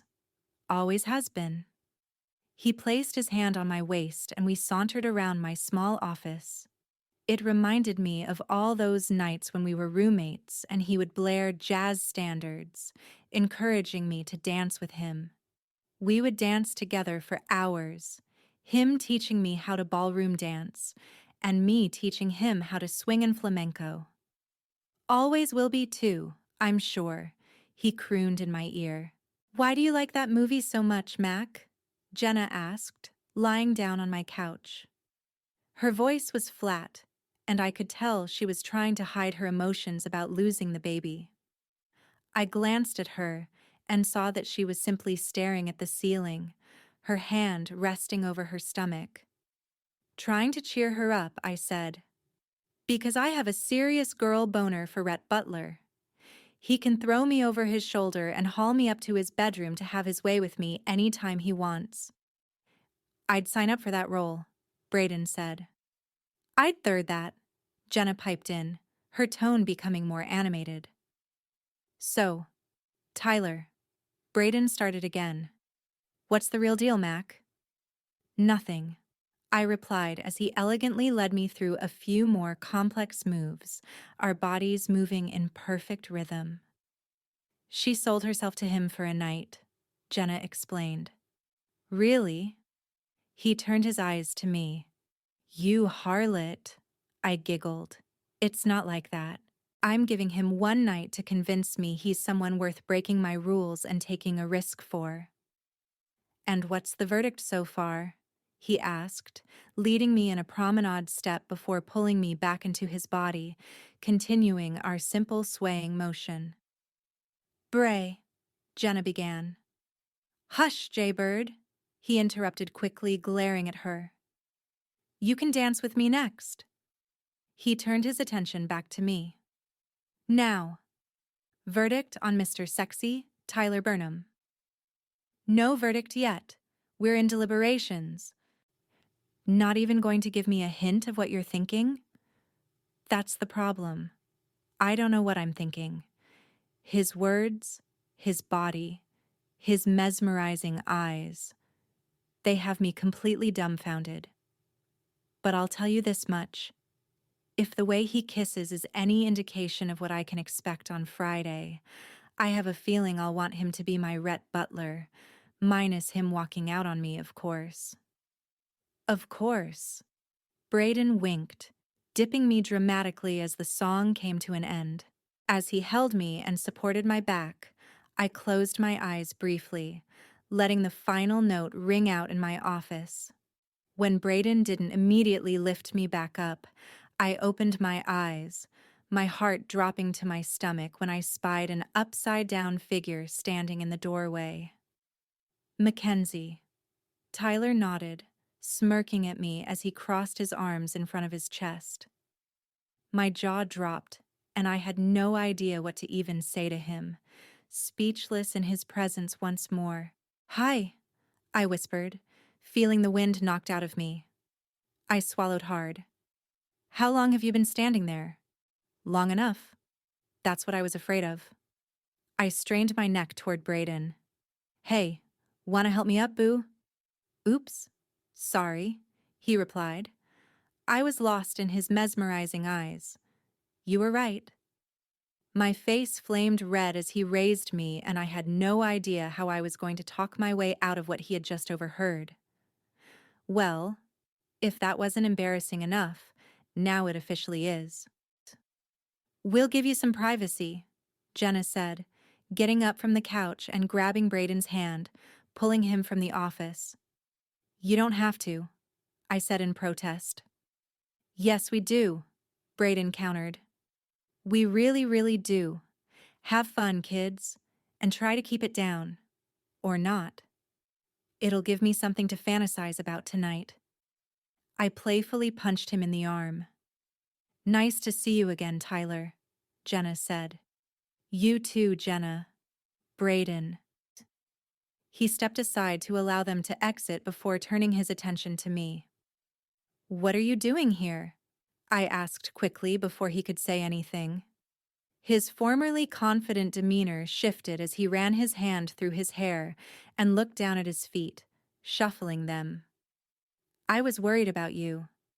You drank a bit at lunch, and I was concerned about you driving home. So, what?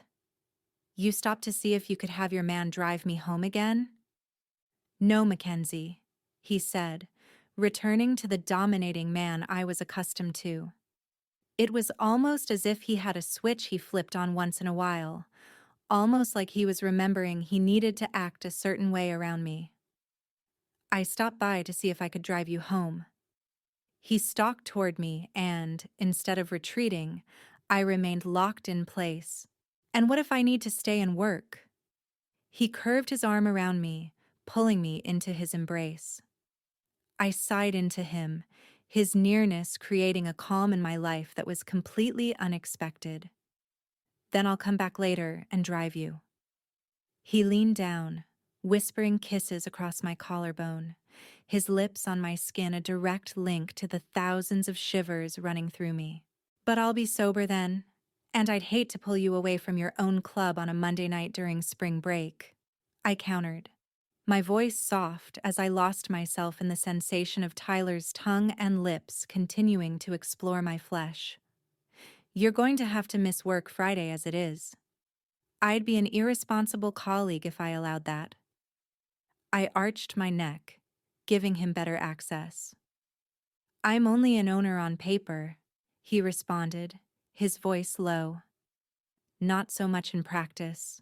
Would you like a ride home? I can drive, I insisted weakly, melting into him as he continued nipping on my neck. My words were in direct contradiction to the demands I gave him with my body. Let me take you. He pulled his mouth from my skin and an instant chill set where his lips once were. He grabbed my cheeks in his strong hands and gazed at me with a look that was deep and absorbing. I couldn't focus all afternoon, Mackenzie, he murmured against my mouth. All I could think about was how delicious your lips taste. I want more of them. Of you. He gripped my hair, forcing my head back. I stared at him, surprised by his sudden movement. He licked his lips and instantly pressed them firmly against mine, invading my mouth in an urgent yet provocative manner. His actions were demanding, not allowing me any time to protest. He stole each one of my kisses, and I was only too eager for him to keep taking. Slamming the door shut, he lifted me up and carried me over to the desk, our lips still locked. He carefully placed me on the surface, his hips grinding into mine. I could feel how much he wanted me.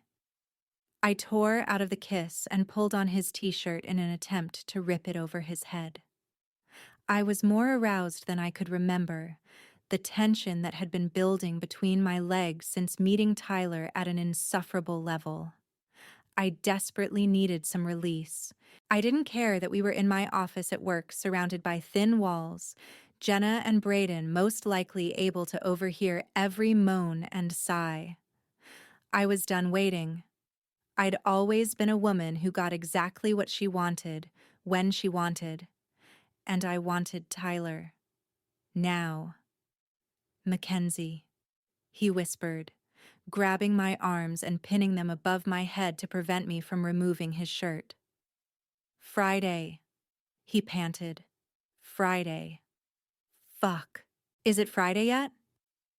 Let's just pretend, I begged, locking my legs around his midsection. I stopped short, not wanting to admit the words that were about to flow so casually from my mouth. It had been years since I allowed myself to admit my feelings to someone and, in that instant, I felt exposed, raw, vulnerable. A side of me I swore I would never show again. You need... what? He tilted his head at me, waiting for my response. Nothing. He shook his head. No, it wasn't nothing. Say it, Mackenzie. He placed my arms around his neck. Please. I want to know what you're thinking, what you're feeling. He grabbed my chin, forcing me to stare into those eyes. He leaned toward me, his lips a whisper on my mouth. Tell me. I need you, I admitted quietly. I need you, Tyler. And you'll have me. Friday. Why do we have to wait for Friday? I whined, breaking the intensity before it became too much. Do you have any idea how horny I am? I joked. A brilliant smile crossed his face. I have a pretty good idea. But Friday it is, and Friday it will remain. I'm not done finessing you, Mackenzie. It's too soon. I can't risk you walking away from me. He ran his hand down my neckline, his touch leaving a trail of flames in its wake. After Friday, I'm fairly certain you'll be ready to relinquish total control of your body. Pressing his hand against my chest, his eyes flashed to mine. Your heart is racing. I nodded. Why? It always beats faster when you're around. I can't control it. You do. No, I don't. I'll only control it when you finally let me in. We're not there yet. Brushing his lips affectionately on my forehead, he retreated toward the door. Ready to go home? Or shall I return at a later time? She's ready, a deep voice shouted from beyond the wall. Tyler's eyes flung to mine and I lowered my legs to the floor, taking a second to stabilize myself. Jenna's office is right next to mine and the walls are pretty thin. I grimaced. Sorry. Don't be sorry, Braden shouted from beyond the wall. You've just given me a week's worth of fantasies. It was silent for a moment before we both burst out laughing. I had seen the softer side of Tyler today, but as we both clutched our stomachs from the nerves that were probably flowing through us, our laughter echoing through the office, I saw what I thought was the real Tyler. His smile was wide and it touched his eyes. He was beautiful and real. And what I was beginning to feel for him was real. I just hoped it was for him as well. Me too, I admitted. Placing my MacBook into my laptop bag, I found the rest of my things and opened the door, hearing a commotion from the office adjacent to mine. Peeking my head in, I saw Jenna and Braden falling on top of each other as they tried to scramble off the couch. Did you two have your ears against the wall? I asked, placing my hands on my hips. I'd like a lawyer before I answer any of your questions, Braden responded. Boo, you are a lawyer. Shit. Thanks for the reminder. I should probably actually go work or something. He raised himself up and proceeded out the door past Tyler and me. Oh, and by the way, he said, spinning around, good job on making her wait for it, Tyler. Make her beg. He winked and disappeared down the stairs, but he couldn't resist one parting shot. She usually gets her way, so this is good for her. Rolling my eyes, I grabbed Tyler's hand in mine and pulled him away. Jenna, I'll be gone tomorrow and Wednesday. You'll be okay, right? Of course. Now get out of here. Okay. Love you, Jenna. Love you more, Mac. Bye, Tyler, she shouted from the office. Leading him down the stairs and out the back door, I started across the parking lot, keys in hand. I'll take those. Tyler tore them out of my grasp. I'm fine to drive. Really? Stopping next to my car, I glared at him. Let me take care of you, he replied, facing me and placing his hands on my arms, the gesture placating me. Please. I know you're probably fine, and the thought of anyone driving your car goes against everything you stand for. But let me do this for you. We drank a lot of wine at lunch, and when I walked into your office, I saw the tumblers of scotch or whiskey or something. So, please. All I want is to take care of you, Mackenzie. Don't deprive me of that. My mouth dropped slightly in response to his plea, the compassion and grace in which he spoke, carving out another piece of my heart for him to possess. Mackenzie? I snapped back to the present, readjusting my doe-eyed expression into one slightly more hardened. Fine. You can drive. At least I know you can drive a stick. He pressed the unlock button on my key fob and opened the door to my silver Mercedes convertible. You drive a stick, Mackenzie? Hoisting myself onto my toes, I breathed into his ear. I know how to handle a stick, Tyler. I ducked into the passenger seat of the car. Out of the corner of my eye, I noticed his jaw clench as he tightened his grip on the handle before closing the door. Good job, Mackenzie, I said to myself as I looked into the rearview mirror to see Tyler, rather flustered, walking around the back of the car and toward the driver's side. He hesitated just outside and then opened the door, getting behind the wheel. Keeping his eyes trained forward, he cranked the engine and put the car in reverse, pulling out of the parking lot. The drive home was painfully silent, and I could tell Tyler was still reeling from my last comment. He appeared to be as much on edge as I was, perhaps even more so. While I had dated men in the past, albeit rather casually, none of them had made their hunger and eagerness known like Tyler had. It was new, exhilarating, and terrifying all at the same time. He was everything I had ever imagined my perfect match would be. Passionate, sexy, ardent, wanton, his thirst for me evident in his every movement and word. But I was worried he was too perfect, too good to be true. I wanted to spend every waking moment with him, but I never wanted to see him again after Friday. I wanted to give him my body, my soul, my everything, but I wanted to keep all of those things under lock and key. He confused me and made me feel emotions ranging from one end of the spectrum to the other.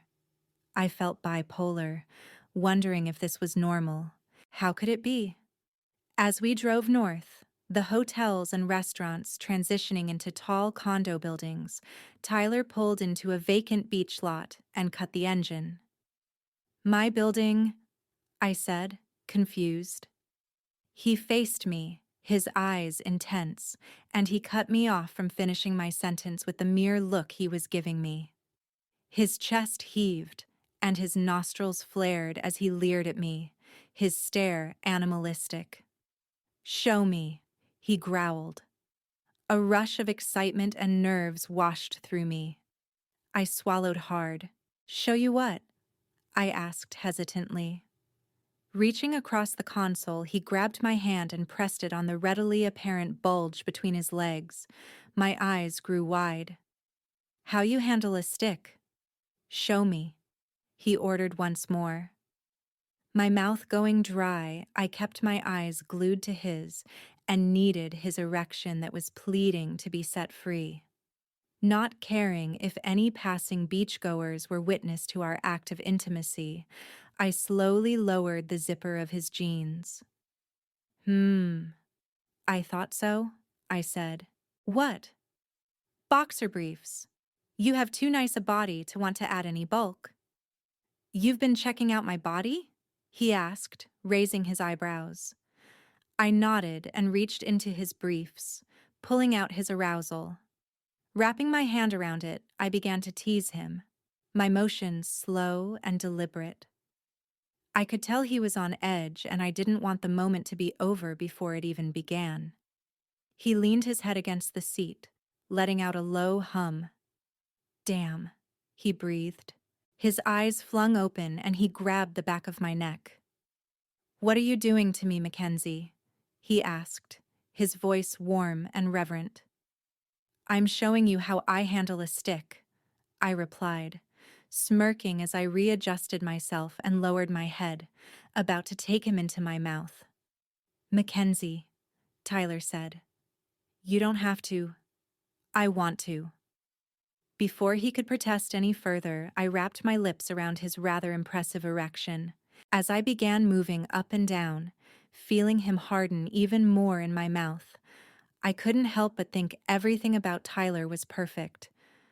From the way he looked out for me, to the way he always knew exactly what to say that would cause my stomach to flutter, to the way he caressed my name. It was everything I had always wanted, but didn't think I would ever find. That I didn't think I wanted to find. He wrapped my hair around his hand, tightening his grasp. His breathing grew uneven and came in faster intervals, and I knew he was close to unraveling. I increased my motion, baring my teeth just slightly and gently running them against him.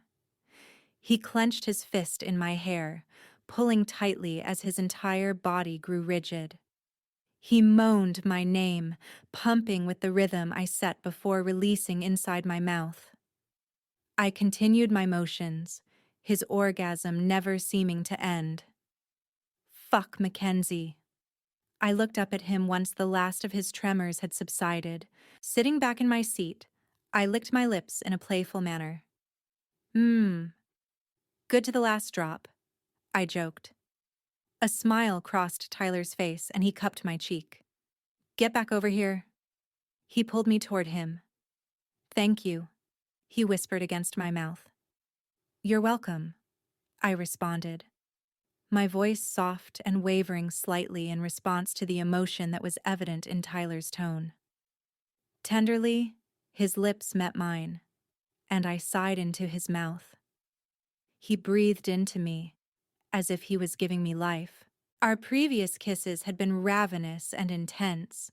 This one was completely different. It was delicate and full of grace, his motions almost timid as our tongues met briefly. "I'm a broken man," he admitted, leaning his forehead on mine as he lovingly caressed my face. "Everyone's broken in one way or another, Tyler," I responded, feeling uneasy with his sudden frankness. "Not like me. Some days I feel like I'm barely hanging on, but I haven't since I met you." He opened his eyes. "For the past 6 years, all I've felt is pain.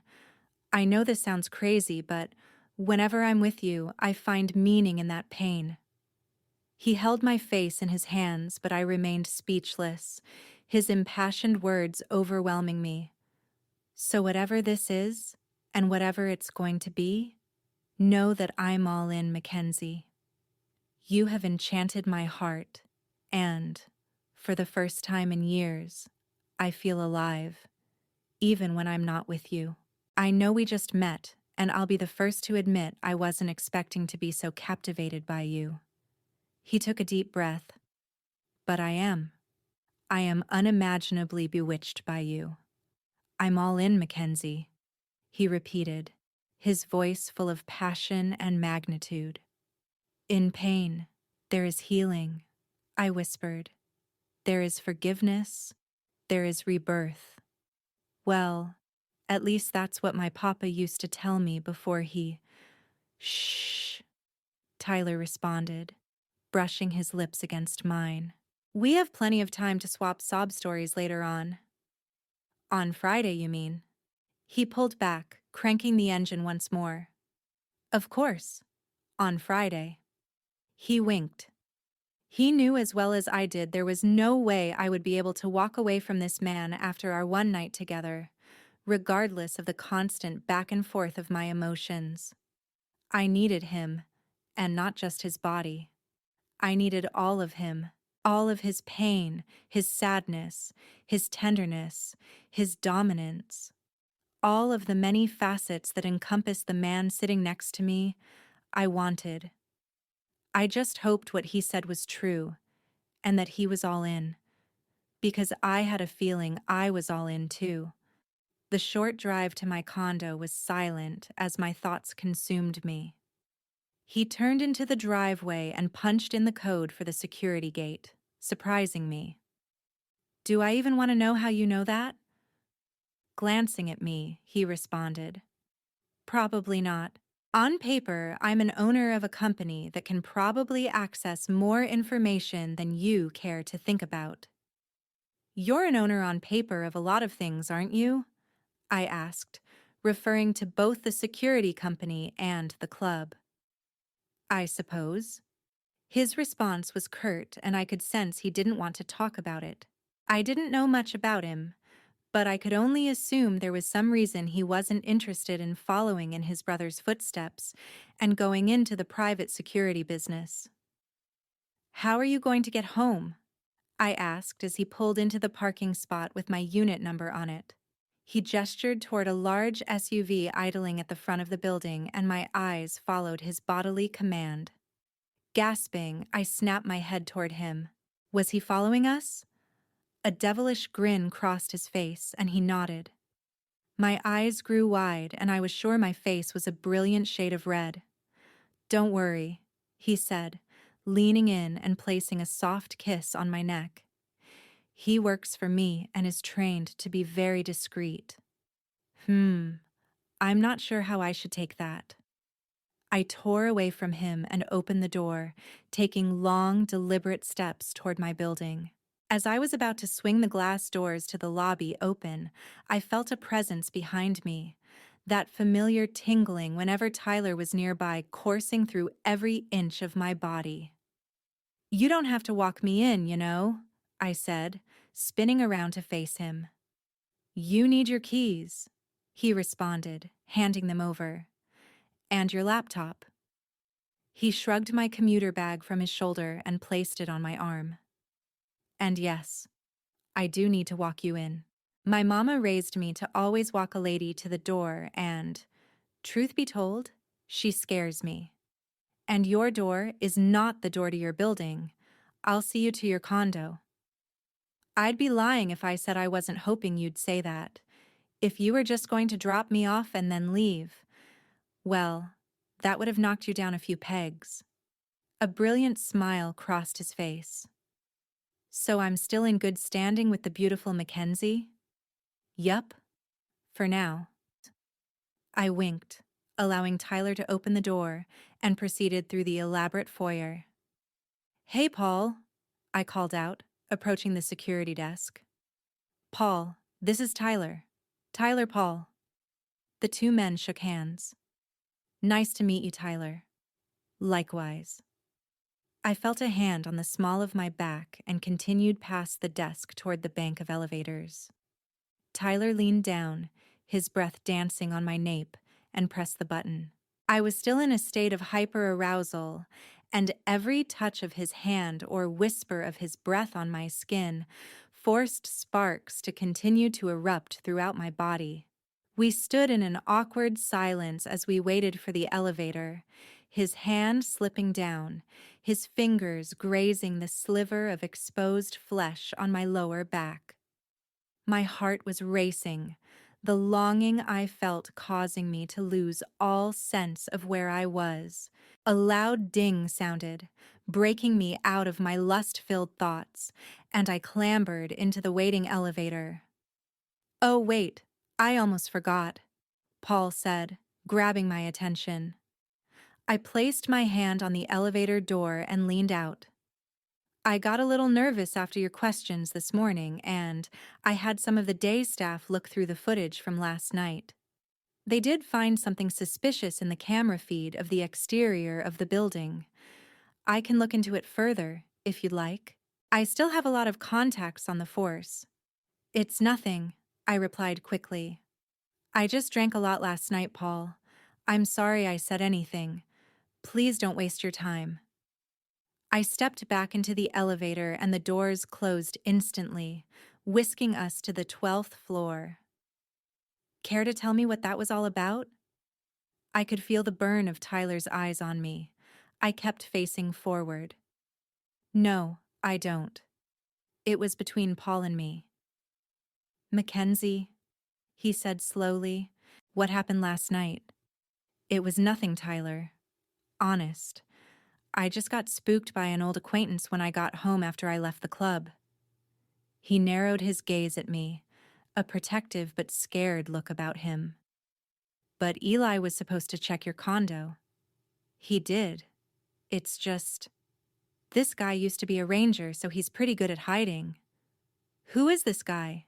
He asked, raising his eyebrows. Do you think it's the same person from the club?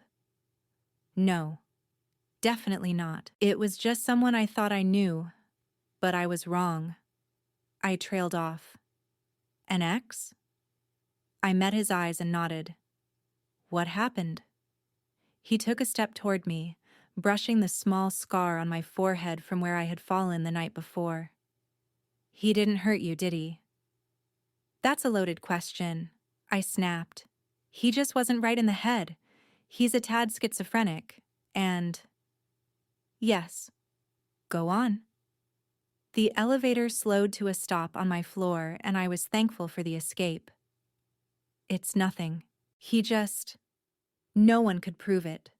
But I know he's responsible for my mother's death.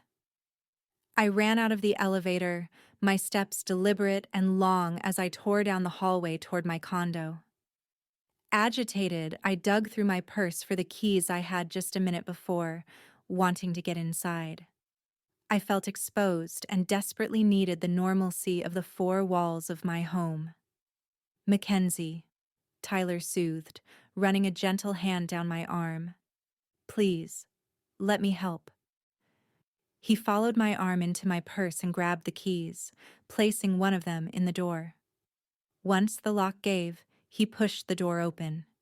He lowered his mouth to my neck, his hand still tenderly caressing my arm. My taut stature visibly relaxed at his simple touch. Better? He murmured. Yes, thank you. Taking a steadying breath, I entered my home, standing aside to allow Tyler to enter. Do you mind if I do a sweep of the place? Just to make sure? Yes. Of course, I answered quickly. Nodding, he closed the door and strode to his immediate right into the sitting area, checking the windows and behind the drapes for anything suspicious. Nice view, he commented once he approached the large floor-to-ceiling windows overlooking the ocean. Thanks. He made his way from the sitting area and into the dining area, still scanning for anything that seemed off. Do you know how he got in? He asked, walking into the kitchen. No, I said, shrugging. I guess he could have easily picked the lock. He responded. Perhaps you should invest in some better locks. How many bedrooms are there? 3. This way. I started toward the hallway off the open living area, but he grabbed my arm, preventing me from going any farther. You stay here while I check it out. I know this area is secure.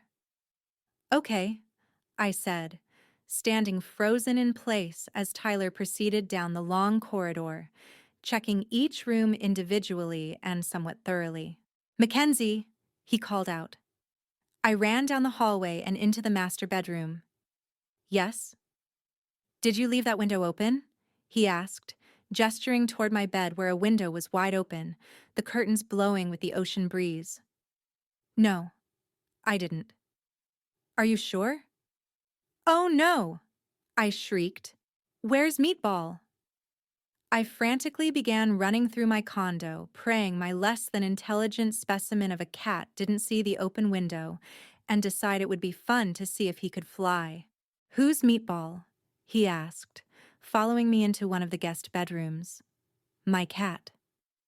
I knelt down on the ground and began searching underneath the beds, knowing how much he liked to sleep in warm, dark places. You mean this guy? I bolted upright immediately, banging my head into the box spring. Fuck! I exclaimed, rubbing the back of my head as I slowly crawled out.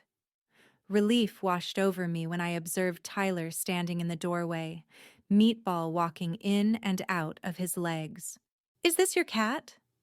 I nodded. Adorable, isn't he? I walked toward him and picked up the 15-pound cat in my arms, nuzzling him against me. It doesn't look like he's missed a meal. No, he certainly hasn't. I scratched his belly and gave him a quick kiss on the head before I allowed him to leap from my arms in search of his next napping spot. Back to the window in your bedroom, Tyler said, his expression turning severe once more. You're certain you didn't leave it open this morning? Maybe you wanted to let some air in and forgot to close it? No, I'm positive it was shut.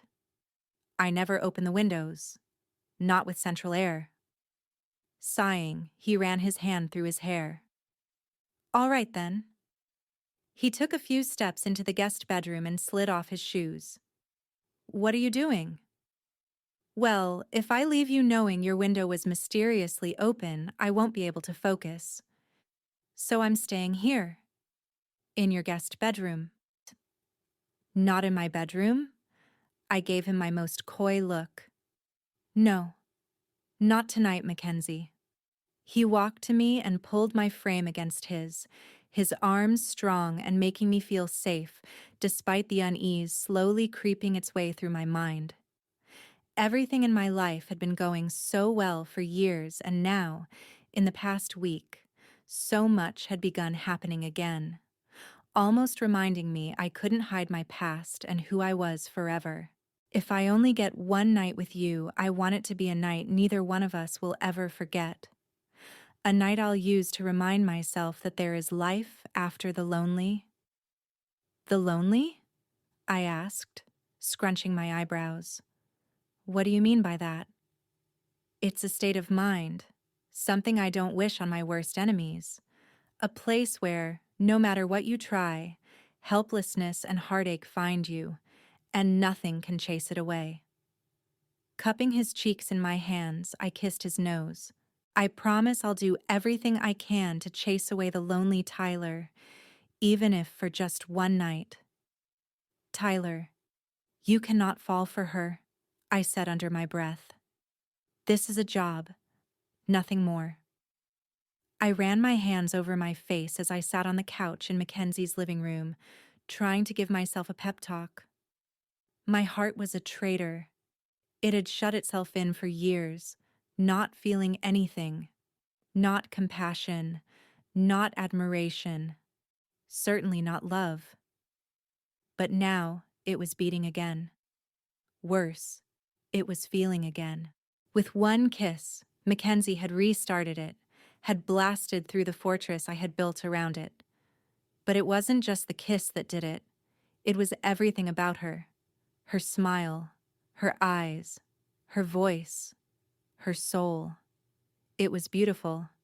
It was broken. And I wanted to be the one to put those pieces back together. But I knew that, even if I did, I would be the cause for her to break down once more. Hungry? Mackenzie asked as she sauntered into the living area, her hair wet from a shower. I shot my head up and quickly changed my forlorn expression into one of sincerity. As she made her way to the couch, I kept my eyes trained on her bare legs that a tiny pair of shorts left exposed. She sat down beside me, pulling her legs under her body. I heard words coming out of her mouth, but I couldn't understand what she was saying. My heart was thumping in my chest as I simply watched her lips move. They tasted better than I had thought they would. She kissed just like she did everything else in her life. She'd mastered the art, so much so that I couldn't concentrate on anything other than when I could taste those lips again. Being near her, feeling her skin close to mine, our breath mingling, was euphoric. The sensation more intense and addictive than any high I had ever experienced. I wanted more of her. I needed more of her. For a job that was supposed to be a cakewalk, get in, get the information, and get out. This was quickly turning into one of the most challenging assignments I'd ever had. Tyler? Mackenzie's provocative voice crooned, forcing my eyes away from her lips and to her eyes, which didn't help matters. Yes, I gulped, trying to keep my gaze fixed on hers and not leer at her voluptuous chest that a snug white tank top accentuated all too well. Eyes up here, buddy. She winked, jumping from the couch and heading into her kitchen. Do you like Mexican? That's what I have planned for tonight. Black bean and spinach enchiladas. I followed, sitting on a stool at the breakfast bar as she rummaged through her refrigerator, taking out a bunch of items. I'm not a picky eater. You name it, I'll eat it. After being in the military, you learn to eat what you can get. Navy, right? Mackenzie asked, turning around to face me. She pulled out a cutting board that was hidden in the island and began chopping some spinach. Yeah, like my brother. But I did my 4 years, and that was it. I thought it would help. Yes? She asked, obviously anxious for more information. Just help me find some sort of direction in life, I suppose. She pinched her lips, eyeing me skeptically. Yeah, sure. I have a feeling there's more to the story than just wanting to find direction. That's it. I had just graduated college. Truth or dare? She interrupted. Truth. And I went to Boston University.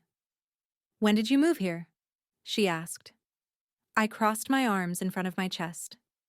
I do believe you're breaking the rules. Only one question per turn. What can I say? I'm a rebel. I like to break the rules once in a while. She bent down and rummaged through one of the cabinets. My eyes followed her movements, taking in her adorable backside. I like that about you. Well, a rebel in all things. Except that damn timetable of yours. She placed a mixing bowl and 2 wine glasses on the counter, keeping her back to me. Life is better when planned, she said softly, pulling the cork out of a bottle of red wine. She poured some into the 2 glasses and spun around, gasping when she ran into my body. Why do you say that? I asked, pushing a lock of hair out of her eyes, my fingers caressing her brow. Don't you like the rush of the unexpected? Never knowing who you might meet? Who might sweep you off your feet? I took the 2 wine glasses from her and placed them on the counter, closing the distance between us. Who you might want to break the rules with? I hovered over her, both of our chests rising and falling as we looked deep into each other's eyes. Grabbing her hips, I lifted her small body onto the counter and planted several kisses on her neck. Who you might want to break your rules for? A plan is better, she reiterated. Otherwise, there's too much room for error, for heartache. I'll never hurt you, I said, unable to stop the words from coming out of my mouth. I would hurt her, probably more than anyone else ever had. The minute she realized I had only approached her because it was my job, she would never forgive me. Mackenzie cleared her throat and began to push against my chest. It's late and I'm getting tired. She jumped down from the counter and took out a few more pots and pans. Let's eat so I can get some sleep. I have a long drive tomorrow. Where? And why am I now just hearing about this? I'm going to San Antonio, and you're just hearing about it now because it doesn't concern you. She glared at me, and I backed off. Well, you better take some time this week to rest up, I said deviously, lightening the mood. You'll need your strength for Friday. Oh, really? She asked, turning on the stovetop and giving me a sly look from over her shoulder. What precisely do you have planned? You'll just have to wait and find out. Oh, Mr. Burnham, she said, giggling. You know exactly how to keep a girl on her toes, don't you? No, but I know how to keep you on your toes, and that's all I care about, Miss Delano. I went to her, sweeping her hair to one side, planting a faint kiss on her shoulder. Only you, I murmured, and her body quivered, goosebumps becoming visible on her silky skin. That's it. It's official, I said, rubbing my belly and leaning back on the couch. What is? Mackenzie asked, following my lead and sinking into the cushions as the television flickered in front of us. You just weaseled your way into my heart, Mackenzie. You know the old adage that the way to a man's heart is through his stomach? Well, it's absolutely true. Damn, woman. You can cook. She grinned, finishing her wine and placing her glass on the coffee table. Thanks. I learned from my mama. She loved to cook. I remember spending hours in the kitchen with her when I was growing up. Oh, the food we would make. Glancing at her, I could sense a hint of vulnerability about her I hadn't noticed before. What happened? To your mom? You mentioned something about thinking your ex. It was a car accident, she said softly. But I know he had to be involved. How? I just do. He had said if I didn't. She trailed off. Well, that's not important. He inferred something was going to happen to my family, and that same weekend, she was killed in a car wreck. I told the police about everything, but they said there wasn't enough evidence to suspect foul play. They assured me all the threats he had made were just the ramblings of a schizophrenic who desperately needed professional help. But you don't believe them? No. My gut just tells me there was more to my mother's death than being a freak car accident. They said she was speeding. My mother never went over the speed limit. Never. And I know Charlie was responsible. What happened that weekend between you and Charlie? I asked guardedly. I had combed through the file the CIA had given me about Mackenzie, and not once was there any mention of an incident with a former boyfriend. I wondered what else they were keeping from us. You know what? She jumped up from the couch, grabbing the plates off the coffee table. Let's talk about something else. It doesn't really matter. It was 8 years ago, and, after Friday, we'll just be colleagues anyway, so there's no reason to include you in any of the drama that's been a part of my life. She hastily retreated into the kitchen, turning the faucet on and rinsing the dishes.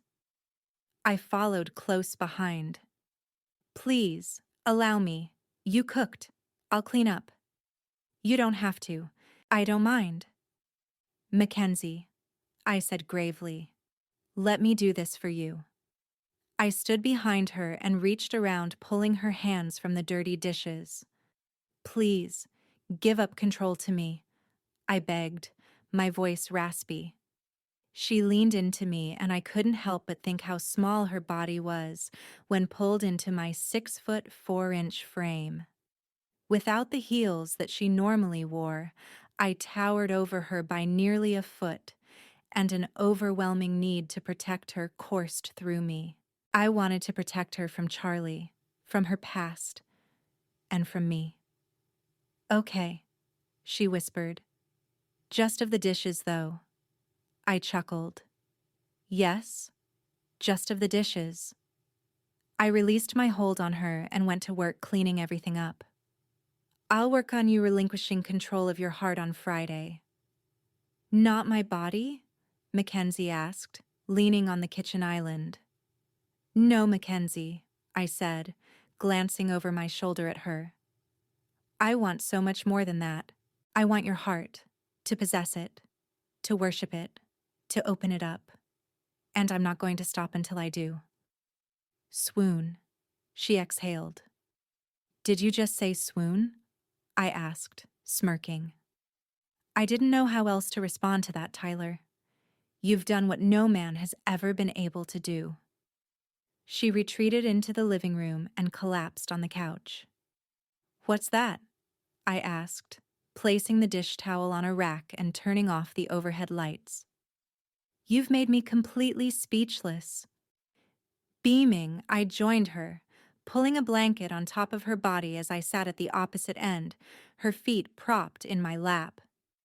Don't worry, mi cariño, I won't let it go to my head. She moved her legs slightly, using her foot to feel around as it lay on top of me. The movement immediately caused an excitement to course through me, and I hardened under her touch. Too late, she joked, feeling the bulge in my pants. I grabbed her foot to stop her from starting something I wasn't sure I was ready to finish just yet, and began rubbing gently. She relaxed back into the sofa and, within minutes, her breathing had grown rhythmic, her eyes closed. Mackenzie, I whispered. No response. Kenzie? Still no answer. Sighing, I gingerly slid out from under her legs, wrapped her in my arms, and carried her down the hall toward her bedroom. Placing her on the king-sized bed, I pulled the duvet over her before planting a delicate kiss on her forehead. I'm sorry, I said, hoping my apology would clear my conscience for what I had to do to her.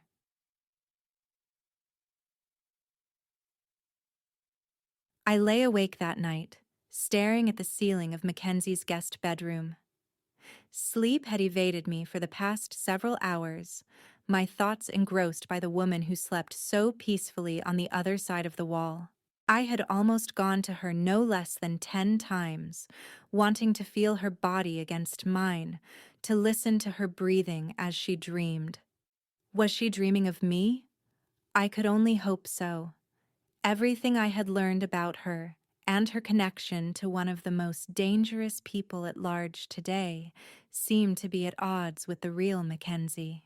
She had a beautiful heart, and an even more caring soul, which made me question whether she really could be the daughter of Colonel Francis Galloway, a man who had gone underground over a decade ago after he was named as the mastermind behind one of the most gruesome acts of terrorism pre-9/11.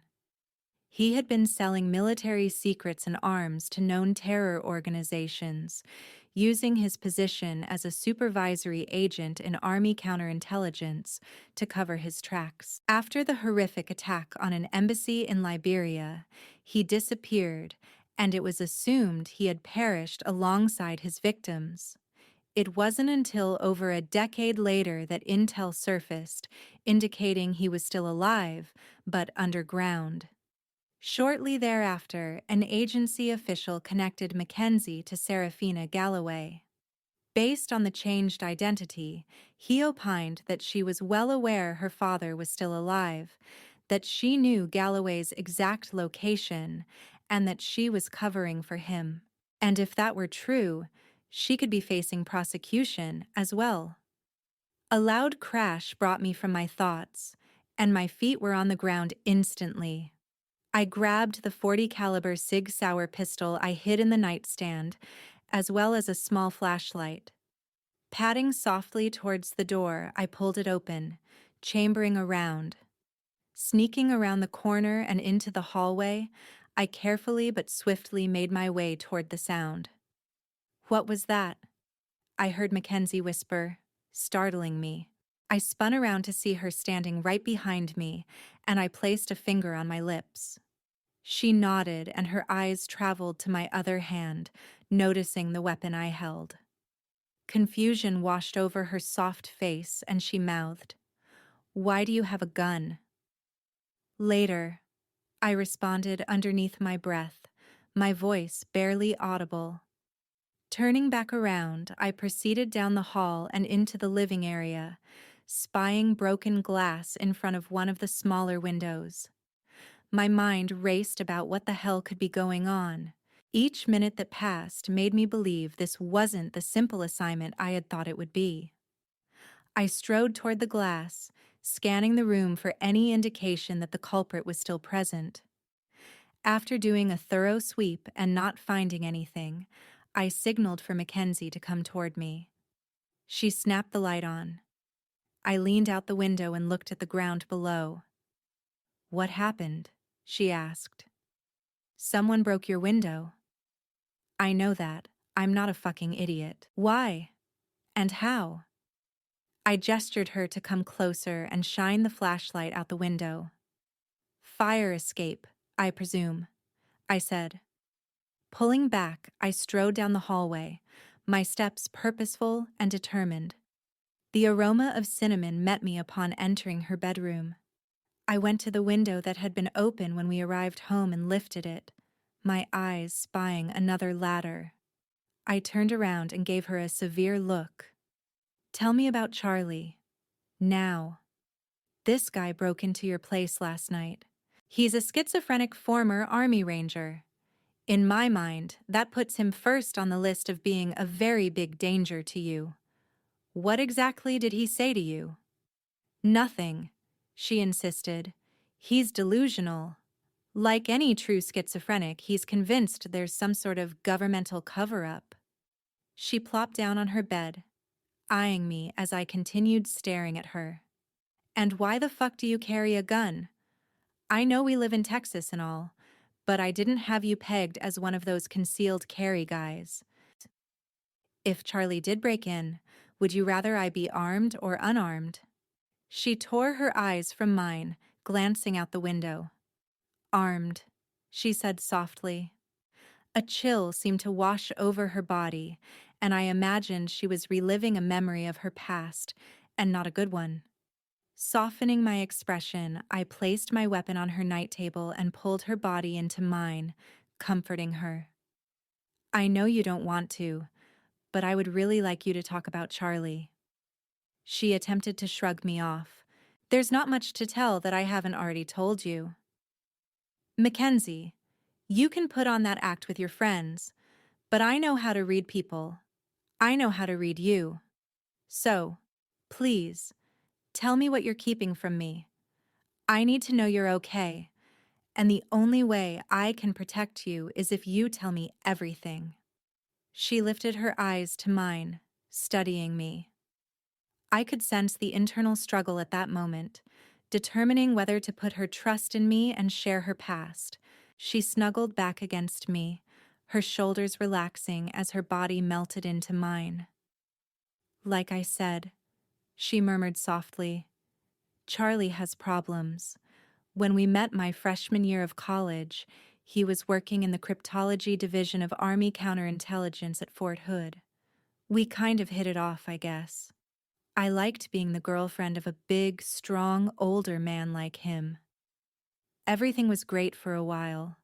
Then, one night, he lost it.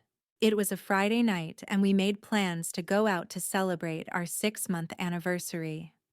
I spent all afternoon shopping for the perfect dress. At 7, I pulled back the door to my room, and my face fell when I saw Charlie walking down the hall, still in his fatigues, a crazed look about him. He grabbed me by the arms and nearly pinned me against the wall. He sounded agitated and neurotic, telling me about being pulled from the fire. He kept saying there was a huge cover-up, that he was convinced I wasn't who I said I was, and that the man he thought was my father was still alive. That's when I realized he wasn't dating me because he liked me. He was working a case. "Was Charlie right?" I asked, my heart racing in my chest. She met my eyes. "No, I've never heard of the girl Charlie thought I was, nor have I ever heard of the man he was convinced was my father. My real father died when I was a little girl. He was in the army and died on deployment." "And you're sure about all of this?" Mackenzie jumped up, leaning over me, her eyes on fire. "What? You don't believe me?" she bellowed. "Of course you'd side with Charlie. He's Army, you're Navy. You all stick together, don't you? Is that what they teach you in basic training? Bros before hoes or some shit? I raised myself from the bed and attempted to placate her. No, that's not it at all. But having a dad who worked for the CIA and a brother who's a retired SEAL, you start to realize that sometimes there's more to conspiracy theories than the government wants you to believe. She spun on her heels, attempting to flee the room. Mackenzie. I reached for her arm, grabbing it. I'm sorry. I shouldn't have questioned you. I wrapped my arms around her. Please finish your story. That's it, really, she said, molding her body to mine. As he was pleading with me to admit my father was still alive, 3 men in uniforms stormed down the hallway. One of them stuck a needle in him to sedate him, and they hauled him away. I'll never forget. She let out a sob, and I hugged her tighter, soothing her cries. Shh. It's okay. I'm here. She tore out of my embrace, lowering her head. I'm sorry, she said, wiping her eyes. We barely know each other, and not only have you been suckered into spending the night at my place, but now you're stuck dealing with an emotional woman. I think I'm just tired from lack of sleep lately. I pulled her back into my arms and placed a tender kiss on her forehead. Then get some sleep. Before she could say anything, I swooped her in my arms and carried her the few short steps toward the bed, placing her beneath the covers once more. Leaning down, I kissed her. Sweet dreams, Mackenzie. I'll be in the living room, patching up the window. Grabbing my weapon and flashlight, I turned off the lamp on her night table and began to retreat when I felt her hand grip my arm. Wait, she said. Can you stay? I looked down and, even in the darkened room, I saw her eyes shimmering. I feel, yes? Scared, Tyler. Scared out of my fucking mind.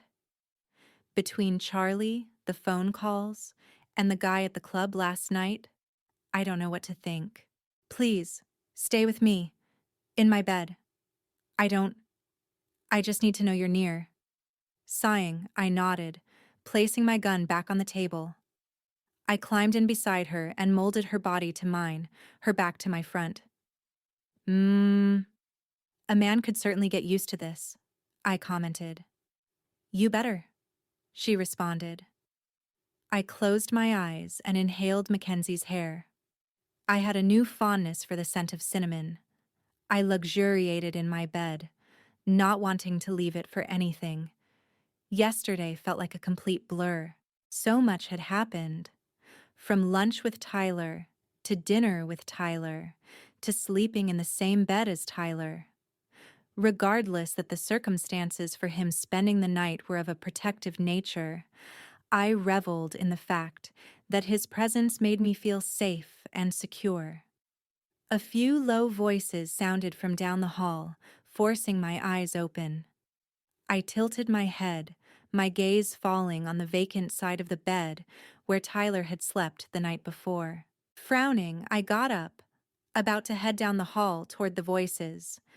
Then I caught a glimpse of my disheveled appearance in the mirror, and I prayed I didn't look so unkempt the previous night.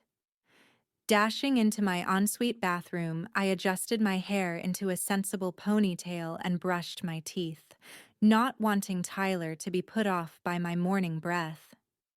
Rechecking my reflection in the mirror, I was much more pleased. I opened the door and strolled down the hallway to investigate who Tyler was speaking with in the living room, shocked to see a new window already in place. Hearing me enter, Tyler and Eli turned around to face me. A brilliant smile spread across Tyler's mouth, and he looked incredibly sexy with his hair rumpled and a light stubble on his jaw. Morning, he winked. Coffee? He started toward the kitchen, and I didn't know how to feel about the fact that he had seemed to make himself at home in my condo. The part of me that wanted him to be my turtle dove was doing cartwheels and backflips, singing at last. But that part was at odds with my cautious side. No, not that one, I said when he opened the cabinet and grabbed a mug. He looked at the mug in his hand. Is there something wrong with it? No, it's just... I went to the dishwasher, pulling out a faded mug that had seen better days. I always drink coffee out of this one. Not questioning it, he took it from me and placed it beneath the brewer. Let me guess. You're a 2% girl, right? And use a natural sweetener? How did you know? His knowledge of my quirks and habits was starting to scare me a little. You have 2% milk in your refrigerator, and a bunch of these packets by your coffee maker. He beamed, holding up a pouch of my sweetener of choice. You're a regular Sherlock Holmes, aren't you? I commented sarcastically as he poured a bit of milk into my mug. Yes, and you remember my Watson. He gestured to Eli, who was surveying my home, making notes every so often. Miss Delano, Eli said, nodding at me. Nice to see you again, I said, taking my mug from Tyler, savoring that first sip of coffee. I hope you don't mind. I asked him to come and evaluate your home to see what sort of upgrades you should make to your security system. Is there a reason the service has been turned off? Tyler, I said, placing my mug on the kitchen island. I appreciate the trouble you've gone to, but I can't afford it. Not right now. The restaurant just opened, so it's going to take some time until we see a return on our investment. I don't have another source of income to fall back on like Jenna. All of my money is tied up in that restaurant. Mackenzie, that's not a good enough reason for me. Eli will have the updates completed and will activate a service with my security company.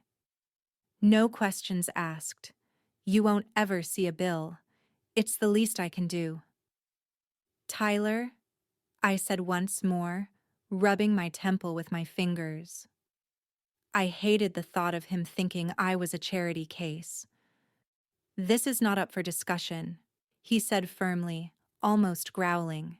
The system is being turned on, and there will be a massive overhaul to make it one of the best security systems out there. Nothing you say will stop this from happening, so save your breath, Mackenzie. He crossed his arms in front of his heaving chest, his green eyes fierce and blazing down at me. My face flushed at his tone, and I abruptly grabbed his hand, yanking him down the hallway and into my bedroom. Once the door was shut and I was confident Eli couldn't overhear us, I threw myself at Tyler, his hardened expression turning into one of passion. Savagely pressing my lips against his, our tongues collided in a frenzied dance. He lifted me up, and the sound of items crashing to the ground echoed as my back hit the wall. That was the hottest thing I've ever heard, I panted once Tyler tore his lips from mine, sucking on my neck and earlobe. I should have been angry at him. Hell, I should have been absolutely livid, but I wasn't. I love it when you go all protective on me. Really? He asked, the surprise in his voice apparent. His hands roamed my frame, scorching my skin. I thought you'd hate the idea of anyone taking charge. Who said I was letting you take charge? I asked, grabbing his face and forcing his lips back to mine as I thrust against his midsection, feeling that familiar bulge. It's just so hot that you... I've never... I looked down, trying to collect my thoughts. You've never what, Mackenzie? Tyler asked, gripping my ponytail and forcing my head back. I stared into his eyes, unable to escape telling him what I was thinking. I've never wanted anyone to think I wasn't a strong person.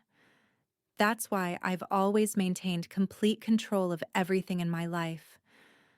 But with you, I want to let go. And it scares me and turns me on at the same time.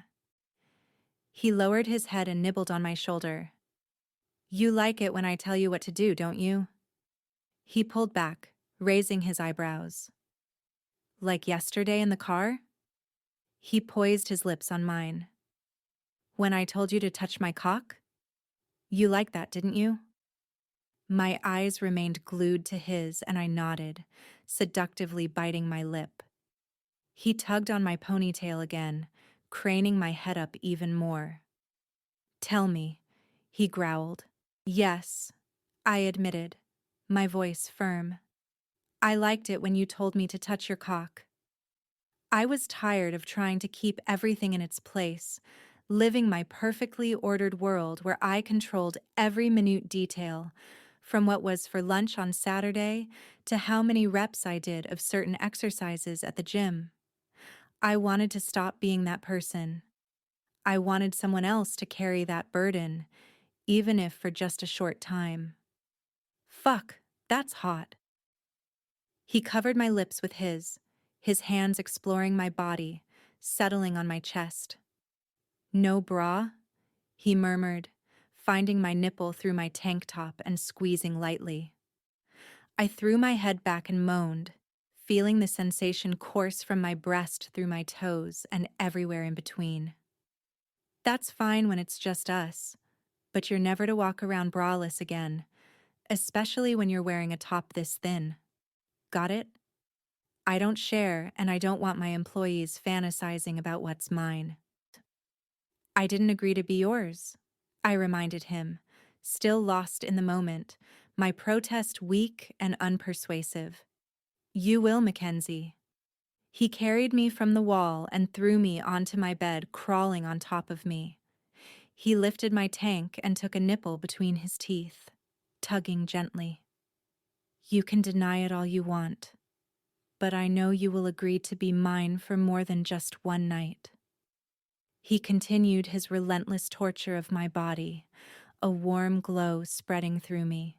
1 minute, he was biting my nipple, causing a shooting pain.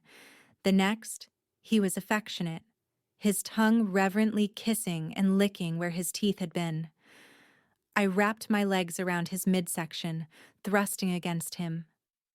I want you, I breathed. Right now. I need you. I was ready to agree to anything, as long as I could continue to feel the pleasure I did at that moment. I need you too, Tyler said, his fingers trailing down my stomach and settling on the waistband of my shorts. He slipped his hand just inside and I raised my hips, letting him know I wanted him to take them off. Clumsily, I reached for his shirt and began to rip it from his body, but he stopped me. But not today. He grabbed my hips, pinning them back to the bed, sitting up. You have got to be kidding me, I said in exasperation, my eyes wide in disbelief.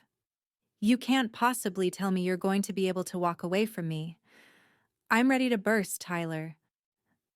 I shot up from the bed and climbed on top of him, moving against his erection. I ran my fingers through his hair, pulling him to me. I felt like an addict who was jonesing for her next fix. He was the only one who could extinguish the fire that had been spreading through me since our first encounter. Mackenzie, that's exactly what I'm telling you. I'm not saying it will be easy. It's actually very hard. He raised his eyebrows at me in a joking manner, and I laughed at his double entendre. But I want the first time I'm inside you to be something you'll never forget. And I can't take care of you the way I need to with one of my employees standing in the living room.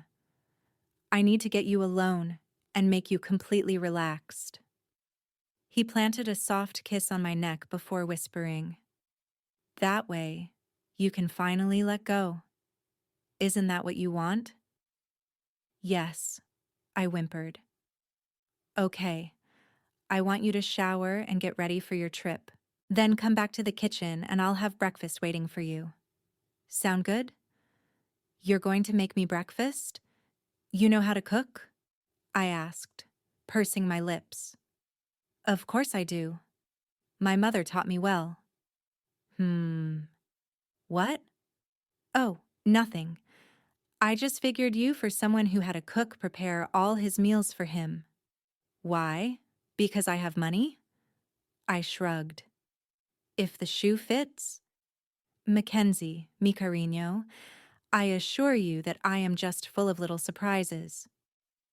He lifted me off the bed and ensured that I had proper footing before releasing me from his hold. Now, shower. He smacked my ass and I jumped, giggling. Okay, you overbearing ape. I ran into the ensuite bathroom. Allowing the hot water to wash over me, I thought about Tyler and what I would have given to shower with him. The smell of bacon wafted through my condo as I stepped out of the bathroom, and a warmth spread through me at the thought that Tyler was out there making me breakfast. I was immediately reminded of a conversation I'd had with my mother over Christmas break of my freshman year of college when I was dating Charlie. "How will I know, Mama?" I asked as I stood beside her in the kitchen, peeling potatoes. "Know what, mi amor?" "You know," I said, raising my eyebrows at her. "When it's love." "Is this about Charlie?" she asked, a sly grin crossing her face. "Maybe. I know that I like him. I just don't know if it's more than that." "When did you know with Papa?" "The minute I saw him. He was so handsome, but it was more than that. Looks only go so far. Falling in love is about the little things. The way he holds your hand. The way he kisses you. And I'm not talking about a passionate kiss. It's the soft ones. On your neck. On your temple. On your cheek. Those speak to the heart more so than any full kiss on the lips I've ever had. Those say, "I'll never let anything happen to you," or "I'm always going to look out for you." And in those simple moments, that's when I fell in love with your father. That, and he always made a dynamite frittata for breakfast. Brushing off my memories, I finished getting ready for the day, pulling on a black pencil skirt and a charcoal gray silk blouse. After sliding on a pair of black pumps, I checked my reflection, pleased with the image looking back at me. Pulling the door open, I strode down the hallway, audibly sighing when my eyes fell onto the work of art that was Tyler's backside as he flipped over some bacon. He spun around when he heard me walk into the kitchen and a frown crossed my face. "What is it? Do you not like bacon?" "I thought you would, considering it was in the fridge." "That's not it. It's just, I was really enjoying the view." He planted a kiss on my temple, reminding me of my mother's words, and said, "If that's the case, enjoy away, mi cariño." He turned around and went back to the stove. I walked around the kitchen island, hopping onto one of the bar stools, and simply stared at the exquisite view, thinking it was sinful for someone to have an ass that looked that good. "Why do you always call me that?" I asked, noticing a fresh cup of coffee had been prepared for me in my absence. "What? Mi cariño?" Tyler asked, keeping his backside to me. "Si. How did you know I spoke Spanish?" "The way you ordered the wine at the tapas bar that night we met. You had a slight inflection on the R sound, where most Texans, let alone Americans, would not. I took a gamble you did, and I guess I was correct." "It appears so." I brought the mug to my lips, my shoulders relaxing when I tasted the coffee. "So, while you were in the shower, Eli looked around your place and is designing a few upgrades to your security system as we speak." He turned around and leaned against the counter. "He's already reactivated the system, so it'll be armed while you're away." He crossed his arms in front of his chest, his biceps stretching the fabric of his t-shirt. Getting up from my stool, I giggled. "I'm sorry. Do you mind?" "Mind what?" he asked, confused. "I've been wanting to do this since I first met you." I reached out and placed my hands around one of his biceps. I squeezed slightly, thinking I'd feel some soft tissue, but I didn't. All I felt was hard masculinity in my hands, his muscles firm. Nodding my head, I said, "Yup," as good as I had expected. He looked at me quizzically for a brief moment before a loud laugh sounded. Well, I'm glad I've measured up to your expectations. So far, I said, winking as I spun around and headed back to my bar stool. So, why are you heading to San Antonio today? Why does it matter? I asked, inhaling the aroma of sautéed onions, garlic, and peppers. Humor me. Fine. The church I went to growing up is saying a mass in my mother's memory. Is it the anniversary of her death? He asked. No, she passed away in May, almost 8 years ago. Birthday then? Can't a church just say a mass for someone without it being a date of significance? I wouldn't know. My family never really went to church when I was growing up. In Connecticut, right? Cracking a few eggs, he turned around, meeting my eyes. Checking up on me? No, I just have a gay best friend who loves celebrity gossip. And I'm a celebrity? In his world, yes. He grinned. Yes. I grew up in Connecticut before my family moved to Boston, he said, returning his attention to the pan and fluffing the eggs. I eyed him. What are you cooking? A frittata. I've been told I make a really good one. I relaxed into the bar stool. Swoon. Tyler. Call me when you get there? I asked, turning to Mackenzie outside of her car later that morning. You bet, she responded. I pulled her body into mine, planting a soft kiss on her forehead. She sighed, melting into my arms. I love that, I commented. What? She asked, her voice serene. How you react when I kiss your forehead. Your entire body softens. It makes me feel like, in that small sliver of time, I'm with the real Mackenzie, not the Mackenzie you want everyone else to think you are. She pulled back, opening her mouth to protest, but I pressed my lips against hers. It's okay, I murmured. I get it. I've been doing the same thing. But you, well, you make me want to forget about the man I've been lately. You make me want to be the real me again, I confessed, the brutal honesty of my words surprising me. What happened? She asked, pain apparent in her voice. The same thing that happened to you, I replied, my expression distant. You lost someone you loved. You live every day thinking you could have done something to prevent it, but you realize that won't bring them back. You're surrounded by the memories and you feel your world crashing around you, spinning out of control. And you hate that feeling, Mackenzie. You fucking hate it. So you break down and you cry. You cry like you never have in your entire life. Then when the tears finally stop, you look at yourself in the mirror, and the person staring back isn't the same person you were. And you vow to never be that person again, not wanting to put your heart on the line, just to get it ripped painfully from your chest. You try to control every aspect of your life, from what's for dinner on Monday to who you allow into your bed. You let in the lonely because that's something you can control. You crave order and routine. That's why you went into the Navy, isn't it? She interrupted. I nodded. I know exactly what it feels like, I declared, my chest heaving with passion before my voice began to waver. Who was she? Mackenzie asked softly. Her eyes went to the tattoo on my bicep. Your angel. Who was she? Her question caught me off guard and I abruptly pulled back, instinctively hardening my expression. I hadn't spoken to anyone about it in nearly 6 years, and if another 6 years went by without me talking about it, I would be only too happy. No one that matters anymore, I said, my voice firm. She's gone. That's all you need to worry about. I released my hold on her and started toward a darkened SUV idling a few feet from her car.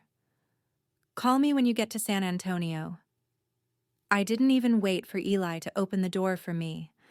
I needed to get far away from the one woman I sensed could destroy me, just as I would inevitably destroy her. "To home, sir?" Eli asked, climbing behind the wheel. "Yes, please." I glanced out the window, observing Mackenzie as she drove past me.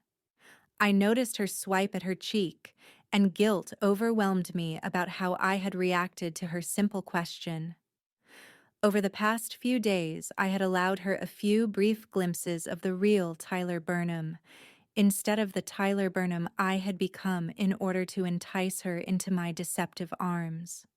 And each time I felt as if she was beginning to possess another piece of my heart, of my soul, that by sharing my pain, she was chasing away my demons. I couldn't allow that to happen anymore. This wasn't about my past. It was about hers. Mine was completely irrelevant to the job at hand. "Everything okay, sir?" Eli cut into my thoughts. Sighing, I ran my hand through my hair, leaning against the window. "No. Hasn't been for years now." "Thinking of Melanie again, sir?" he asked. "You don't have to call me sir, Eli," I said. "And yeah, of course. I can't remember a day I haven't thought about her since I met her." "I'm sorry, Ty. Me too."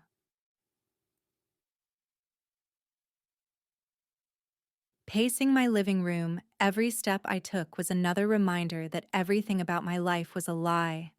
I needed to get out of there to clear my mind. I threw some clothes into a duffel bag, hopped into my Bronco, and left the island for the first time in months. After a 3-hour drive into the barren flatland of mid-Texas, I pulled up to a compound fenced in by high brick walls and barbed wire. It appeared to be a prison, which was the point. Stopping in front of the guard shack, I flashed my company ID. After checking my credentials, the employee opened the metal gate. Signs directed new trainees to the different areas of Burnham and Associates training facility, but I knew the place like the back of my hand. I remembered coming here with my dad when I was barely a teenager. I fired my first gun on the range at the age of 12. I played on the tactical course whenever I could, thinking how fun it was to have my own real-life video game, not realizing the purpose for the course until years later.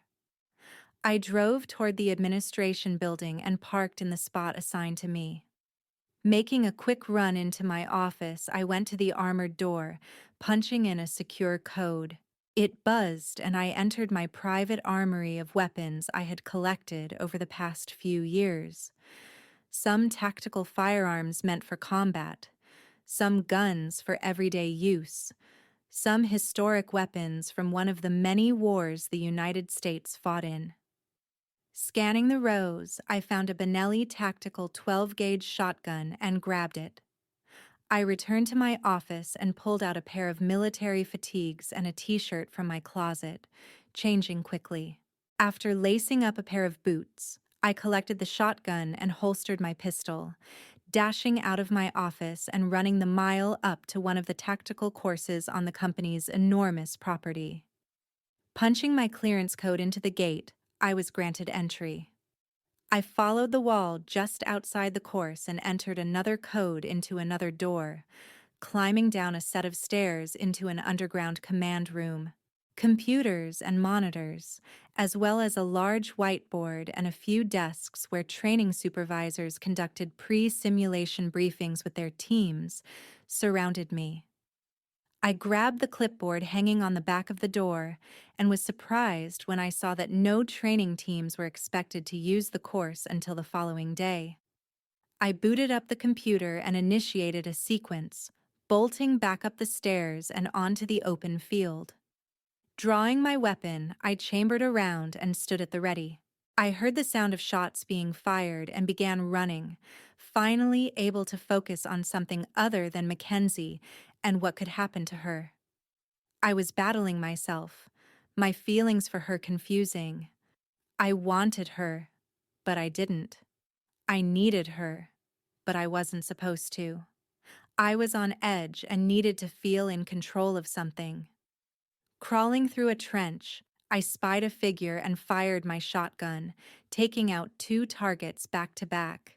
I kept down, remembering all the times I had run through the same area during my time in training, never knowing exactly what program my training sergeant had selected for our team. I had struggled to earn their respect, most of them under the impression I was only there because of my last name.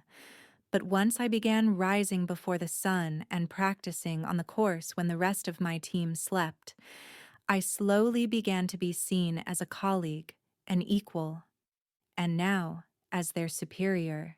Pushing up out of the trench and hoisting myself over a wall, I continued running through the course, dodging blanks, shooting at targets. All the while, my heart was beginning to race from a combination of adrenaline and fatigue. But I couldn't quit. I didn't know how. I was taught to see the mission through to the end, regardless of the possible consequences. And that was exactly what I would do now. And with Mackenzie. Turning a corner, I ran into a building much like those I had seen on deployment in the Middle East, and swept the first room, firing several rounds at more targets. My blood was pumping, and I was lost in the moment. It didn't matter that I was more than aware the shots fired at me were from pre-programmed blanks. I felt as if one false move could be the difference between life and death. It kept me on my toes, my only thoughts of my next move, and nothing else. For the first time since meeting Mackenzie, my brain wasn't in a fog. Everything was clear. All I needed to do was focus on eliminating the targets threatening me. I finished clearing the building and darted toward the final obstacle, running with intensity.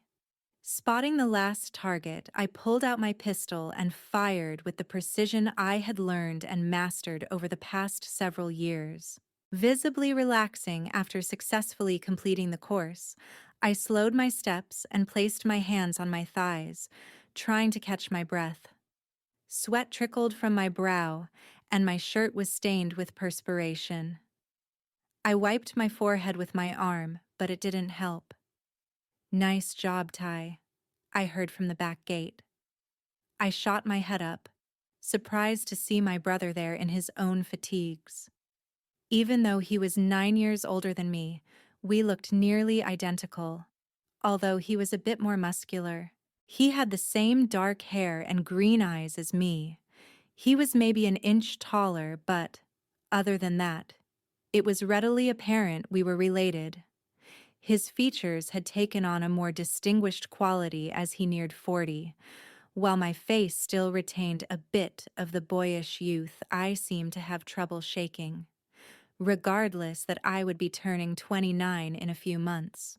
"Alex," I said, my chest still heaving from running through that obstacle course alone when it usually took a team of 6 to clear it. "I wasn't expecting to see you." Alexander stepped toward me and held out a bottle of water. I took it, nodding in appreciation before downing practically the entire thing. It felt good, my throat dry from the hot Texas sun and the physical exertion. "I saw your car out front after I got out of a briefing. What are you doing here?" I needed to think. "About what?" He crossed his arms in front of his chest and leaned against the wall. "Just stuff," I replied, trying to brush it off. "Ty," Alexander said gravely, "what's going on with you?" "Nothing," I answered nonchalantly, shrugging.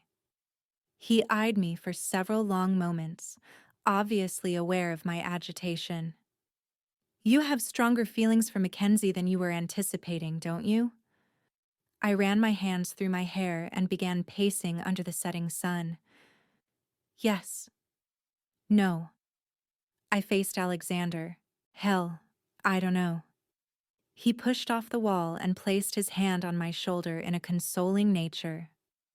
"That's the difficult part about working an asset to get the information you need. You spend so much time with them. The line between the job and your personal life becomes blurred. It's inevitable you'll start to think you have real feelings toward them, but you don't. That's not real. Not when it's based on complete lies. You need to remind yourself every second of every day that she's merely an asset, a means to a very important end. Nothing more. So what happens when it's over? When we find out where her father is? How do I tell her everything I had her believe was a lie? I asked. You don't explain anything, he replied harshly. Not what information you were after. Nothing. You need to get his location without letting on why or she could warn him, and he'll disappear for another 15 years. You will need to walk away clean. Do you really expect me or any of us to walk away and put her life at risk? I asked urgently. Tyler, if she's involved in criminal activity? He eyed me suspiciously. That's not what I'm talking about, Alex, I declared passionately. What if there's more to this whole story than we've all been led to believe? What makes you say that? He took a step toward me, studying my demeanor. It's just... I paused, trying to collect my thoughts. Lowering my voice, I continued. The past few days, there have been a number of break-ins at her place. Sunday, an ex of hers was hiding in her condo when she got home. Then yesterday, there was a window open and, during the night, another window was broken. Not to mention she's been getting strange phone calls. A guy, who I think is the person behind the calls, scared the shit out of her at my club the other night.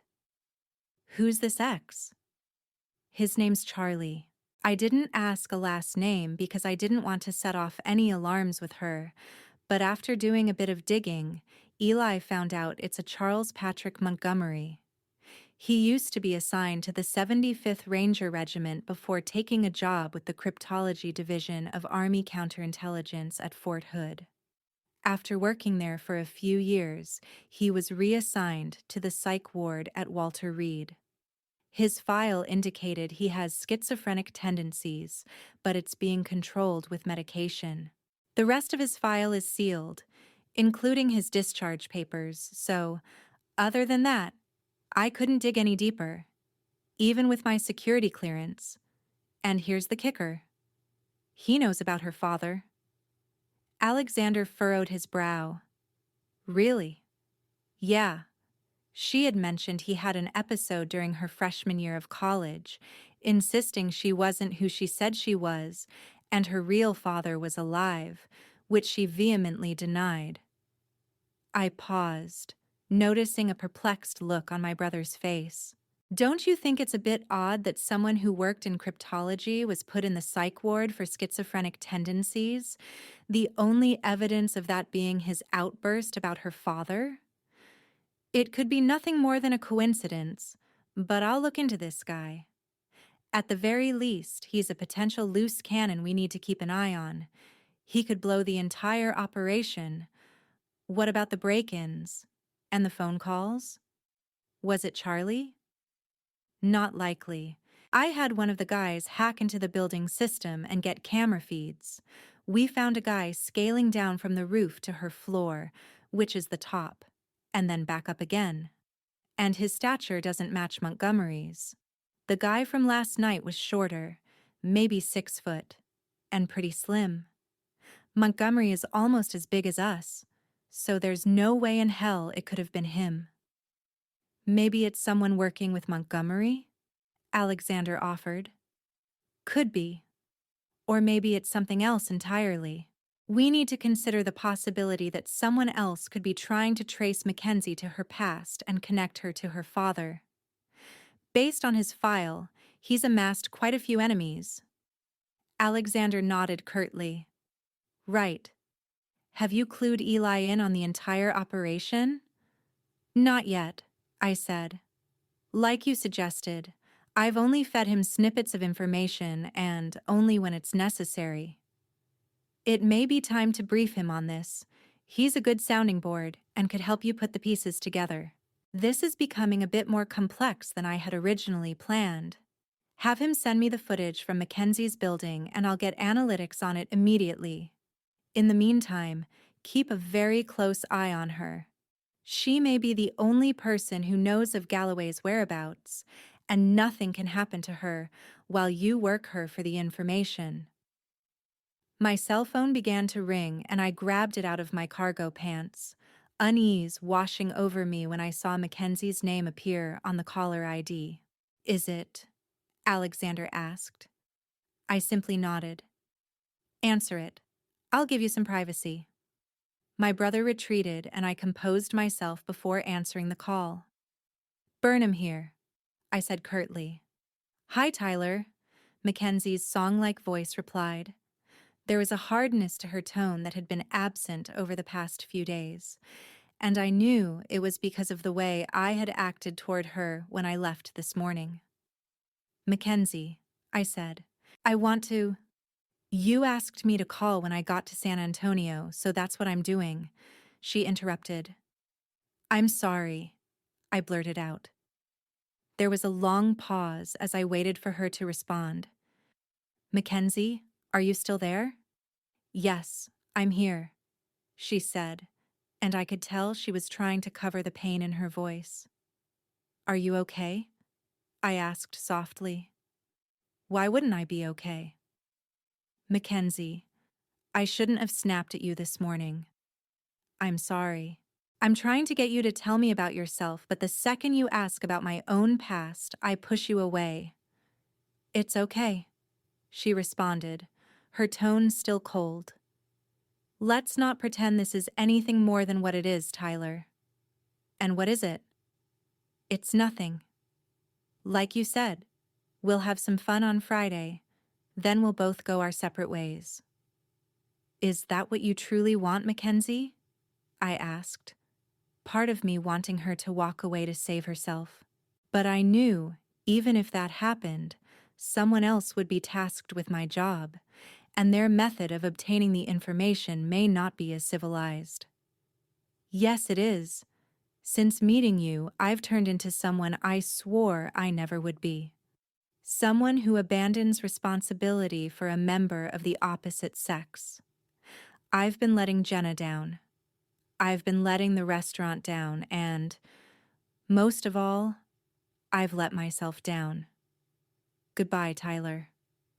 Mackenzie, wait. I heard her exhale loudly. What? She asked, her voice wavering. Her name is Melanie. There was a long pause, and my heart raced with nervous anticipation. I prayed my move of opening up would bring us back to where we were. Did you love her? She asked finally, her voice softening. With all my heart, I answered honestly. After I lost her, I was beside myself with grief. I could barely eat. I could barely sleep. You were right. I joined the Navy because it gave me a routine and helped me stop thinking about her. I did my 4 years and then left, hoping I'd be able to get back to civilian life. But I still saw her in every girl. My family accused me of pushing everyone away, and I did. I was so convinced I'd never be able to feel the same way about anyone, that I'd never find love again. Lightning rarely strikes the same place twice. But Mackenzie, I said, my voice, my heart, my soul overwhelming with an emotion I had fought against since I first felt her breath on my skin. I'm beginning to think Melanie was simply a passing storm. The more time I spend with you, the more I'm starting to think you're my lightning strike. So please, just give me a chance to prove that to you. The line grew quiet again before I heard a subtle whimpering on the other end. Mackenzie, are you okay? You suck. You know that? She shouted through her obvious tears. All day long, I tried to convince myself I didn't care about you, but then you have to go and say something like that. I never cry, and, in the past few days, I've done more crying than I have in years. I don't mean to make you. But these tears, Tyler, they're different. They're happy tears. Kind of like my heart is so full of a strange emotion that it can't contain it. So the excess flows from my eyes. And this is fucking scary for me. I've been here before and it ended horribly. I hated how I felt, how weak and powerless I was. That's why I need to control every aspect of my life. That's the reason for the timetable and the routine. She took a deep breath. You better bring your A game on Friday because I want you to be the reason I finally throw out that blasted timetable. Just don't make me regret this decision. A brilliant smile crossed my face, and, for a minute, I pretended I wasn't dating her just because it was my job. I acted as if this was a real relationship because, in my mind, it was becoming one. I won't, Mackenzie. I promise. I'll see you when you get home tomorrow. You don't have to. I'm sure you have more important things to worry yourself with than seeing me. Why do you do that? I asked. Do what? Degrade yourself, I replied. I'm not one for idle relationships, Mackenzie. If I didn't think you were worth my time, I would not be spending it with you. So don't, for a second, think seeing you is a waste of my time. It's not. In fact, I can't think of anything else I'd rather do than see you. My voice became low and heated, thinking how true those words were. Oh, really? She responded coyly. Hmm? Nothing at all? Well, there may be one or two other things I'd enjoy, but they still involve you. And, in this fantasy, would I happen to have my clothes on or off? I chuckled, my smile reaching my eyes as a training team ran by on a group march. You'll have to torture me to get that information. Oh, I plan on it, Tyler, she responded, her voice exuding all the sensuality I had come to adore about her. You think you'll ruin me for all men who come after you? Well, I'll tell you something, Mr. Burnham. Once you get a taste of me, nothing will ever be the same again. Food will lose its appeal, your world will be devoid of color, and you'll never be able to look at another woman without seeing my pink lips. I don't doubt that, mi cariño, I said, swallowing hard. Until tomorrow. Good day, Tyler. Goodbye, Mackenzie. I hung up, my brief moment of euphoria replaced with that sinking feeling once more at the thought that I was about to pull her perfectly ordered life into a deathly riptide. Placing my cell back in my pocket, I ran to the control room, reloaded both weapons, and started another training sequence, hoping it would help keep my mind off Mackenzie. But it didn't. With every step and each target I shot down, I couldn't help but feel guilty about being the cause of her eventual undoing. 8 years ago. Where are you going? Jenna asked, poking her head into my dorm room. I can't be here, I replied, my hands trembling as I frantically tossed my things into various bags. I hadn't slept, the image of Charlie's hysterical and crazed eyes imprinted in my memory. I felt so stupid thinking he would truly want to be with me when I was only 18, and he was a brilliant, handsome 25-year-old man. I should have known he was only using me to learn about my past, a past that was kept from me. Mac, Jenna said, placing her hand on my arm. I have no idea what the hell happened last night, but you can't close down. Why are you running? I stopped, straightening my spine. I'm not running, Jenna. I just want to see my mom, that's all. I want to hug her, hear her voice, and have her tell me that I'll be okay, that I'll get over this. You loved him, didn't you? Jenna asked, sitting down on my bed, relentless in her prodding. We had known each other since the first day of class, and she was never one to shy away from asking the difficult questions. I loved and hated her for it at the same time. I did. I squared my shoulders and faced her, and I think I still do. I sat next to her on the bed and she wrapped her tiny arms around me. He wasn't himself last night, Jenna. I stared off, my expression becoming distant. Or maybe he was. Maybe it was the past 6 months that he wasn't himself.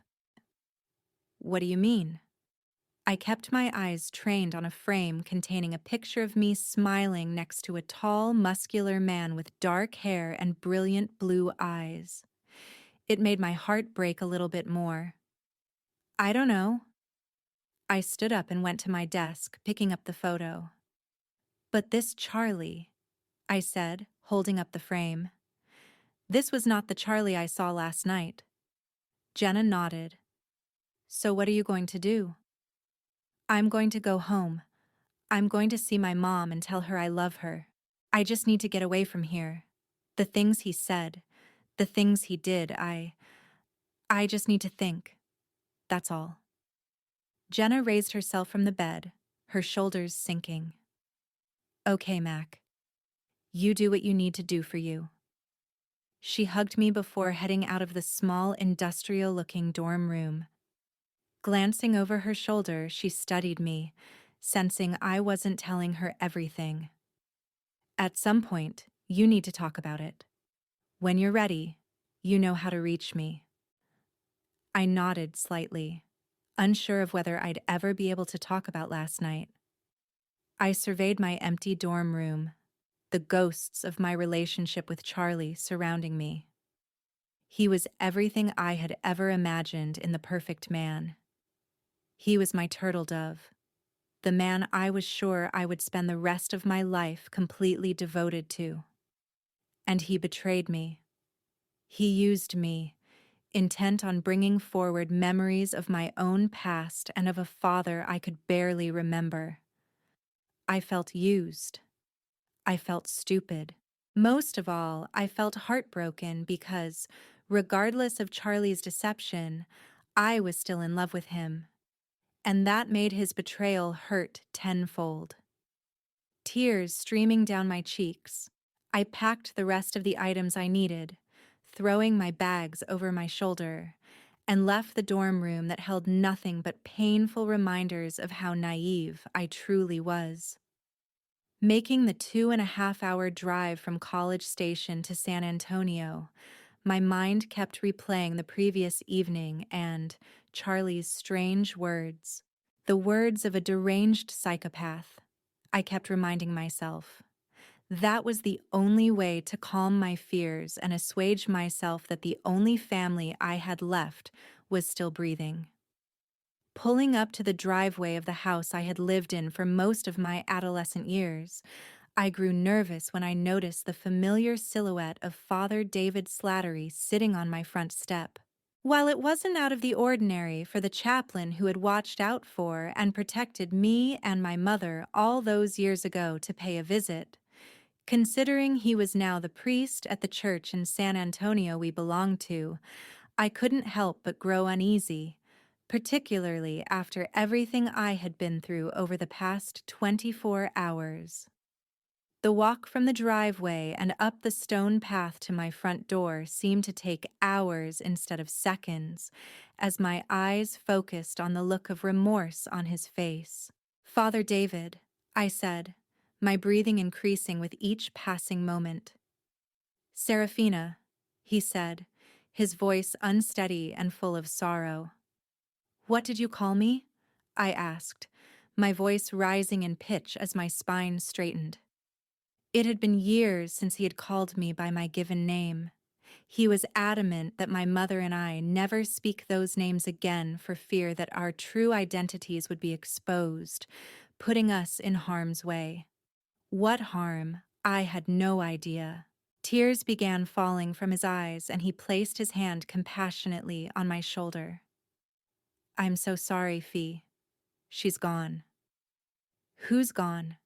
I asked urgently, wanting to ignore the sinking feeling forming in the pit of my stomach. Your mother. His chin quivered as he struggled to maintain his composure. I'm sorry. I stood completely frozen, dumbstruck. How? I asked, struggling to breathe. Car accident. Apparently, she was speeding and went off the side of the freeway. He trailed off. There was nothing anyone could do. No. Tears welled in my eyes. No, she's not dead. You're lying, I screamed. She's inside making sancocho for me, like she always does on Sundays. This is a cruel joke for you to be playing on me. I stormed toward the front door, the keys trembling in my hand. Please, Serafina, he said, coming up to me, pulling my unsteady frame into his arms. I wish it wasn't true, but it is. No, I repeated, shaking my head violently. I didn't want to believe the words coming out of Father David's mouth. It can't. She can't be dead, I shouted, slamming my fists against his chest. Shh! Just let it out. Let it all out. He continued to soothe my cries and, after fighting it for long enough, I broke down, sobbing heavily into his chest. Charlie was right, I whispered. Charlie? Father David asked, pulling away from me, his eyes intense.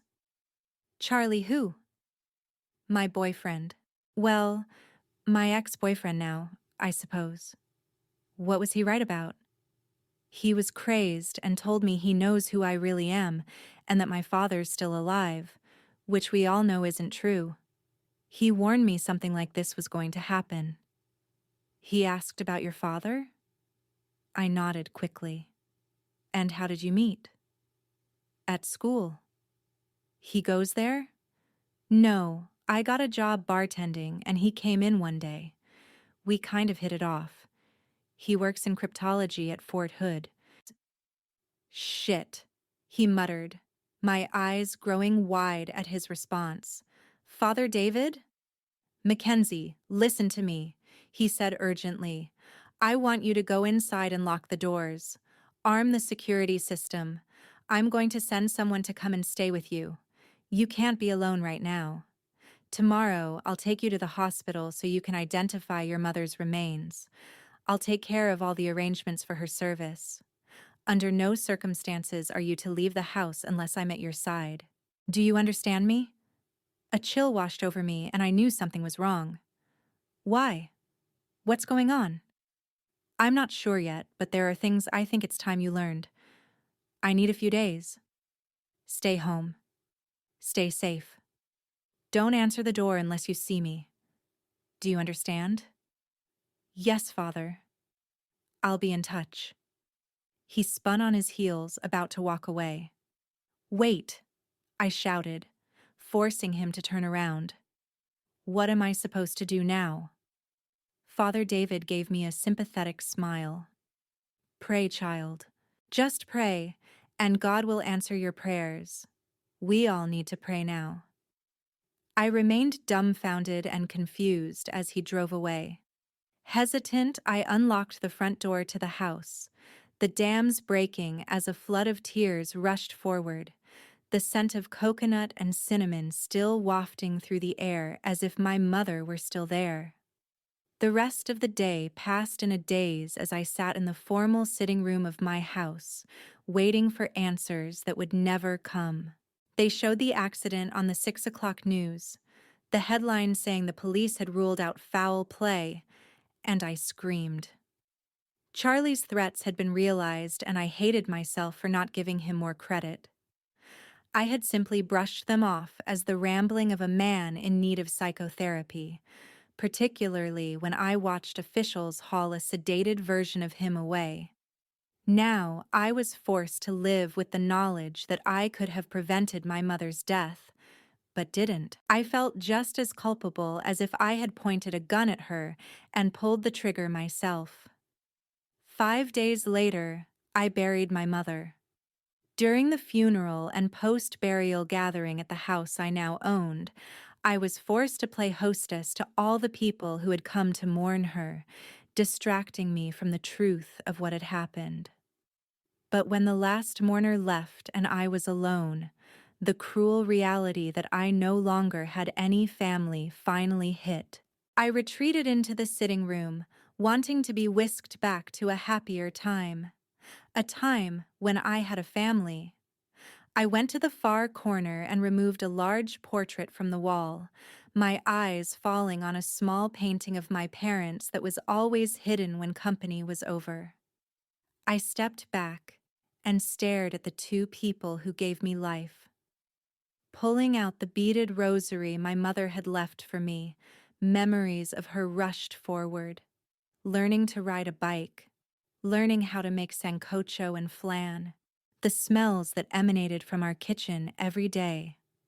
I half expected to see her come barreling into the sitting room with some dish her own mother had taught her how to make when she was a little girl. But I knew that wouldn't happen. Looking around the sitting room that had been cleared in the center to allow for guests to mingle and socialize as they paid their respects, I recalled the last time I had seen her over Christmas. The parties, the food, the dancing. And that's what I missed most. Learning how to dance with my mother. A simple guitar line echoed through the room, reminding me of her even more. She often listened to music that reminded her of dancing with her own mother and father when she was growing up in Panama. The Spanish melody and rhythm filled my soul, and I felt my mother's presence, despite the fact that she was gone. I raised my arms and began to move to the music, going through the steps to a dance she had taught me when I was barely able to walk. I wondered if I'd ever be able to get over the loss I was feeling at that moment. My entire world had been shattered in the blink of an eye. I felt lost. I felt empty. I felt alone. And I hated it.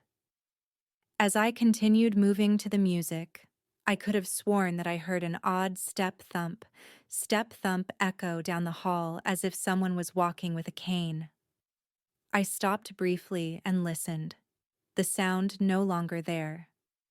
I closed my eyes once more and continued with the dance. It became more emotional, more fluid, as the music grew impassioned.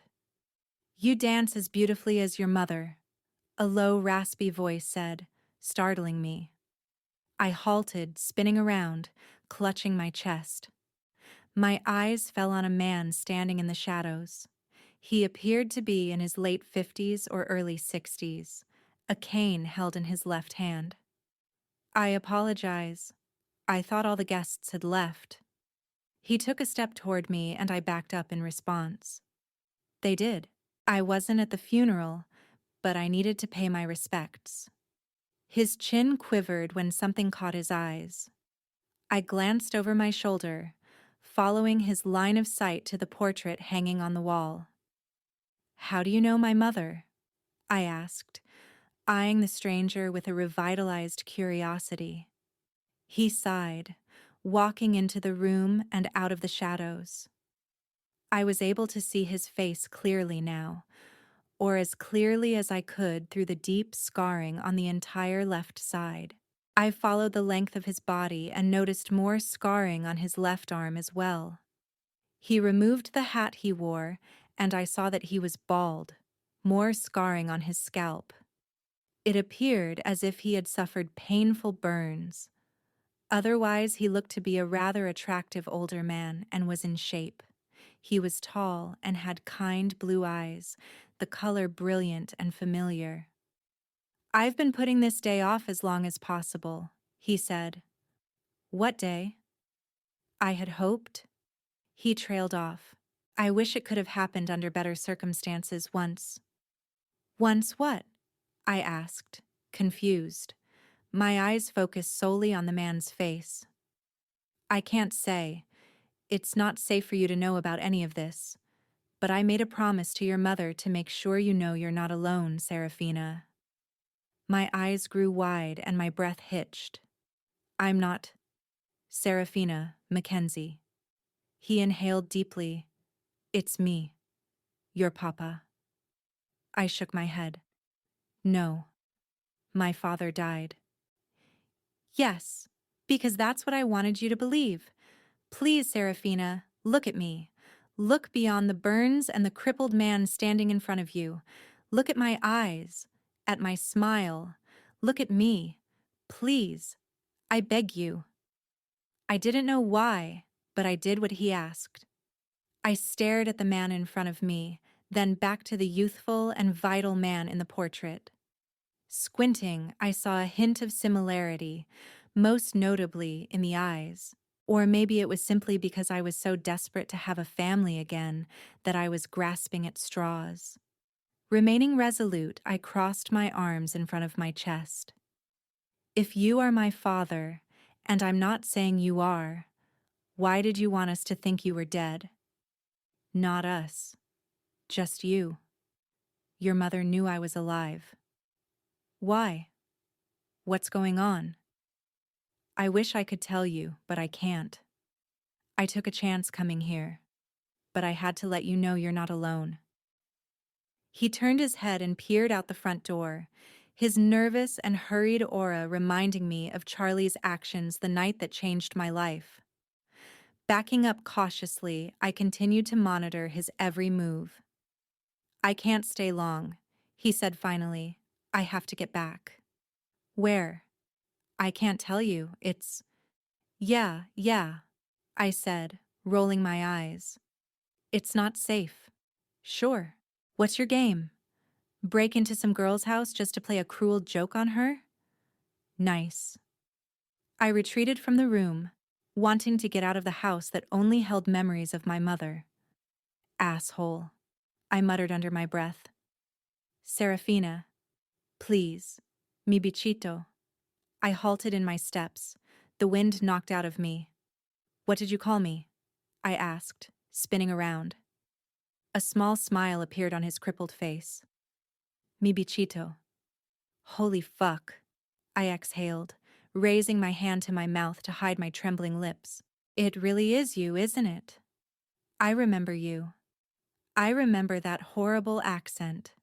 Spanish with a side of Carolina, as Mama used to call it. It really is me, he assured me, a paternal expression crossing his face as he silently pleaded with me to believe him. Emotion overwhelming me from everything I had kept inside over the past week, I rushed to him and sobbed into his chest, soaking his crisp white shirt. It's okay. Let it out, Serafina. Why? Why did you abandon us?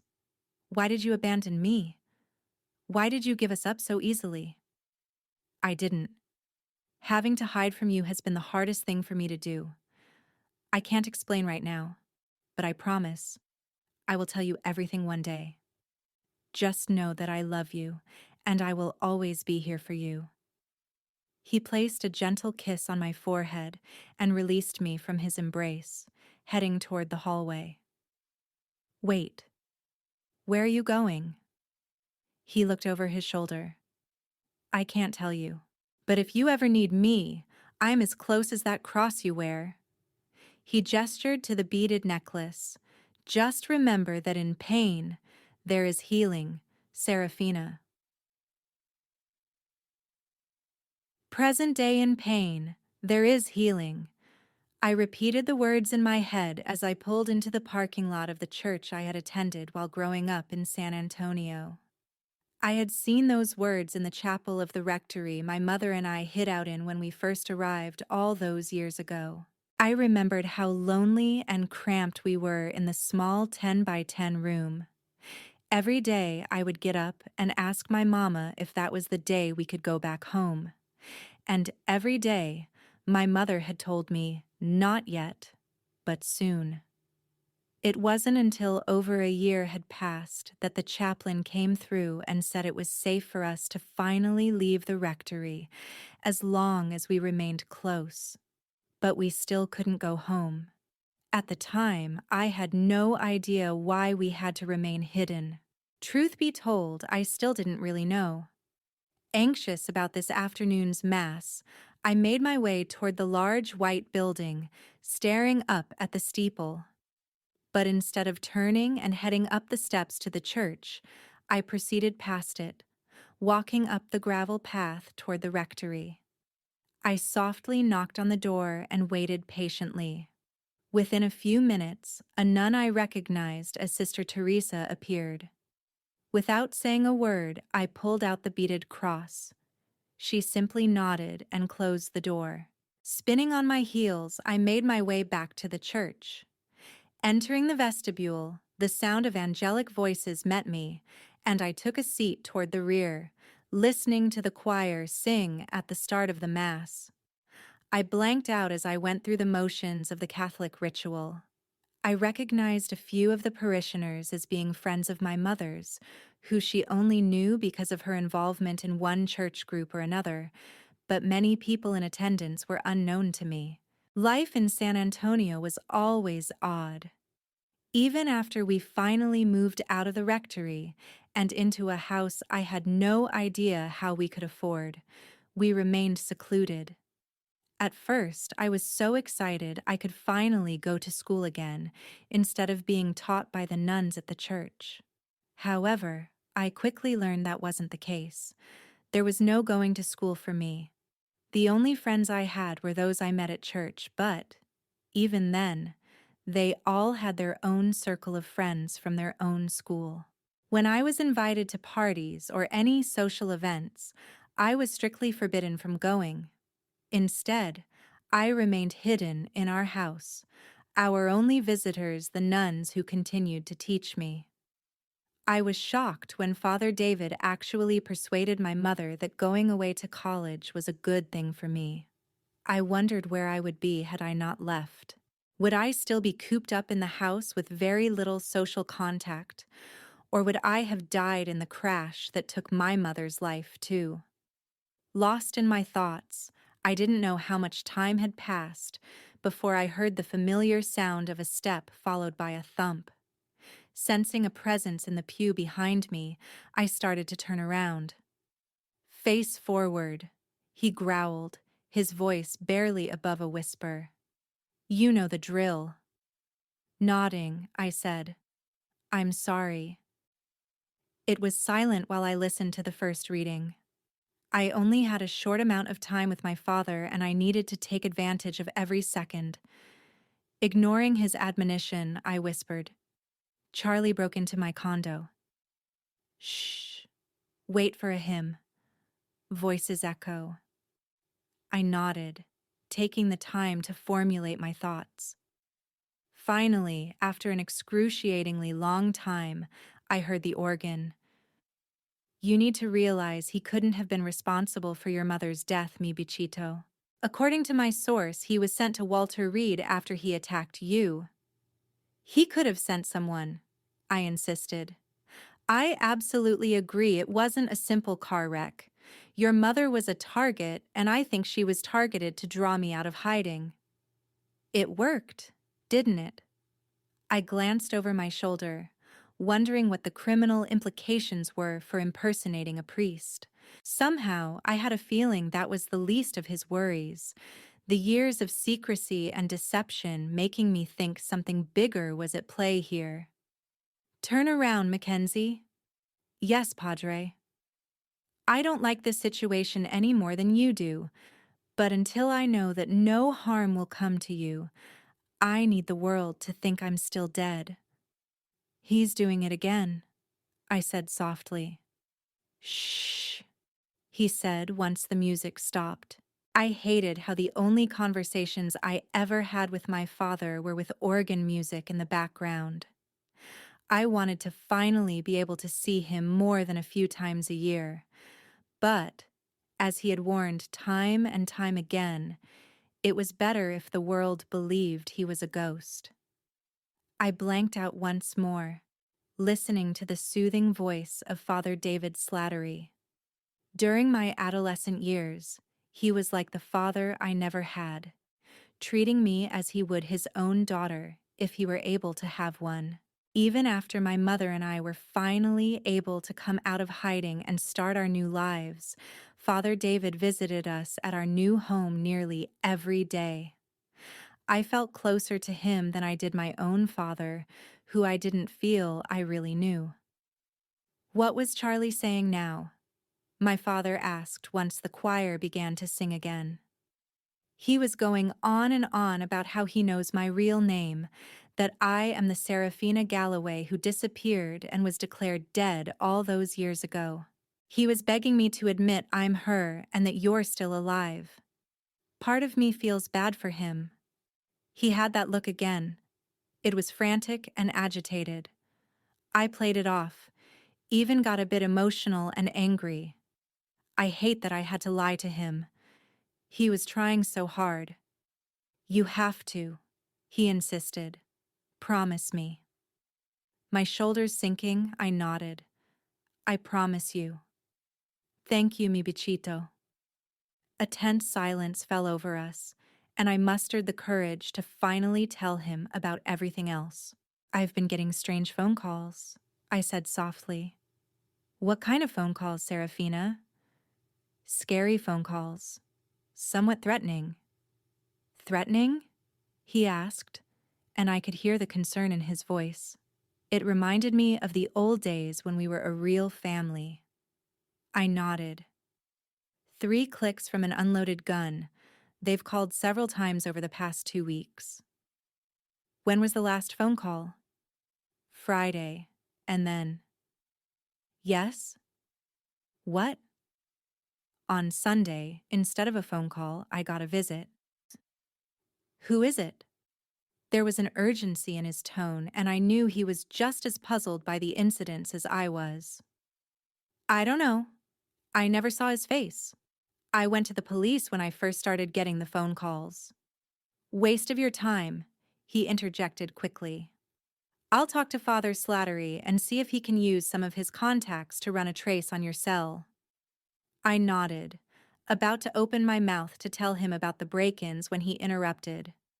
I must get back. It looks odd enough that a priest who never says a mass is sitting in on one. When can I see you again? I need to leave tomorrow. Where are you going? I can't tell you, Serafina. It's too dangerous, I interrupted. I'm starting to think everything's too dangerous for me lately. It's necessary. One day, this will all be a distant memory and we'll be able to tell everyone our real names and where we came from. When? I spun around and looked deep into his blue eyes. I don't know, little bug. He reached his hand out, as if wanting to wipe the tear that had fallen down my cheek, but stopped short. I love you, Serafina, he mouthed. God be with you, Mackenzie, he said, gesturing the sign of the cross. And also with you, Father Baldwin. I kept my eyes glued to his. I love you, Papa, I whispered. And with that, Francis Galloway, now known as Father Baldwin, retreated from the pew, leaving me with a sinking feeling in my gut about when I would see him next. Tyler. Late Wednesday afternoon, I checked my watch and dashed out of the back of my club, cursing under my breath at how I had let time get away from me. I hopped into my Bronco and tore out of the parking lot, driving down the street toward the north end of the island. As I was sitting at a traffic light, I heard my cell begin to ring. Alex, what is it? I barked, answering the call. I don't have a lot of time. Okay, I'll make it quick. Just wanted to update you on Charles Montgomery. So far, no one here has been able to uncover anything of use about this guy. Everything is sealed tighter than Fort Knox. Hell, even with a top-level security clearance, I can't uncover shit. How about using some of your connections? You must know someone over there who can give you something. I'm working on that right now, but all the tight security around this guy's file makes me a bit suspicious that someone is trying to hide something. Like what? I asked. I had the same concerns, but the fact that my brother had pulled every string he could and still came up empty only heightened my apprehension. I don't have a fucking clue. All the performance reports that I was able to get my hands on had nothing but exemplary things to say about him. I can't find out anything he had been working on or any missions he had been a part of. It could all just be nothing, but I have a bad feeling in my gut that something strange is going on. Any developments regarding the guy who broke into Mackenzie's place on Monday? I asked, turning into the entrance to her condo building, punching in the code and pulling into a parking spot. No, not yet. They're working on getting a clear shot of this guy's face so they can run it. You're right. There's no way it was Montgomery, but there's no telling who it is yet. I pulled her phone records. Most incoming calls have been from numbers we were able to trace to her friends or her restaurant. One phone call came from a blocked number, and I'm guessing it's a burner phone. All of this has me a bit worried. We need to operate under the assumption that whoever it was, they intended to at least spook Mackenzie. At worst— Got it, I interrupted, not wanting him to finish his statement. I knew all too well what the worst-case scenario could be, and I refused to let that happen. Just keep her safe and alive. Nothing will happen to her. Good. I'll call you tomorrow. I have a guy who's going to try to get a look at physical records over at Walter Reed, but it's not exactly legal. And if anyone asks, well, you know the drill. You know nothing. I shook my head, laughing. Why does that not surprise me? Nothing should anymore, not after working here for a couple years. We'll talk tomorrow. Got it. I hung up and ran across the parking lot when I saw Mackenzie pull her car into her assigned spot.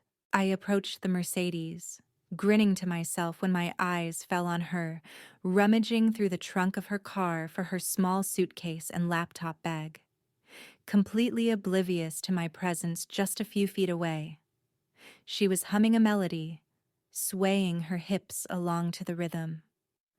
I halted in my tracks and drank in the view of her small and tight backside moving to the music in her head. It was a beautiful sight to behold, the skinny jeans and tight tank top not leaving much to my imagination.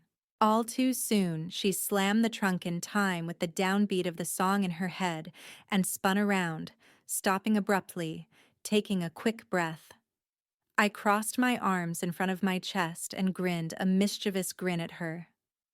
Hi, she said, brushing a tendril of dark hair behind her ear. Do you make it a habit of staring at women in parking lots? No, not all women, just you. Creeper, she retorted, heading toward the building. I'll take that, I said, grabbing the handle of her suitcase as I followed her through the parking lot. How was your drive? Good. Uneventful. And San Antonio? The same. How long were you waiting for me? Not long. I actually pulled up just before you did, so my timing was perfect. She allowed me to open the door for her and proceeded through the lobby of her building, nodding a greeting to Paul before pressing the button for the elevator. An awkward silence passed between us as we waited for it to arrive. How was your day yesterday? She asked, breaking the tension. Good, I answered quickly. Did you do anything? You mean besides miss you? I winked and she turned her face from me, attempting to hide her smile. The elevator finally arrived and I placed my hand on the small of her back, escorting her into the waiting car. The door closed and the elevator began its ascent up to the 12th floor. The tension between us was thick. I kept my eyes glued to her body, surveying every inch as if it were the first time I was seeing her. We had only been apart for a little more than 24 hours, but I had thought about her almost the entire time. And it wasn't just because it was my job to think about her, to get into her head, to figure out what she was hiding. It was because I couldn't stop thinking about the way her body felt against mine, the adorable way she whimpered when overpowered with rapture from my lips on hers, my hands on her, my tongue dragging against her skin. She must have finally sensed my eyes on her and tilted her head toward me. "Something catch your eye, Mr. Burnham?" she asked flirtatiously. Licking my lips, I nodded slowly. It was taking every last ounce of self-control to not push her against the elevator wall and greedily claim her mouth. I wanted to. Holy hell, did I want to, but I couldn't. I needed to keep her on edge. I needed her to be so desperate for me, for my touch, for what I could offer her, that she never wanted to leave me again. I needed her to be completely consumed by me. Every thought, every dream, every smell reminding her of me. I had already begun to slowly chip away at the wall she had built around herself. I had made more progress with her in such a short time than any other man I had seen approach her over the past several months. I needed to keep tearing down those walls because, in the end, the entire mission was predicated on Mackenzie trusting me with her deepest, darkest secrets. She needed to believe I was in it for the long haul, that I was interested in so much more than her body. And with each passing moment, this was all becoming true. The elevator doors finally opened and I followed Mackenzie down the hallway, toward her condo. "You know," she said, grabbing the keys from her purse and unlocking the door, "I didn't invite you in." "I'm not inside yet, am I?" "Sadly, no," she replied. I angled toward her. "Please, Mackenzie," I whispered, my breath kissing her lips. "Please let me in." My plea had the desired effect, and she swallowed hard. "Okay," she murmured. "Just be gentle." She grabbed my hand and held it against her chest, her heart thumping against my palm. "Please," she begged, "promise me." "I promise you." I lowered my lips to hers, my motions slow and deliberate, wanting her to feel each touch, each brush of my lips, each stroke of my hands against her back. "I promise I'll never leave you like I did yesterday, Mackenzie. I was an ass." "Don't apologize. It's water under the bridge. Plus, after Friday night, it won't matter anyway." She grinned. "Still singing that song?" I raised my eyebrows, pulling away from her. "A girl's gotta keep a man like you on his toes, doesn't she? I can't cave just yet. I'm going to make you work for it." She spun around, unlocking the door to her condo. "And I plan on working for it. Don't you doubt that?" I said, following behind her, giving her space to disarm the security system. "Anything appear out of place?" I asked, flipping my mindset from working her as an asset to protecting her as an asset. "No," she said, scanning the open living area. "Everything looks just like I left it." I nodded, hesitating slightly in the foyer. Mackenzie obviously noticed the shift in my demeanor. "I can take care of myself, you know. You don't have to always worry about me.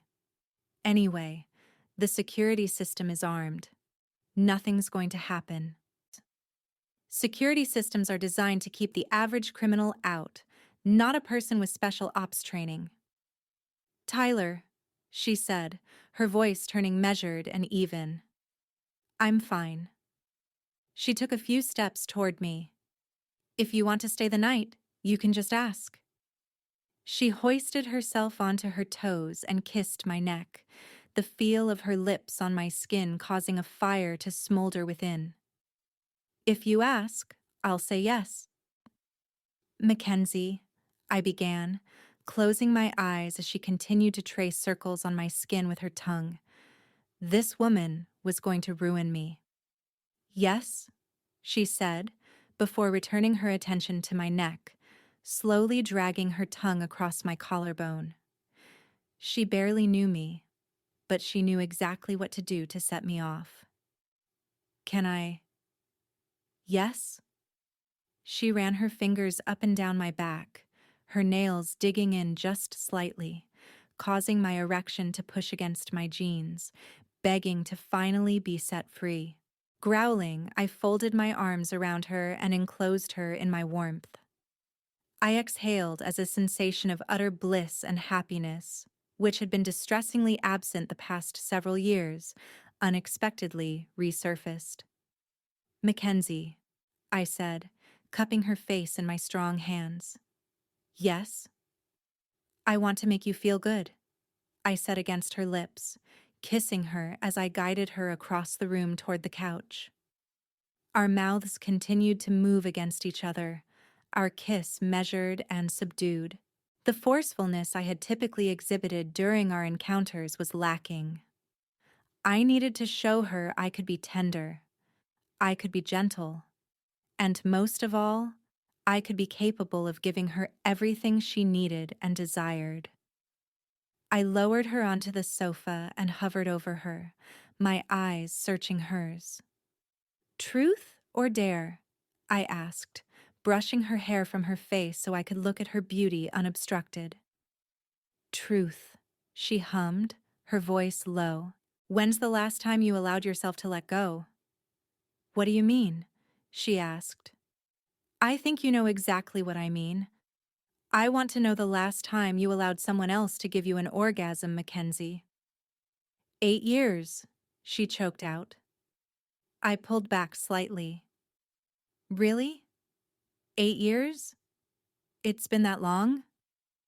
Not since I had an orgasm, she said quickly. But it's been that long since I... She turned her head, her cheeks blushing a bit. I grabbed her chin and forced her eyes back to mine. I know you're not a shy woman, so tell me.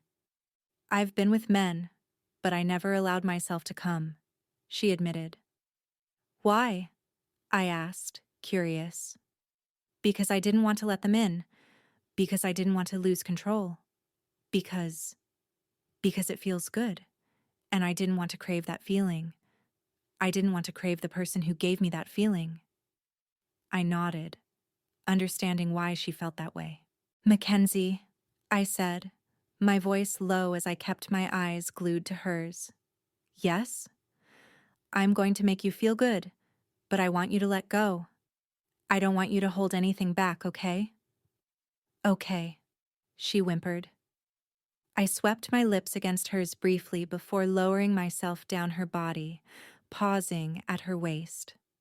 Raising the hem of her shirt, I circled her stomach with my tongue. Her skin was like silk, the taste heavenly. I was gentle, my tongue barely grazing her flesh, but the way her body began to writhe and squirm beneath me made it seem as if she was close to unraveling. I gingerly unbuttoned her jeans and lifted her hips, lowering her pants down her legs. Standing up, I admired her as she lay on the couch in her tight black tank top and a pair of red satin panties. Her hair was sprawled out behind her head, and there was a glow about her. Red is most certainly your color, I remarked. I pulled my t-shirt over my head and returned to the couch, crawling between Mackenzie's legs. My red devil! I ran my tongue across her waist, my hands firmly planted on her thighs as I teased her. Your skin tastes amazing, Mackenzie. Has anyone ever told you that? I glanced up at her, surprised to see her eyes glued to me. She was in the moment with me, and the connection solidified that. She wasn't leaning back with her eyes closed, making me wonder if she was enjoying it. With that one look, I knew she was with me. No. Well, they should have. They should have told you every chance they got how fucking perfect you are. I crooned. How beautiful. How sexy. I skimmed my thumb against her panties, feeling her need for me, making me harden even more. But this wasn't about me. This was about her, and she needed to know that. How wet you are. I dipped my fingers into her underwear, delicately circling her. She moaned and began thrusting against my hand. She closed her eyes, and I could tell that she was finally letting herself go. I removed my fingers from her and placed them on her lips. Suck, I ordered. She returned her gaze to me and opened her mouth, eagerly following my demand. My heart raced as her tongue sensually circled my finger. I didn't think I could get any harder than I already was, but I was wrong. Tell me how you taste, I grunted, my need for her increasing with every second that passed. Like cinnamon, she said, smirking. Fuck. I hooked my fingers into her panties and ripped them from her body. Hope you weren't too partial to those. And if I was? She raised her eyebrows at me, giving me a sly smile. I'll get you a new pair, I said, brushing my lips over hers. I'll buy you the entire Victoria's Secret catalog and make you walk around in nothing but lace and silk panties. She giggled. You fiend. You have no idea, Mackenzie. You drive me fucking wild. I lowered myself back between her legs, gently blowing on her. Meeting her eyes once more, I said, Show me what you like. What do you mean? Exactly what I said, Mackenzie. I want you to show me how you make yourself come. You said yourself that you never allowed yourself to come when you were with someone else. But you make yourself come, correct? She nodded. Okay then. Show me, I said, my voice powerful. Her chest heaving with greater intensity, she slowly lowered her hand between her legs. I was ready to lose it when she began toying with her clit, her motions slow and deliberate.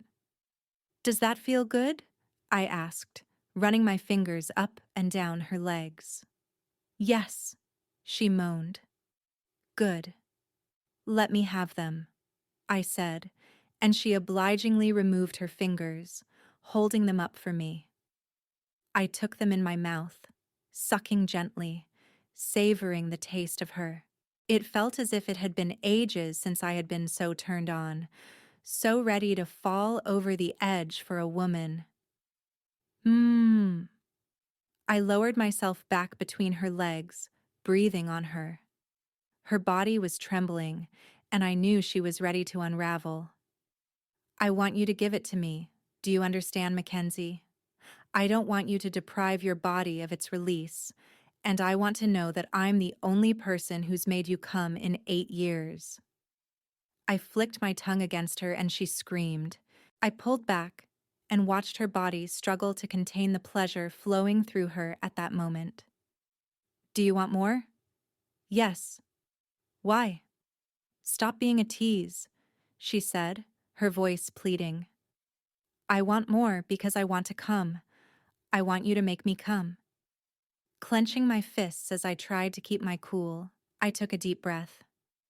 I'll always give you everything you want, mi cariño. I returned my tongue to her, and she moved with the rhythm I set, running her fingers through my hair. My scalp tingled from her touch, setting off sparks throughout my body. Everything about her was exactly what I had always craved and desired in a woman. She was confident. She was sexy as hell. And she most certainly wasn't afraid to tell me what she wanted. Are you okay? I asked, noticing her breathing increase and her grip on my hair tighten. Yes. Don't stop. Keep going. She nudged against me, her motions growing frenzied and erratic. I slowly pushed a finger inside her, my tongue still tracing circles around her clit. I massaged her, feeling her tense around me. Don't fight it. Don't fight the way your body reacts to mine, Mackenzie. Just let it happen. Just let go. My motions grew more excited and wild and, within seconds, she began to convulse around me, her screams of ecstasy echoing into the large open space. I attempted to control my breathing, my attention still entirely devoted to Mackenzie and making sure she got exactly what she needed. Once she had come down from what I could only hope was a rather satisfying orgasm, I raised myself and pulled her into my arms. "See what you've been missing out on?" "I don't know," she said, her voice light, her breathing still somewhat labored. "Bob does a pretty good job." "Bob?" I asked, searching her eyes. "You told me." She shook her head. "For someone who spent time in the Navy, you seem to be somewhat uneducated in the ways of the world. BOB is an acronym." A sly grin crossed my face as I realized what she was referring to. "Of course. Well, perhaps I'll let BOB join us one of these days." "Speaking of which," she began, pushing me up into a sitting position and straddling me. She tugged at my belt and I quickly grabbed her hands in mine, preventing her from going any further. "No, Mackenzie, not tonight. But you made me come. It's only fair that I return the favor." "No." "Did you not like it when I—" She trailed off. "That's not it at all. I've never come so hard and so fast like I did the other day when you sucked me off in the car." "Wow. You have quite a way with words. I'm sure all the girls down at the club love how romantic that sounds." I grabbed the back of her neck, forcing her lips against mine. I thrust my tongue into her mouth, commanding her to taste herself. Pulling back, I muttered, "It's true, Mackenzie, and I'm not going to apologize for my crass words because that was one of the best blowjobs I've ever received." "No, I take that back. It was the best blowjob, and I will be more than happy to be the recipient of another one from you, but not tonight. Tonight was about you, making you feel good. And, for the record, I couldn't give two shits about the classless bitches who go to my club, other than the fact that they keep my staff employed. Got it?" She swallowed hard. "Got it. Good. Now, go shower and I'll order some takeout." "But I had planned on making chicken marsala for dinner tonight. That's what's on the schedule." "Exactly. That's why I'm ordering out. Variety is the spice of life, and so is spontaneity. Get used to the unexpected, baby, because this is just the beginning." I lifted her off me, placing her on the ground as I strode into her kitchen, searching for some wine. "Are you always this bossy? Because if so, I'm reconsidering my stance on Friday night." I looked over my shoulder to see Mackenzie holding up her torn panties. Shrugging, she pulled them on, tying them at the hip to keep them in place. I chuckled. As beautiful as she was spread before me, she was absolutely enchanting as she stood with her hands on her hips, her amazing legs bare, simply wearing a tank top and her obliterated underwear. "Damn, Mackenzie," I said, running my hand through my hair, returning my attention to the task at hand. "You are one exquisite woman. And yes, I can be bossy. However, I assure you, it's only when I need to be. And only because I know it's what you like sometimes." "I wouldn't be too sure about that." I faced her, smirking. "Are you really going to stand there and tell me it didn't turn you on in the slightest when I told you to touch yourself?" I, well, my point exactly. Like I said, Mackenzie, I'm not like most men your age. I take care to notice the little things about you. This isn't a game for me." I approached her, clutching her face in my hands. "I want you. I want all of you. I'm all in." "Okay," she whispered, her eyes remaining fixed on mine for several long moments. "I'll go shower, and I'm happy with takeout." I pressed my lips against hers. "See? That wasn't so hard now, was it?" She shook her head, tearing away from me and heading down the hallway. I sighed, visibly relaxing. Over the past few days, I had set out the bait and Mackenzie had taken each piece, believing the words I said. The problem was, I was beginning to believe the words I said. The feelings I had initially faked in order to win her trust were no longer forced. I was falling hard and fast for the woman sauntering down the corridor, her hips swaying in such a way that would ruin all hip sways for the rest of my life. I knew it was only a matter of time until I would have to walk away and destroy her life. Her heart and mine would be the unlucky casualties of my eventual betrayal. I lay in Mackenzie's bed, my arms wrapped around her small, delicate body. She fit perfectly, her curves complementing me like a key fitting into a lock. I placed a kiss on her head and inhaled her delicious scent. Cinnamon. The fragrance found me in my dreams, and I couldn't help but get aroused each and every time I smelled it. "What's Griffin doing?" she murmured, her voice lazy with exhaustion. "What do you mean?" "Well, it seems you've been spending quite a lot of time here lately. Who's taking care of him?" "Eli." "So, he works for your brother's company, right?" "Well, yes, but it's my company as well." "But you said you weren't interested in the family business." "And I'm not," I said, trying to find a way to steer the conversation away from the company. "Alex runs it, but we're all equal owners in it." "Who is?" "Alex, my older brother, Carol, my older sister, and me, equal owners." Sounds like Alex got the shit deal if you ask me." "Why do you say that?" I pulled her further into me as I scanned the simple room. Most of her condo was completely void of anything of a personal nature, except her bedroom. Just above her vanity hung a small portrait of a beautiful woman I knew to be her mother. I hated that portrait.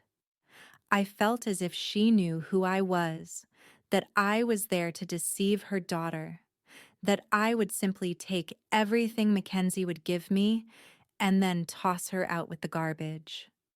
I hated it because all those things were true. Isn't it obvious? He's stuck running the company while you're off chasing tail, but you still see the same amount of money he does. "I suppose," I agreed, growing more and more uneasy about where the conversation was heading. "Do you ever see yourself working with your brother? There's only so long you can possibly live on this island before it gets the better of you, don't you think?" "What makes you think that?" I asked. "You live here too." "Yeah, but this isn't my home." I flipped her onto her back so I could stare into her eyes, her words surprising me. "What do you mean by that?" "I don't know. I had hoped with the opening of the restaurant that I'd feel different about it, and I did for a day or so, but I still don't feel like I belong here. I don't really feel like I belong anywhere. I haven't in a while. Not since—" She stopped short. "Since when?" She glanced at me, studying me for several long moments. The room was silent, the only sound the hum of the refrigerator down the hall. "Did I ever tell you that I'm an army brat?" "Not in so many words, but you've inferred your dad was in the army." "He was. Mom grew up in Panama but fled with her parents, sisters, and brothers during the Noriega regime. Once the country stabilized in the late 90s, they ended up going back, except my mother." I closed my eyes briefly, listening to her tell the story I had read hundreds of times. "Do you know why?" A grin crossed her face. "She found her turtle dove." "Her turtle dove?" "Yeah, her match, her soulmate, the person who was made for her." I scrunched my eyebrows, and she could tell I was still a bit confused at the relevancy of the turtle dove. "You see, Turtle doves mate for life. They're one of the few species that do. There's no one-night stands with them. They are absolutely devoted to each other.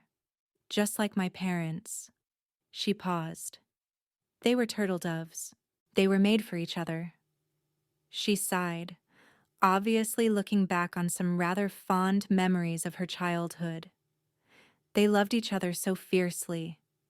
He was older than her by 15 years, but she didn't care about that. How old were you when he died? 11. It's a day I'll never forget. My mama said he was gone and there was nothing they could do to bring him back. I placed a gentle kiss on her forehead, considering her words. How did he die? I could never get a straight answer from my mama. She always broke down crying whenever I asked. After a while, I stopped pressing for details, thinking if it was too difficult for her to talk about, it would probably be too hard for me to hear. I adjusted myself onto my back and brought Mackenzie's body closer to my chest, wrapping my arm around her back. She sighed into me. It almost felt as if her body melted into mine, the two of us becoming one as she draped her leg across my waist. Tell me a story about him, I murmured, kissing her head, running my hand up and down her legs, her skin smooth and fresh from a shower. He loved to dance. She let out a gentle laugh as she traced circles with her fingers across my bare chest. Growing up, I had heard the story of how they met 1,000 times, and I wish I could listen to it 1,000 more times, because it's better than any fairy tale. How did they meet? I asked. And don't tell me he picked her up outside of a tapas bar. She laughed. No, certainly not. My father actually had class, unlike some men I know. She poked my chest. Hey now, I exclaimed, tickling her side. Stop. Mackenzie shouted through her heavy laughs, kicking and screaming as I continued my relentless assault. Enough! Ticklish, Miss Delano? Yes. And if you don't want a knee in the junk, I suggest you stop. I quickly ceased my attack, pulling her body back into mine. So, tell me their story. Well, my dad was in Norfolk where he grew up, for his high school reunion. He grew up in Norfolk and went into the army? She shrugged. Yeah, Dad was always the type of person to be a leader, not a follower. Half of his graduating class ended up joining the Navy, considering they were mostly Navy brats. Not my dad. He was a Navy brat, but he wanted to go into the Army. He wanted that Ranger beret. And did he get it? Sure did. When my dad set his mind on something, nothing could get in his way. So when he saw my mom walking down the street one day, he knew he had to find a way to talk to her. Luckily for him, he saw her walk into a dance studio. Oh, geez, I said, laughing a bit. He had been drinking with a few of his buddies at a bar, but he saw her walk down the sidewalk and, according to him, he threw money on the table, said his goodbyes, and told his friends he'd see them at the next reunion because, and I quote, I have to go see about a girl. She took a deep breath, and her chin began to quiver a bit. I could tell how much affection she had for her father, for both her parents. The picture she was beginning to paint of her life years ago boggled my mind. I was having trouble reconciling the villain her father had been made out to be by the Army and the CIA with the man Mackenzie was speaking of so fondly. He stood outside the studio and simply watched my mom dance. Once she left, he went in and signed up for private lessons, thinking he could perhaps impress her if he knew what he was doing. So every day for the next month, he learned how to dance the flamenco. Wait a minute, he learned the flamenco? Yes, Mackenzie replied, laughing, her face turning red.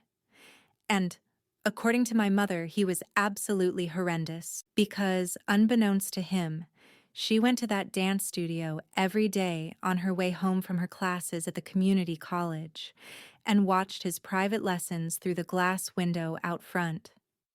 Then, one day, she walked by and he wasn't there. She thought she had missed her opportunity to talk to him. She said she had fallen in love with him, even though she didn't know his name. She just knew. Weeks went by and she got back into her normal routine. Right before Christmas, she went to her weekly dance class. As the musicians arrived and the drums and guitar filled the room, my mom looked to her partner for the first time, shocked to see my dad standing next to her. And she swore until her dying day that any man who learned the flamenco for her was a man worth marrying. "Is that supposed to be a hint?" I asked, staring into Mackenzie's hazel eyes that were full of depth and grief. "Is learning the flamenco the only way for me to keep you always?" "You want to keep me always?" she asked coyly. My expression remained unmoving and I simply nodded. "Yes, I do, but only if you want to be kept." She scrunched her nose playfully, her demeanor carefree. "What do I get in exchange?" "Me," I replied. "And? That's it. Just me." I grabbed her hand in mine and held it over my heart. "And this. You already have this, Mackenzie." She tilted her head back, her eyes searching mine. "Tyler, Shh," I said, running the pad of my thumb across her bottom lip. I gently caressed her cheek, my fingers lingering on her ethereal face. "You don't have to say anything. I just wanted you to know that it's yours if you want it." "You don't half-ass anything, do you?" she asked. "No. I told you, Mackenzie. I'm all in. I don't make small bets. It's all or nothing with me." "I know it may seem we're moving fast. That's what I'm scared of," she interrupted. "I'm scared that it's too fast, too soon. That it's hot for a second, but then we'll turn cold real quick." "Not a chance in hell. Like I said, I don't want your answer yet. I'm not done finessing you." I winked. "Your father timed his approach with your mother very carefully, and I'm doing the same with you." "Even though you're already sleeping with me?" "We're sharing a bed. We may fall asleep next to each other, but we're not sleeping together. Not yet anyway. Soon, you'll never want to fall asleep next to any other man." She clutched my hand in hers. "I already don't want to," she hummed softly. "Me either," I murmured, kissing the top of her head. "Sleep well, mi cariño." A loud beeping woke me the following morning, and I furiously attempted to shut off my incessant alarm. My eyes were fuzzy as I got my bearings, the sunlight streaming in the room too bright for my taste. Finally finding my cell phone, I turned off the alarm, groaning. I had no desire to actually stick to my normal Thursday schedule. Instead, all I wanted was to stay in bed with Tyler for the rest of the day. Tyler, I thought, snapping my head to the side of the bed that had become his. I scowled at the emptiness that greeted me. In Tyler's place was a small piece of folded paper. Opening it, I beamed as I read his words. "Mackenzie, I had to get up to take care of some business early this morning. I hated to leave without saying goodbye, but you looked so peaceful sleeping, like an angel. I didn't want to wake you. The picture of your beauty will be permanently ingrained in my mind and will surely help me through the mundane tasks that require my attention today. I'll be thinking of you and those delicious pink lips, counting the seconds until I can taste them once more. Yours, Tyler." I flopped back onto my bed, sighing dramatically and pulling Meatball against me. I felt like a teenager in love for the first time, an excitement pervading everything. I felt it from my heart to my toes. I was on cloud 9 and I had no desire to come down any time soon. Swoon. He makes me swoon, buddy, I said to my cat. And I didn't? A familiar voice said, startling me. I shot up to see Charlie standing in my doorway. What the fuck, Charlie? I hissed. Do you make it a habit to break into all your ex-girlfriends' homes? My body tensed before relaxing as I surveyed his tall stature. His expression was soft, a slight smile on his mouth. A bit of stubble had grown on his face since I had last seen him a few days ago. He wore a pair of dark cargo pants, a form-fitting olive green t-shirt, and a hat. His eyes were kind, no longer crazed as I had remembered from all those years ago. I knew I should have been on edge about being near him, particularly after his break-ins during the week. But I wasn't. Something about the way he gazed upon me in an affectionate and brotherly kind of way made me feel strangely at ease. He looked like the old Charlie again, the Charlie I knew freshman year, the Charlie who swore he would always take care of me, the Charlie who was ready to devote his entire life to me, the Charlie who I loved, with every last piece of my heart. No, just yours. He winked. Well, what did I do to win the jackpot? I pulled my hair into a ponytail and couldn't help but be reminded of all the times I would wake up in my dorm to see him sitting at my desk, a coffee in his hand. I couldn't go another second without seeing your face, sweet pea, he had told me. You look beautiful first thing in the morning, and I needed that image in my head to get me through the rest of the day. I just wanted to apologize for startling you the other night, Kenzie, he explained, his tone light and steady. And for, well, you know. He tore his gaze from mine, staring down at his feet. You already apologized for lying to me all those years ago, Charlie. And I'll tell you how sorry I am every time I see you until you realize this isn't an empty apology. I slung my legs over the side of the bed and strode toward him. What do you really want, Charlie? Why do you keep breaking into my place? If my math is correct, this makes 4 break-ins. I pushed past him and started down the hallway, needing some coffee. What do you mean 4? He called after me, following me into the kitchen. Well, let's see. You're here now, so that's 1. There was the one after the club on Sunday night. Then the open window Monday afternoon, plus the smashed window Monday night or Tuesday morning, depending on how you look at it. I placed a pod in my 1-cup brewer, the smell of coffee filling the air. What do you mean, Kenzie? That wasn't me. I rolled my eyes. Yeah, sure. Turning my back to him, I focused my attention on the brewing coffee, ignoring the uneasy feeling forming in my gut from his denial. A firm hand landed on my arm and, before I could react, I was staring into Charlie's blue eyes, apprehension and distress covering his face. I swear to you, Kenzie, he said, his voice strong, urging me to believe him. I promised I would never lie to you again. I mean it. I did not break in on Monday. I wasn't in town then. I'm not about to poke my head out or I'll be court-martialed. I have to stay hidden. I narrowed my eyes. Why will you be court-martialed? He looked down and it all began to make sense. Did you break out of the hospital? I whispered so no one would hear us, which was unnecessary considering I lived alone. I had to, he admitted, slowly nodding his head. They were pumping me full of drugs, making me practically comatose. My shirts were covered with my drool for crying out loud. I spun around and, against my better judgment, placed another pod in my brewer to prepare some coffee for my uninvited but alarmingly welcomed guest. You seem to be just fine to me. I thrust the mug at him. Still take it black? He eyed me with a look of longing on his face.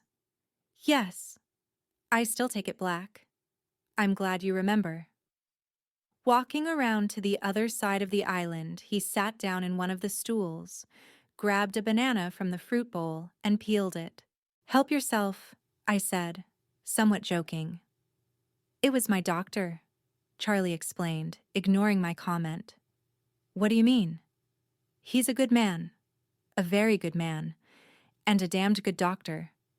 About a year and a half ago, my old doctor retired and he replaced him. He knew I wasn't schizophrenic, but he didn't have a choice. He had to give me those drugs or risk losing his job. Or worse. He started to secretly videotape me when I was on the medication, making me watch what my behavior was like during our sessions. I had no idea why at the time. Gradually, he began diluting the dosage of the meds I was on, so much so that I was no longer cloudy. But we couldn't let anyone else know that. So whenever I was in the community room or anywhere else, I had to play the part. The only times I didn't have to was during our private sessions. He took a long sip of his coffee, keeping his eyes forward. I scanned his figure, the physical state of him certainly backing up his story. He was noticeably less muscular than I recalled, although he was still rather intimidating in his stature and build. If what he said was true, I wondered how he could have survived each day, knowing he was somewhere he didn't belong. Why were you sent there if there's nothing wrong with you, Charlie? I asked. And why? He squared his shoulders at me and grabbed my hands in his. Kenzie. He sighed, regret obvious in his eyes. I am so sorry. I hate myself for what I did. Every day I get up and look in the mirror and I still see your eyes. Raising his hand, he brushed a tendril of hair behind my ear, his fingers lingering on my face. Your beautiful hazel eyes, but I see them full of sorrow, of despair, of heartache. And that sight, Mackenzie, that sight has stayed with me every single minute of every single day, and I don't think I'll ever not see it. I loved you.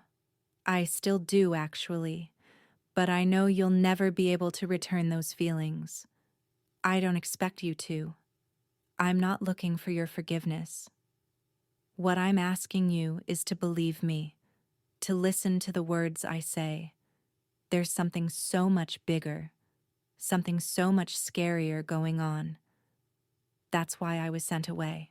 When I took the job with cryptology, the first words out of my supervisor's mouth were to never go digging somewhere I shouldn't. But you did, I offered, keeping my hands enclosed in Charlie's. The roughness of his calloused hands made me feel a sense of home and belonging, despite what had transpired between us. Yes, I did. The other night you said you were doing a favor for a friend of a friend. Who was this friend? He sighed, his shoulders falling. I want to tell you. I want to tell you so fucking bad, but I can't. My life was ruined because of it. I can't ruin someone else's. Always so noble, aren't you, Charlie? I pulled away from him, sitting on the bar stool at the kitchen island. Looking over my cup of coffee, I commented, sometimes to a fault, though. Why not come forward? By doing so, don't you think you'd be able to clear your name? Believe me, Kenzie, it's better if I take the fall for this one. Those last few weeks, it all went to hell, and someone must have thought I was getting close to figuring out whatever was going on. I put my life at risk, and yours, hoping I could get to the bottom of what happened all those years ago. Why your father disappeared, and why you and your mama were sent away and given new names. Instead of arguing and telling him he was wrong, I remained silent and stared straight ahead, trying to show no emotion. He knew so much, and I didn't know how much longer I could possibly deny the truth. He pledged to be honest with me. I needed to at least consider doing the same with him. Charlie was a brilliant man, and perhaps he could tell me the story my father refused to. And my mother? How did you know? I crack codes. He shrugged. I read between the lines.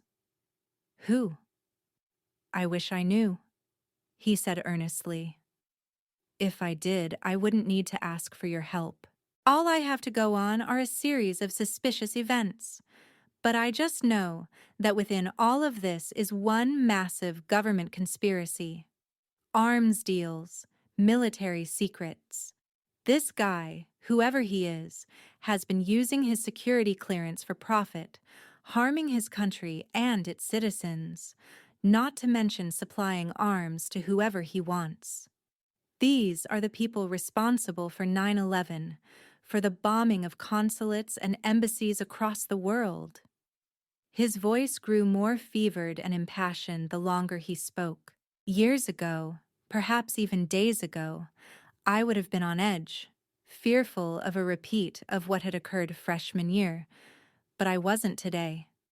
He simply wanted to protect and defend his country. Charlie, I said compassionately, I wish I could give you the answer you need, but I can't. The last time I saw my father was when I was 10. As far as I was concerned, that was true. The man I visited every few weeks was not Francis Galloway. He was Father Baldwin. That was when you and your mother fled Fort Bragg, wasn't it? Didn't you ever wonder why you had to leave so quickly and quietly? I stood up, heading to the sink to rinse out my coffee mug. Of course, but my mom assured me she would eventually tell me everything. And now she's dead. Coincidence? I glared at him, not answering. Please, Mackenzie, Serafina, whatever you want me to call you. I know you've been hiding who you really are for years, and I bet you have no idea why. Don't you want to finally be able to tell people your true identity and go back home? Don't you miss your friends? His plea struck a soft spot, and I nodded. I miss that life. I miss the house I grew up in. I missed sitting in the tree outside my bedroom window, swinging on the branches with my best friend, Damien. I missed hearing him call me Fee.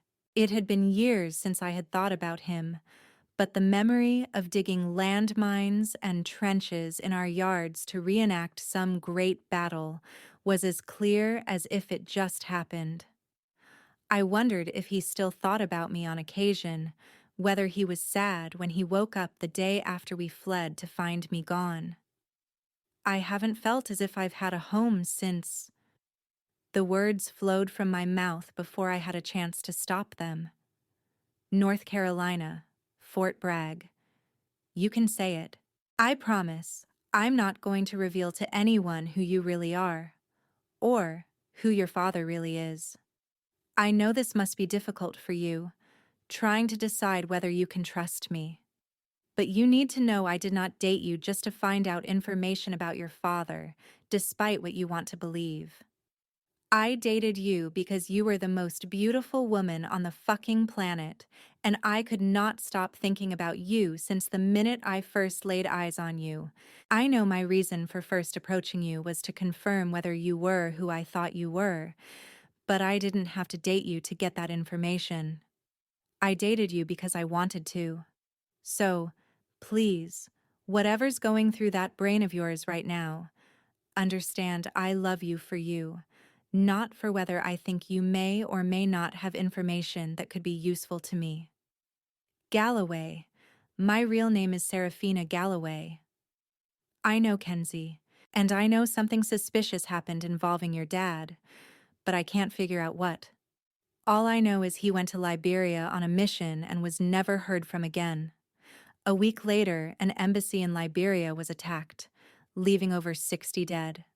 I tried to access his files to see what he was working on before his disappearance, but no one can access it, no matter what kind of security clearance you have. I think he may have known about the planned embassy attack and was about to blow it wide open, But something happened and he went into hiding, possibly to save his life. Perhaps they were coming for you and your mother next, and that's why you had to hide and change your names.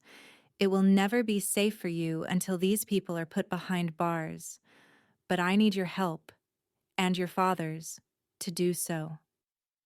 Leaning on the counter, I took a deep breath, trying to collect my thoughts. When I woke up that morning, the last thing I was anticipating was ever seeing Charlie again, let alone having coffee with him.